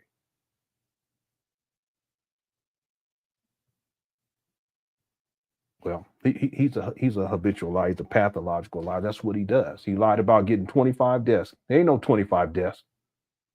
Thankful Super Chat Chief Red Hair Brown Eyes. But you know what? There's a lot of things that he lied about dealing with this school. I remember when he first showed these abandoned traps, he told people they were walking through and the circuit breakers for the light, for the electricity, he was walking through in the dark. There was no electricity and all that's ripped out. But he tells people, yeah, we don't want to have electricity. We're gonna have that turned on Monday. What do you mean you're gonna have it turned on Monday? There's tens of thousands of dollars of work that needs to be done just to get the electricity turned on. But he's lying from the start. But that's what Umar does. He lied about that. He's lied about the HVAC and how long it took. How long was he talking about the HVAC? For about a year and a half before he finally got the HVAC delivered. Well, he lied about these desks too. He just goes on. And it's so unnecessary. There's no legitimate reason for him to lie about some desks, especially some desks. Remember, he also said that we need to get a little IT work done. No, there's no IT infrastructure in those buildings. He has to read everything, everything has to be redone. Even the cat cable that's in there still, the wiring that's still up in there, that's all antiquated. He can't use that stuff. Especially if he's going to be running a school with the bandwidth that's going to be necessary, you're going to have updated cables, and the bandwidth is going to have to be extensive if he's going to be running a school. Why lie about that? Well, he lies about everything. He lied about the desk too. That's what he does. I've yet to see 25 desks to this day, but that's Umar. Thanks, Chief Red Hair Brown Eyes for the super chat. Okay, let's start winding this down, everybody. Let me see here. Let me just get through this real quick. In the spiritually transmitted disease. be giving you advice. They're your girls, but that don't mean she should be giving you advice about love. Okay? If you want good relationship advice, go to somebody in a good relationship. You want bad relationship. Notice that he's mainly talking about women, but that's because he's sexually frustrated up over there. Advice, go to somebody.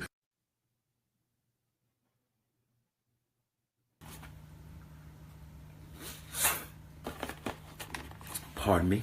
I need to use the men's room. Sassy. For a hot minute. He's so sassy.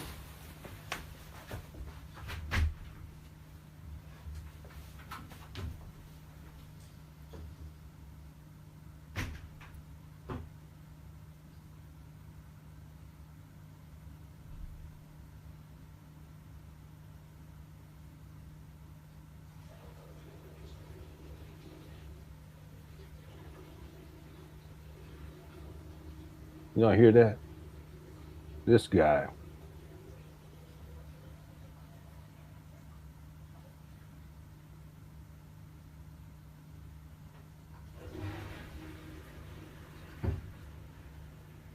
Okay, you can hear him urinate, but then he flushes the toilet and he walks right out and don't wash his hands. Hit the one. He's done this in other videos too. Nasty. So nasty. Yeah.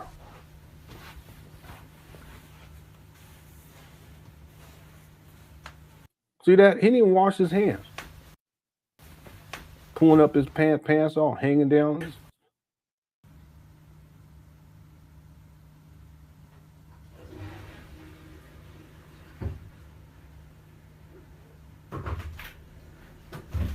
See, he just flushed the toilet. He just come right out. Don't even wash his hand.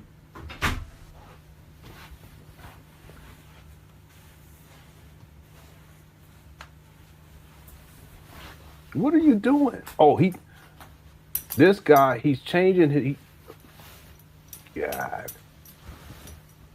He take his pants down, he putting on something else. This guy.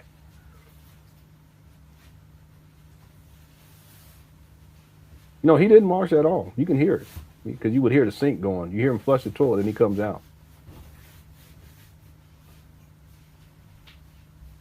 Now he's changing his clothes. Okay. Y'all good, ladies? Let me handle this again real quick. All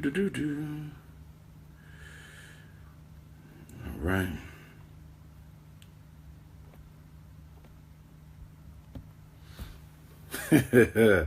Somebody said wash them hands. Y'all damn trip.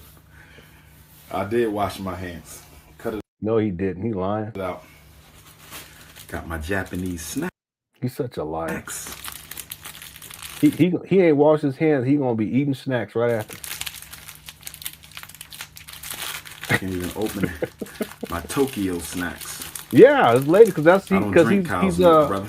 Right. This whole thing is about if we ever cover this whole thing, all he does is talk sex. Mostly he talks sex. Most of it. So that's why he's talking ladies. Eat me a Japanese snack. He's so gross. He's just gonna eat after he used the bathroom, then wash his hands. I did close the door, Veronica. I closed the door. They clowning me. Nah, I can't open it up. Japanese snack. Come on, Umar. You can't open up this. There you go. Revolutionary love. Let me tell you something. If you're not trying to help a revolutionary with his work, don't date revolutionaries. I'm not talking about hoteppers who just making $1. You can date them. I'm talking about real black men who trying to make a real change in the life of their people. Don't date us. I'm serious about my work. And any woman who ain't going to respect my work, I'm going to cut her ass off. Don't date revolutionaries if you ain't revolutionary minded. You don't have to be a revolutionary, but you got to be supportive of the mission. Okay? So with that being said, 3 tips, and then I'm going to move back on. Number 1, if you got a big ass mouth, don't date a revolutionary. Okay? You got to love the struggle enough to keep your goddamn mouth shut. And some of y'all, as soon as you date somebody who got a little bit of status, you start running your damn mouth. Okay? All kind of posts and unnecessary stuff out your mouth because you need to be seen. There's nothing worse than a woman who loves the spotlight when you are a man who already has it. There's nothing worse than a woman who loves the spotlight when you are a man who already has the spotlight. Okay? So you can't have a big ass mouth. You have to be willing to do some work. I'm going to tell you something. When I look over my career within the Black Conscious Movement, it's amazing the amount of women who are attracted to the Prince of Pan Africanism, but they don't want to do no work. They literally think that you just want a pretty thing on your arm. What the hell do I care about a pretty thing on my arm? You're going to be put to work. You will be working. My wife or wives will be working. Do you understand me? Your ass won't just be showing up to lectures with your favorite outfit on from the $10 store trying to look cute. That will not be what's going on. Okay? Anyway.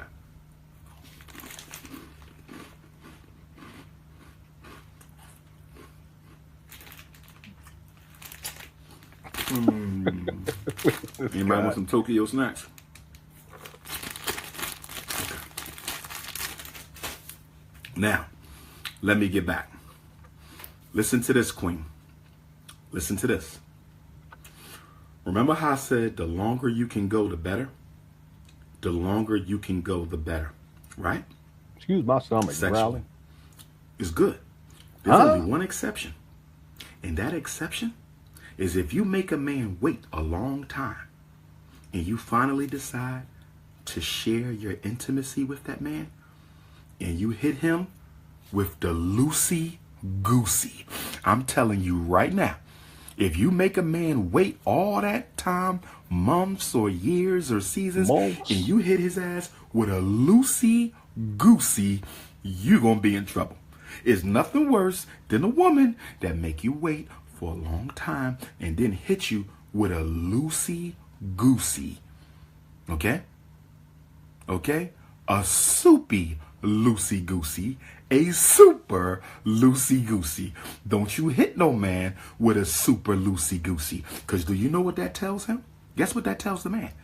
That tells the man that although you made him wait, you had other people who ain't been waiting. Okay? Okay? That loosey-goosey will get your ass left alone. Don't you hit no man with no loosey-goosey. Okay, and you guys, the vernacular, what he's talking about is a vagina that has lost its elasticity. And one of the things that Umar has stated over and over again is that if a woman is sexually active and is consistently having sex, that ultimately her vaginal walls will become very loose, and he's against that. Hey, just a sick individual, just sick. Listen, if a child can be birthed through the vagina, and over time the vagina can return back to its, and it's designed to do that. Umar doesn't know that, but it's designed to do that. Then why would a man somehow think that a woman has a loosey-goosey because she's is sexually active? See, really, what the real issue is that it's subjective. See, if you are a man and you are well endowed, then there wouldn't be any loosey-goosey because nothing would be loose. Yeah, we're adults here. See? But Umar, he's always talking like this. But what is he really saying? See?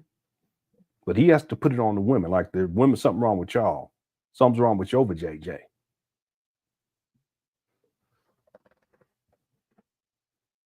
I don't know what he's talking about. And then some of you women be running around talking about, I ain't been with nobody in 5 years. I ain't been with nobody since I had my daughter. She 12. I ain't been with nobody in 2 years. I ain't been with nobody in 18 months. And then all of a sudden, the loosey-goosey. There you go. The loosey-goosey. You don't nobody want no loosey-goosey. Keep that loosey-goosey to yourself. Okay? You think it's funny. I'm serious, ladies. And the other thing too, black woman, Y'all have to stop volunteering information about Yeah, and you're right, at Avis. A lot of this is red pills talking points. Yeah, yeah, yeah. You're absolutely right. You're absolutely right, at Avis.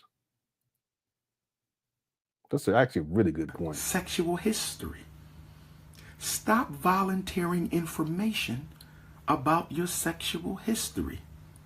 Stop volunteering information about your sexual history. Okay? Women love to volunteer when the last time they were intimate. Listen, people should talk about their sexual history. By the way, I don't know what you're talking about, Umar. I think part of it is because you've been living like a male hole for so long. That's why you don't want nobody to talk about none of that stuff. Freak off, Tunde. Shaya says, it's possible he's throwing his support towards Shannon in an attempt to receive money from him at some point. You're absolutely right about that. He did the same thing with, no, it's true. He did the same thing with Nick Cannon. He did the same thing. See, Umar, he's slick. I remember he would criticize Beyonce for having blonde weave, but then he was asking Jay-Z for donations. So when it comes to the money part, yeah, he tries to ingratiate himself to people. But then when he wants to clout chase off of them or disrespect them, that's what he'll do. He'll start talking shit. That's what Umar does. But in this case with Shannon, it could be he's trying to kind of, well, he did the same thing with P. Diddy. Yeah, he did the same thing with P. Diddy. He's asked for donations from P. Diddy. He did it with Bill Cosby too. That's what Umar does. Is to ingratiate himself.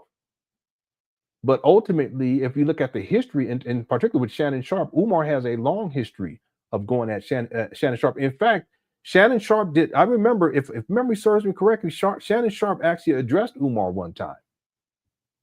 Because Umar was going at Shannon Sharpe, he was going at Chad Ochocinco, he was going at what's the comedian? He was never funny to me. What's his name? I can't remember. He does the Family Feud, whatever his name is. He was going at him around that time. But I remember Shannon Sharpe actually addressed Umar. So he'll call him uncle now, but it's just a way of ingratiating him. He knows it, and he is. Shannon Sharpe is in some deep shit right now. There's videos, there's audio, there's text messages, and Shannon Sharpe, now it comes out that Shannon Sharpe tried to settle this shit for $10 million, but she wanted more money. Where there's smoke, there's some fire. I don't know what happened. People comment on, I don't know what happened. See, I do know this, that Shannon Sharpe, if he wasn't into all this freaky shit at the age of 55, he wouldn't have been wrapped up with the 20-year-old who's doing the OnlyFans and all this other shit. He wouldn't have been dealing with her in the first place. What kind of 55-year-old man dealing with a 20-year-old who's doing this kind of stuff? See, it shows character. He got a problem. But see, now that his back is up against the wall, Umar wants to ingratiate himself and to like, yeah, I'm standing with you, just in case maybe then Shannon Sharpe would be cool with Umar, and then okay, let me go ahead and make a donation. See, Umar, he's slick. It's all about the money with Umar. It's not about ethics. It's not about respectability. It's not about standing on business or standing on principle. It's about what can I do or say to get money out of people. And listen, I like Shannon Sharpe. I've been inspired by the fact that what he's done after and I followed him when he was a football player too. He played for the Denver Broncos for a long time with John Elway, and then he was playing for the Baltimore Ravens, and I think he won a championship with them too, with Ray Rice back in the day. And then to see him, what he's done in terms of social media, I mean, he's blown up. He's one of the biggest people out there, but he's tricked it all off because of this freaky shit that he's into. And so Umar defends him. Why? Even though he's been going at Shannon Sharpe, Snow Bunny this for a long time. Why does he defend him? Well, he defends him for one, because abusers, they defend abusers. And listen, you guys listen to what Shannon Sharpe was saying to this young lady. Yeah, it was abusive. It was manipulative. Real talk. Now, the audio could have been edited and so forth and so on. All that's going to come out at some point. But the fact that he was willing to throw down $10 million to shut her up, that's telling you something ain't right. But see, now all of a sudden, Umar wants to defend Shannon Sharpe, and it has to do with abusers wanting to defend abusers, and Umar's consistent with that. But also, Umar wants to ingratiate himself in hopes that Shannon Sharpe will put some money down on Umar. See, that's what it comes down to at the end of the day. Yeah. Thank you, Shay, for the super chat. Yeah, that's it. That's what it is. That's what, and Umar has a history of that. Okay, let's wind this down. Here we go. Thank you, Shale. Nobody asked you that shit. I didn't ask you but y'all love to do it. You know why? That's called guilt. That's called insecurity. That's called trying to manufacture a certain image for the man you're dating. No, that's called transparency, Umar, and honesty. Keep it to yourself. Listen, any experienced man is going to be able to arrive at a very close approximation of when the last time you were intimate, when you finally decide to be intimate with him. This is so stupid. Umar, what are you talking about? I ain't never heard that. What are you talking about, Umar? Did you hear me? You don't have to tell me nothing. You ain't got to tell no man nothing. It is. He will be able to date you. Do you know what I mean when I say date you? That means after you all have been intimate, he will be able to say, probably about a year. He will be able to say, it might have been 2 years. He will be able to say, it was only 2 minutes, loosey-goosey. 2 minutes, the loosey-goosey. He might find out it was 2 days, the loosey-goosey. So ladies, stop getting yourself in trouble with that old tired loosey-goosey by running around lying, talking about you ain't been with nobody in 2-3 years. Okay? Because that's not going to help you. It's better to say nothing than to say you ain't been with nobody. And then them gooses start. Here you go. Goose, goose, goose, goose. You don't need them gooses. Here you go. Okay. This guy's nuts. Now the ladies, I'm going to talk about polygamy for a minute, and then I'm going to round it out. Here we go. Again, let me get up. We got to get done here. Let me just skip through. I was looking for one other thing. He retains a lot of fluid, or it don't have enough fluid, so the lubrication don't come. You understand? So you got to take care of your womb. It needs to take a break. You got to give it a break. Not just when you're on your cycle. See, most of you sisters, the only time you fast is when you're on your cycle. That's not enough. You need to fast beyond that. What are you talking Reverence about? the divine portal. Okay? And you got to keep it smelling fresh, just like cookies. You want to smell some good cookies. Good cookies. Okay? Some of y'all, the cookies ain't smelling cool. You got to put an incense in there, some frankincense juice or something, okay? So take care of the cookies. Drink some water. Take your baths. Oh, my God. Somebody on Instagram just said, and we Be stop.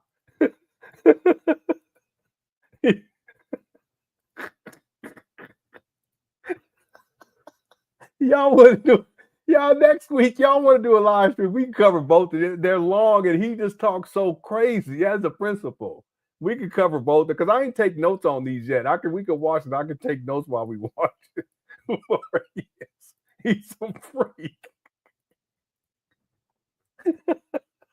Umar is he is. He's a freak. He's a freakazoid. That's what his problem is.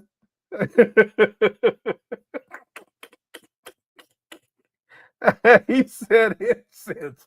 How you gonna put the incense in there? That ain't right. Cut it out, Umar. Yeah. Anyway, this guy. Yeah.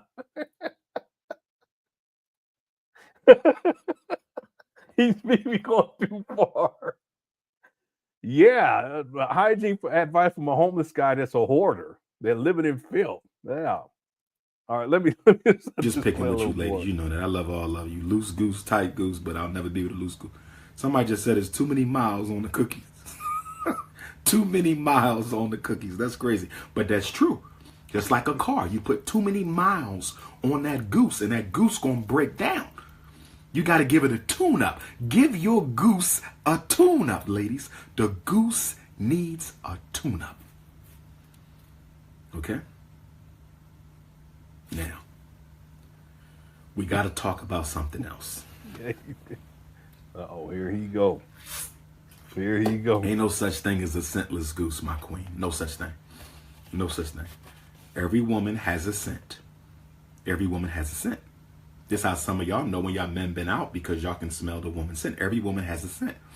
And it's generally a pleasing scent.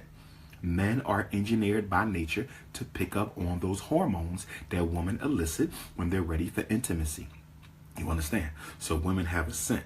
Okay, I've never heard of a scentless goose. Okay, I always want the cookies to have a little bit of an aroma. Okay, because those hormones mix with the man hormones, and that's how we go to another level within that intimacy. Okay. Somebody said, this guy is that.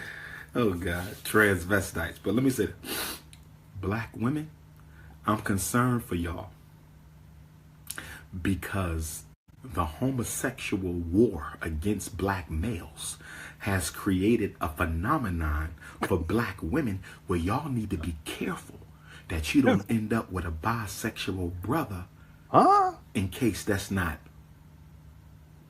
what you into.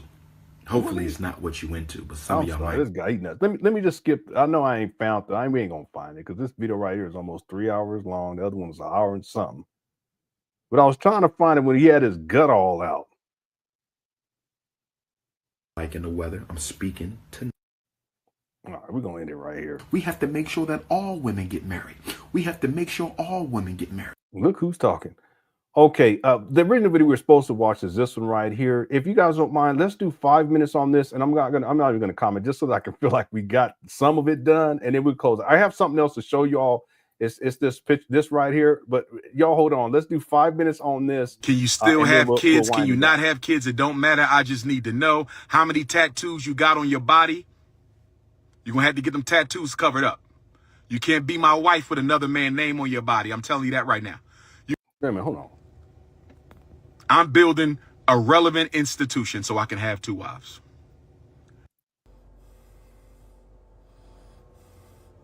Hold on a second. Oh, we already covered the puppy, so let me just go scroll through. Here we go.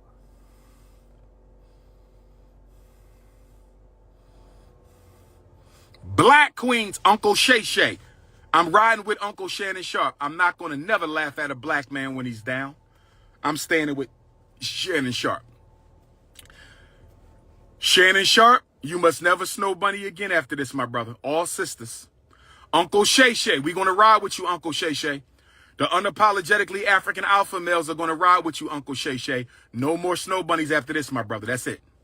Your snow bunny card has been revoked. You should have never had one in the first place. Your snow bunny card is being revoked. You should have never had one. Can we all have 2 wives like Dr. Umar if you build an irrelevant institution, my brother?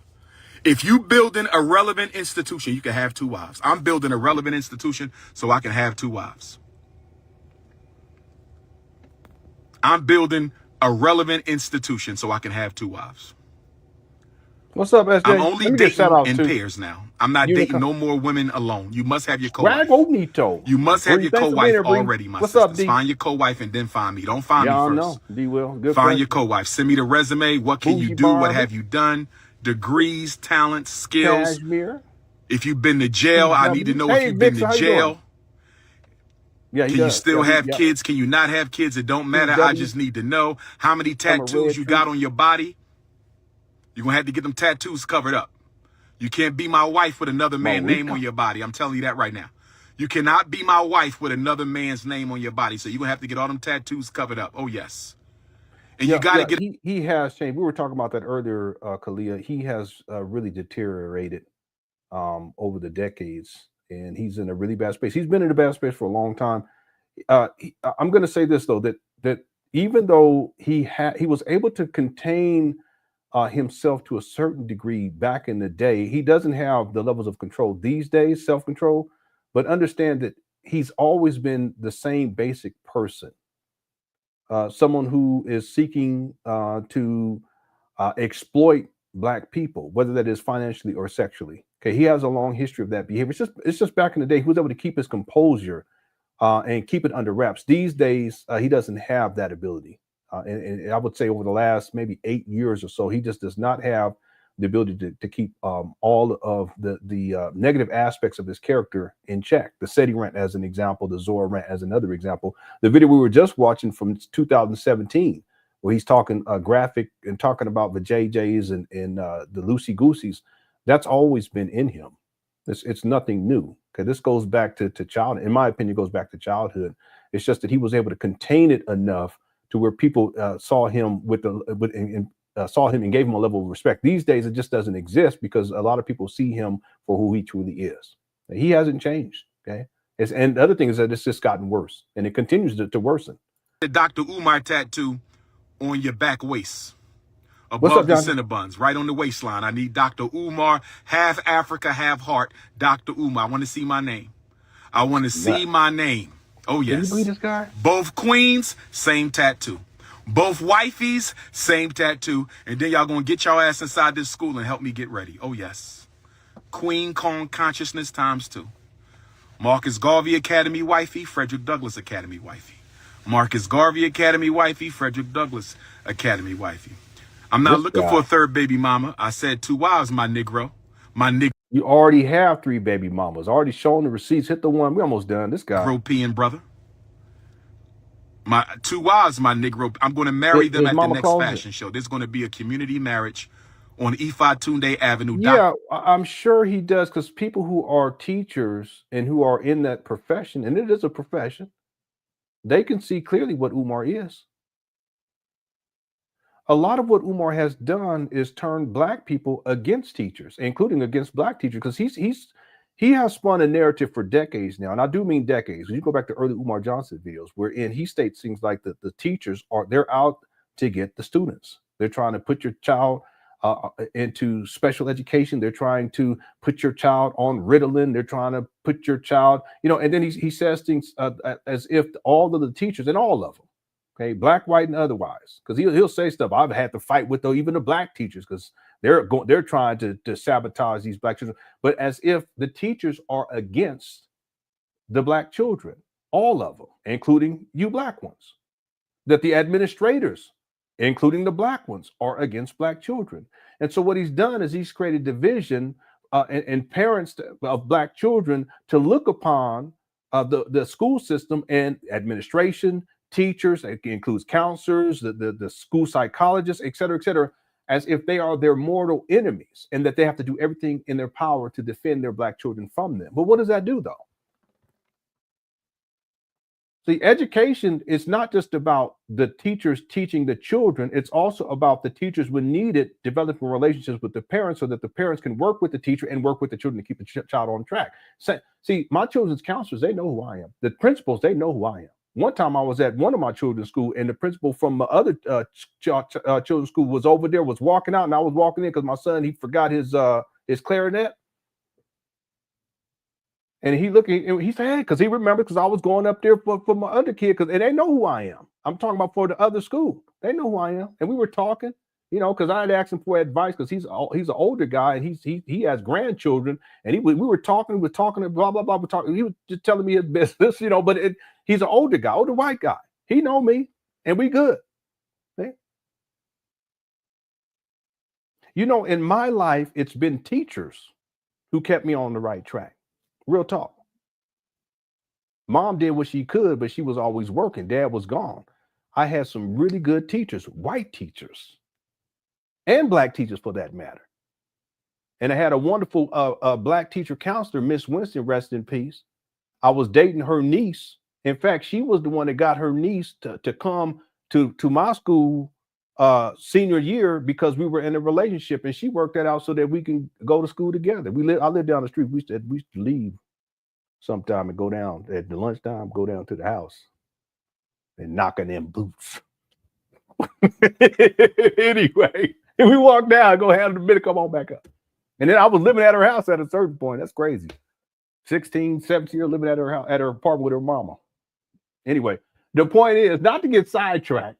But the point that I'm making is that it's been my experience that the vast majority of the teachers that I've dealt with and counselors, they were good people, and they helped me. They helped my family too. Now, there was some horrible teachers too that I dealt with, but those were like more outliers. But the point I'm making, Cashmere, I apologize for going on, is that Umar has painted this false narrative as if all teachers, including the black ones, are against black students.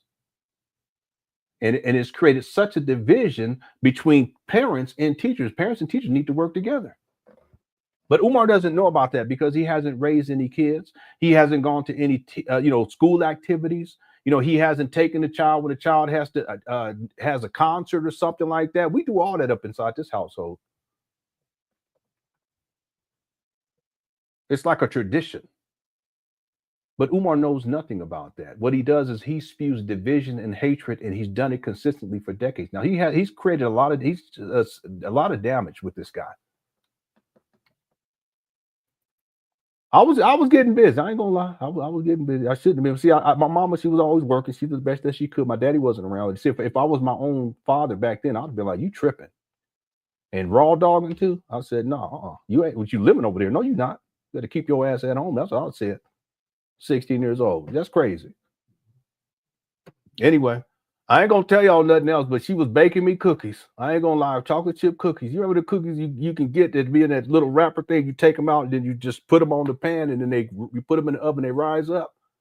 And I'll be watching ESPN back then. We would watch the I was gonna say novelas. We used to watch the Young and the Restless. Then after that, we go and handle that business. She was my girlfriend, so it's, but still, it's just not the right way to do things. If I was gonna be up in there, I should have had the condom on, all that stuff. But she was cool with it. I was like, well, okay, whatever. I tell my son, I told him, I told my son, I said, listen, if you're gonna be, because that's what the kids say, they be saying clapping cheeks. I said, you're gonna be clapping cheeks, you better have a condom. No, Dad, I don't talk. I said, no, I'm serious. You're gonna be out there clapping them cheeks, you better put a condom on. See, I didn't have that growing up. I was a goofy. Anyway. What were we gonna do? Okay, let's just play a little bit more of this, and then we're gonna close down this show. Here we go. Papa Boulevard, Prince of Pan Africanism Parkway. Oh yes. Oh yes. I'm not playing. I'm dead serious. 2 queens. I'm not playing. Ladies, 35 to 55. Sign up. 35 to 55. Listen, in my opinion, 35 and you're 50, no. Especially if you living in your mama closet, no. That's crazy. See, I can't even think like that. There's no way. First of all, me and my wife, we've been together 24 years. So I'm just saying that if I was single with 5 kids, I wouldn't even be thinking like that. My job is to raise these kids. That's my main focus. But see, Umar, he don't know. He just does not know because he ain't raised no kids. 35 to 55, you need to cut it out. See, Umar, he ain't gonna tell people about that third baby mama that he got pregnant when she was in her early 20s and he was 41. He ain't gonna tell people about that. He said, I only got 2 baby mamas. Now you got 3. Yeah, it does happen. It's just the thing is that I didn't have no direction, and I didn't have no guidance back then. So I was, I shouldn't have been doing that. That's real talk. But you get older. I was 16. You get older and you get wiser, but I shouldn't have been, it was fun though. I ain't gonna lie. That's a good deal. You get some cookies, you bake you some chocolate chip cookies, you watch some ESPN, then you get to knocking them boots. You ain't at the age of 16, you can't get no better deal than that. No, let me stop. Here we go. 35 to, I don't care how many kids you got. As long as you take care of them, I'm all right. Look who's talking. As long as you take care of them, all right. If you ever allowed a snow puppy in your cave, you cannot apply. Oh my God. We're going to go 4 more minutes. If you have ever allowed a snow puppy into your cave, you cannot apply. No. If you've ever laid down with a non-African, you cannot be my wife. Those are the rules. Those are the rules. If you've ever laid down with a non-African, you cannot be my wife unless you go to the African jungle and get the queen mothers and babas of African spiritual. They're going to have to do an exorcism on your womb. They're going to have to take your ovaries out and baptize them and put them back in. They're going to have to take your fallopian tubes out and baptize them and put them back in. If you ever lay with a non-African man, you cannot lay in my bed. What in the world? We got to leave it right there. Oh my God. What in the world is this guy? We're going to leave it right there. Damn.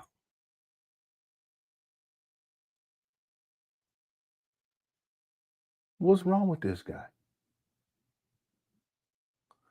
We're going to have to live stream tomorrow. We'll pick it up right there. Okay, let me get the timestamp. My goodness, Umar. We supposed to 16-minute mark. I don't know. I don't have no words for that. We're gonna have to let that sit, and then tomorrow we can come back and we'll start right there. Okay. And I promise tomorrow we're gonna get through this video. That way we'll be all caught up unless he does something else stupid. This guy is nuts. One last thing I want to show you all. This was posted, and someone sent it to me the other day, but Umar, he reposted it on his Instagram page. It says, most requested scholar, aka Big Papa. This is probably AI generated. If this was real, and I could find it, I would get it. Okay. And Umar says, that's not the only dashiki I own. And FTMG doesn't look like that. Who created this bullshit? Yeah, it don't look like that because it looked like, and it says, it says opening soon. They clowning the shit out of this guy. Yeah, it don't look like that because you got some bandos. That's what it looked like, some traps. That's what it looked like. And then shout out to Brother James, because if you guys go, and I'm not going to show it, but if you guys go onto Umar's Instagram page and look at the comment section under this, they clowning the shit out of Umar. They going in on him. So when you have some time, go ahead and check that out. It's the most recent post. He posted it like 60, about an hour ago. And they laughing and clowning him in there. He's deleted some of this stuff. Someone said soon is crazy. Yeah, it sure is. All right. Yeah. So you guys, when you have some time, you can see this on his Instagram page. But that's what he posted. He was watching this live stream while we were going, and he decided to post that on his Instagram page. All right. Thank y'all so much. I hope you guys enjoy this show. More than likely, we'll come back to tomorrow. And we'll finish up with this video. If for whatever reason we don't, what'll happen is I won't, and I'll let people know. If we do, I'll have it up in the morning. I have the live stream up in the morning. And that way you guys know that we'll be live streaming. Did I actually close out the poll? Let me see here. I can't remember if I closed the poll. I think I did a while. Oh no, it's still up. Let me go ahead and close out this poll. We had 1,063 votes. How abusive was Umar Johnson towards the puppy? 18% said slightly abusive, 22% said very abusive, 13% said seriously abusive, and 47% said extremely abusive. I'm going to go with extremely abusive, totally uncalled for, but it shows Umar's character. I'm going to go ahead and close that poll out. And let me see, we got to 573 likes. Thank you guys so much. I really do appreciate it. I hope you guys enjoyed the show. If you did enjoy the show and you haven't hit the like button, go ahead and hit the like button as we wind and close out the show. I want to thank the mods for handling business. Thanks to everyone who sent in super chats. I appreciate y'all. I appreciate y'all. Okay, if you sent in super stickers, thank you so much. I also have Cash Apps and PayPal links listed down below in the description of this video. All right, Cook Quartet's undefeated as we always do. Oh my gosh, so you're fancy, huh? Yeah, black community activist. Yes, ma'am. Okay, Yes, ma'am. Well, good for you. Thank you. Thank you. All right.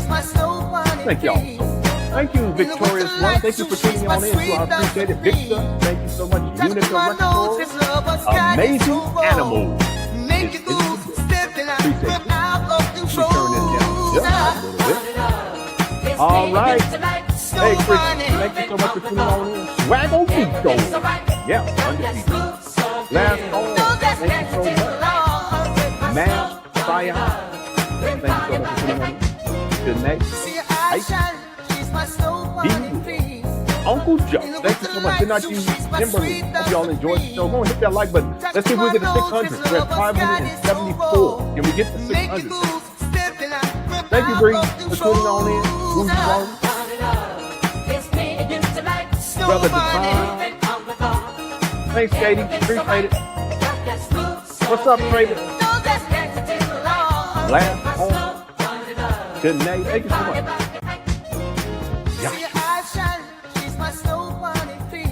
Nice and cute. Yeah, you're right about that. Thanks, Jazzy. All right, Laurie. Kimberly. Jonathan, thanks so much. Good night, bro. Try guy. Thanks, Sports Bet. Appreciate you.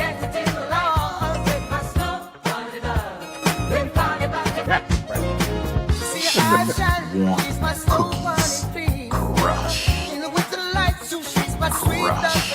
Crush.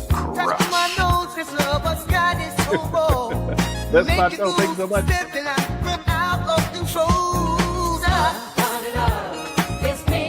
Thanks, 100% for a man. What on, Rob?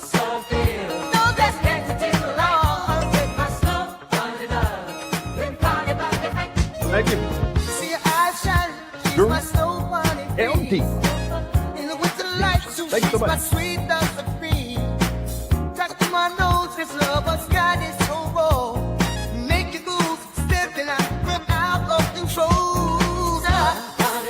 We're at 584 likes, 16 to get to 600. Can we do it? I don't think we're gonna make it now. We're almost done here. I don't think we're. That's okay. We'll try tomorrow. Thank you, Samarian. Thank you for being here. I appreciate it, Derek. Peace out to you, Mike. All right. Thank you guys so much. I hope you guys enjoyed the show. Again, thanks to the mod for handling business. Thanks to everyone who support the show by sending cash apps, or if you send super chats or PayPal. Thank you so much. I do appreciate it. Hopefully we'll be back tomorrow. I do plan on it, but it just depends on how everything goes. And what we'll do is we'll pick up where we left off with the other video, and we will finish it tomorrow. I know we got blown off tonight, but it was well worth it. Okay. All right. Thank you all so much. God bless you too. Thank you so much. D, that is all. Thank you. Thank you so much. Appreciate you too.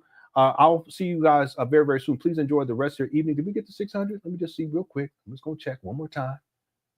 And we are at 580. We can need 11 more. Can we get 11 more likes?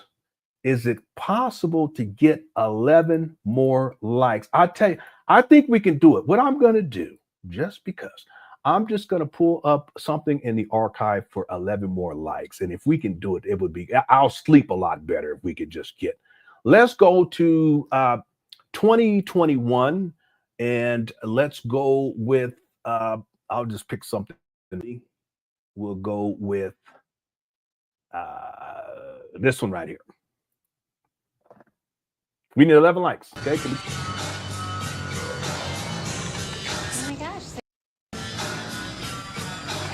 Oh my gosh. This guy right here. Oh, that's okay, Laura. You already hit the like button. Let me refresh and see what we're at. This was during one of the paint days. Oh, we just got to 600. Thank you guys.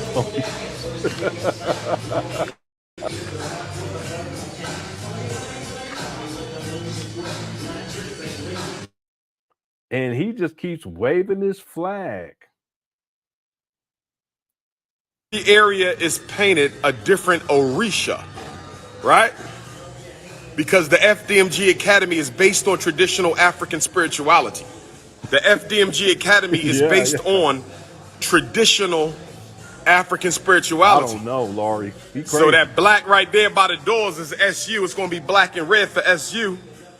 The owner of the keys to fortune. Blue and white, Yemoja, the mother of all life.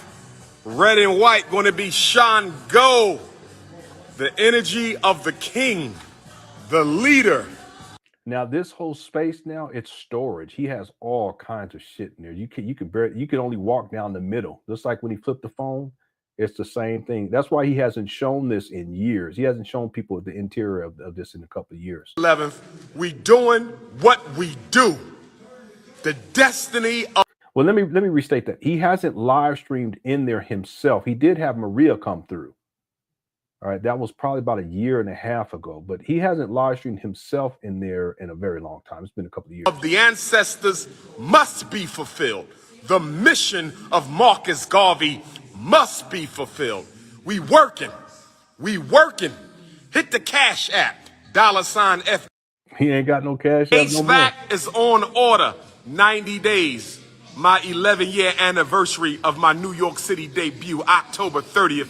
That's when we get to HVAC. My 11-year anniversary, New York debut. The day they found Nat Turner, October the 30th. Yes, brothers and sisters. Relax. Destiny shall be fulfilled. Destiny shall be fulfilled. The Frederick Douglass Marcus Garvey Academy, the block party permit is here. We painting the buildings. The bathrooms is fixed. Let's get it done. Don't talk about it, work about it.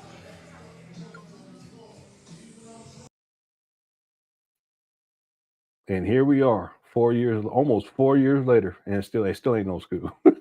All right. Thank y'all so much for tuning on in. I appreciate y'all. Enjoy our time together. Please enjoy your evening. Love y'all. Cook Chat, undefeated. All right, talk to y'all soon. Take care. Peace.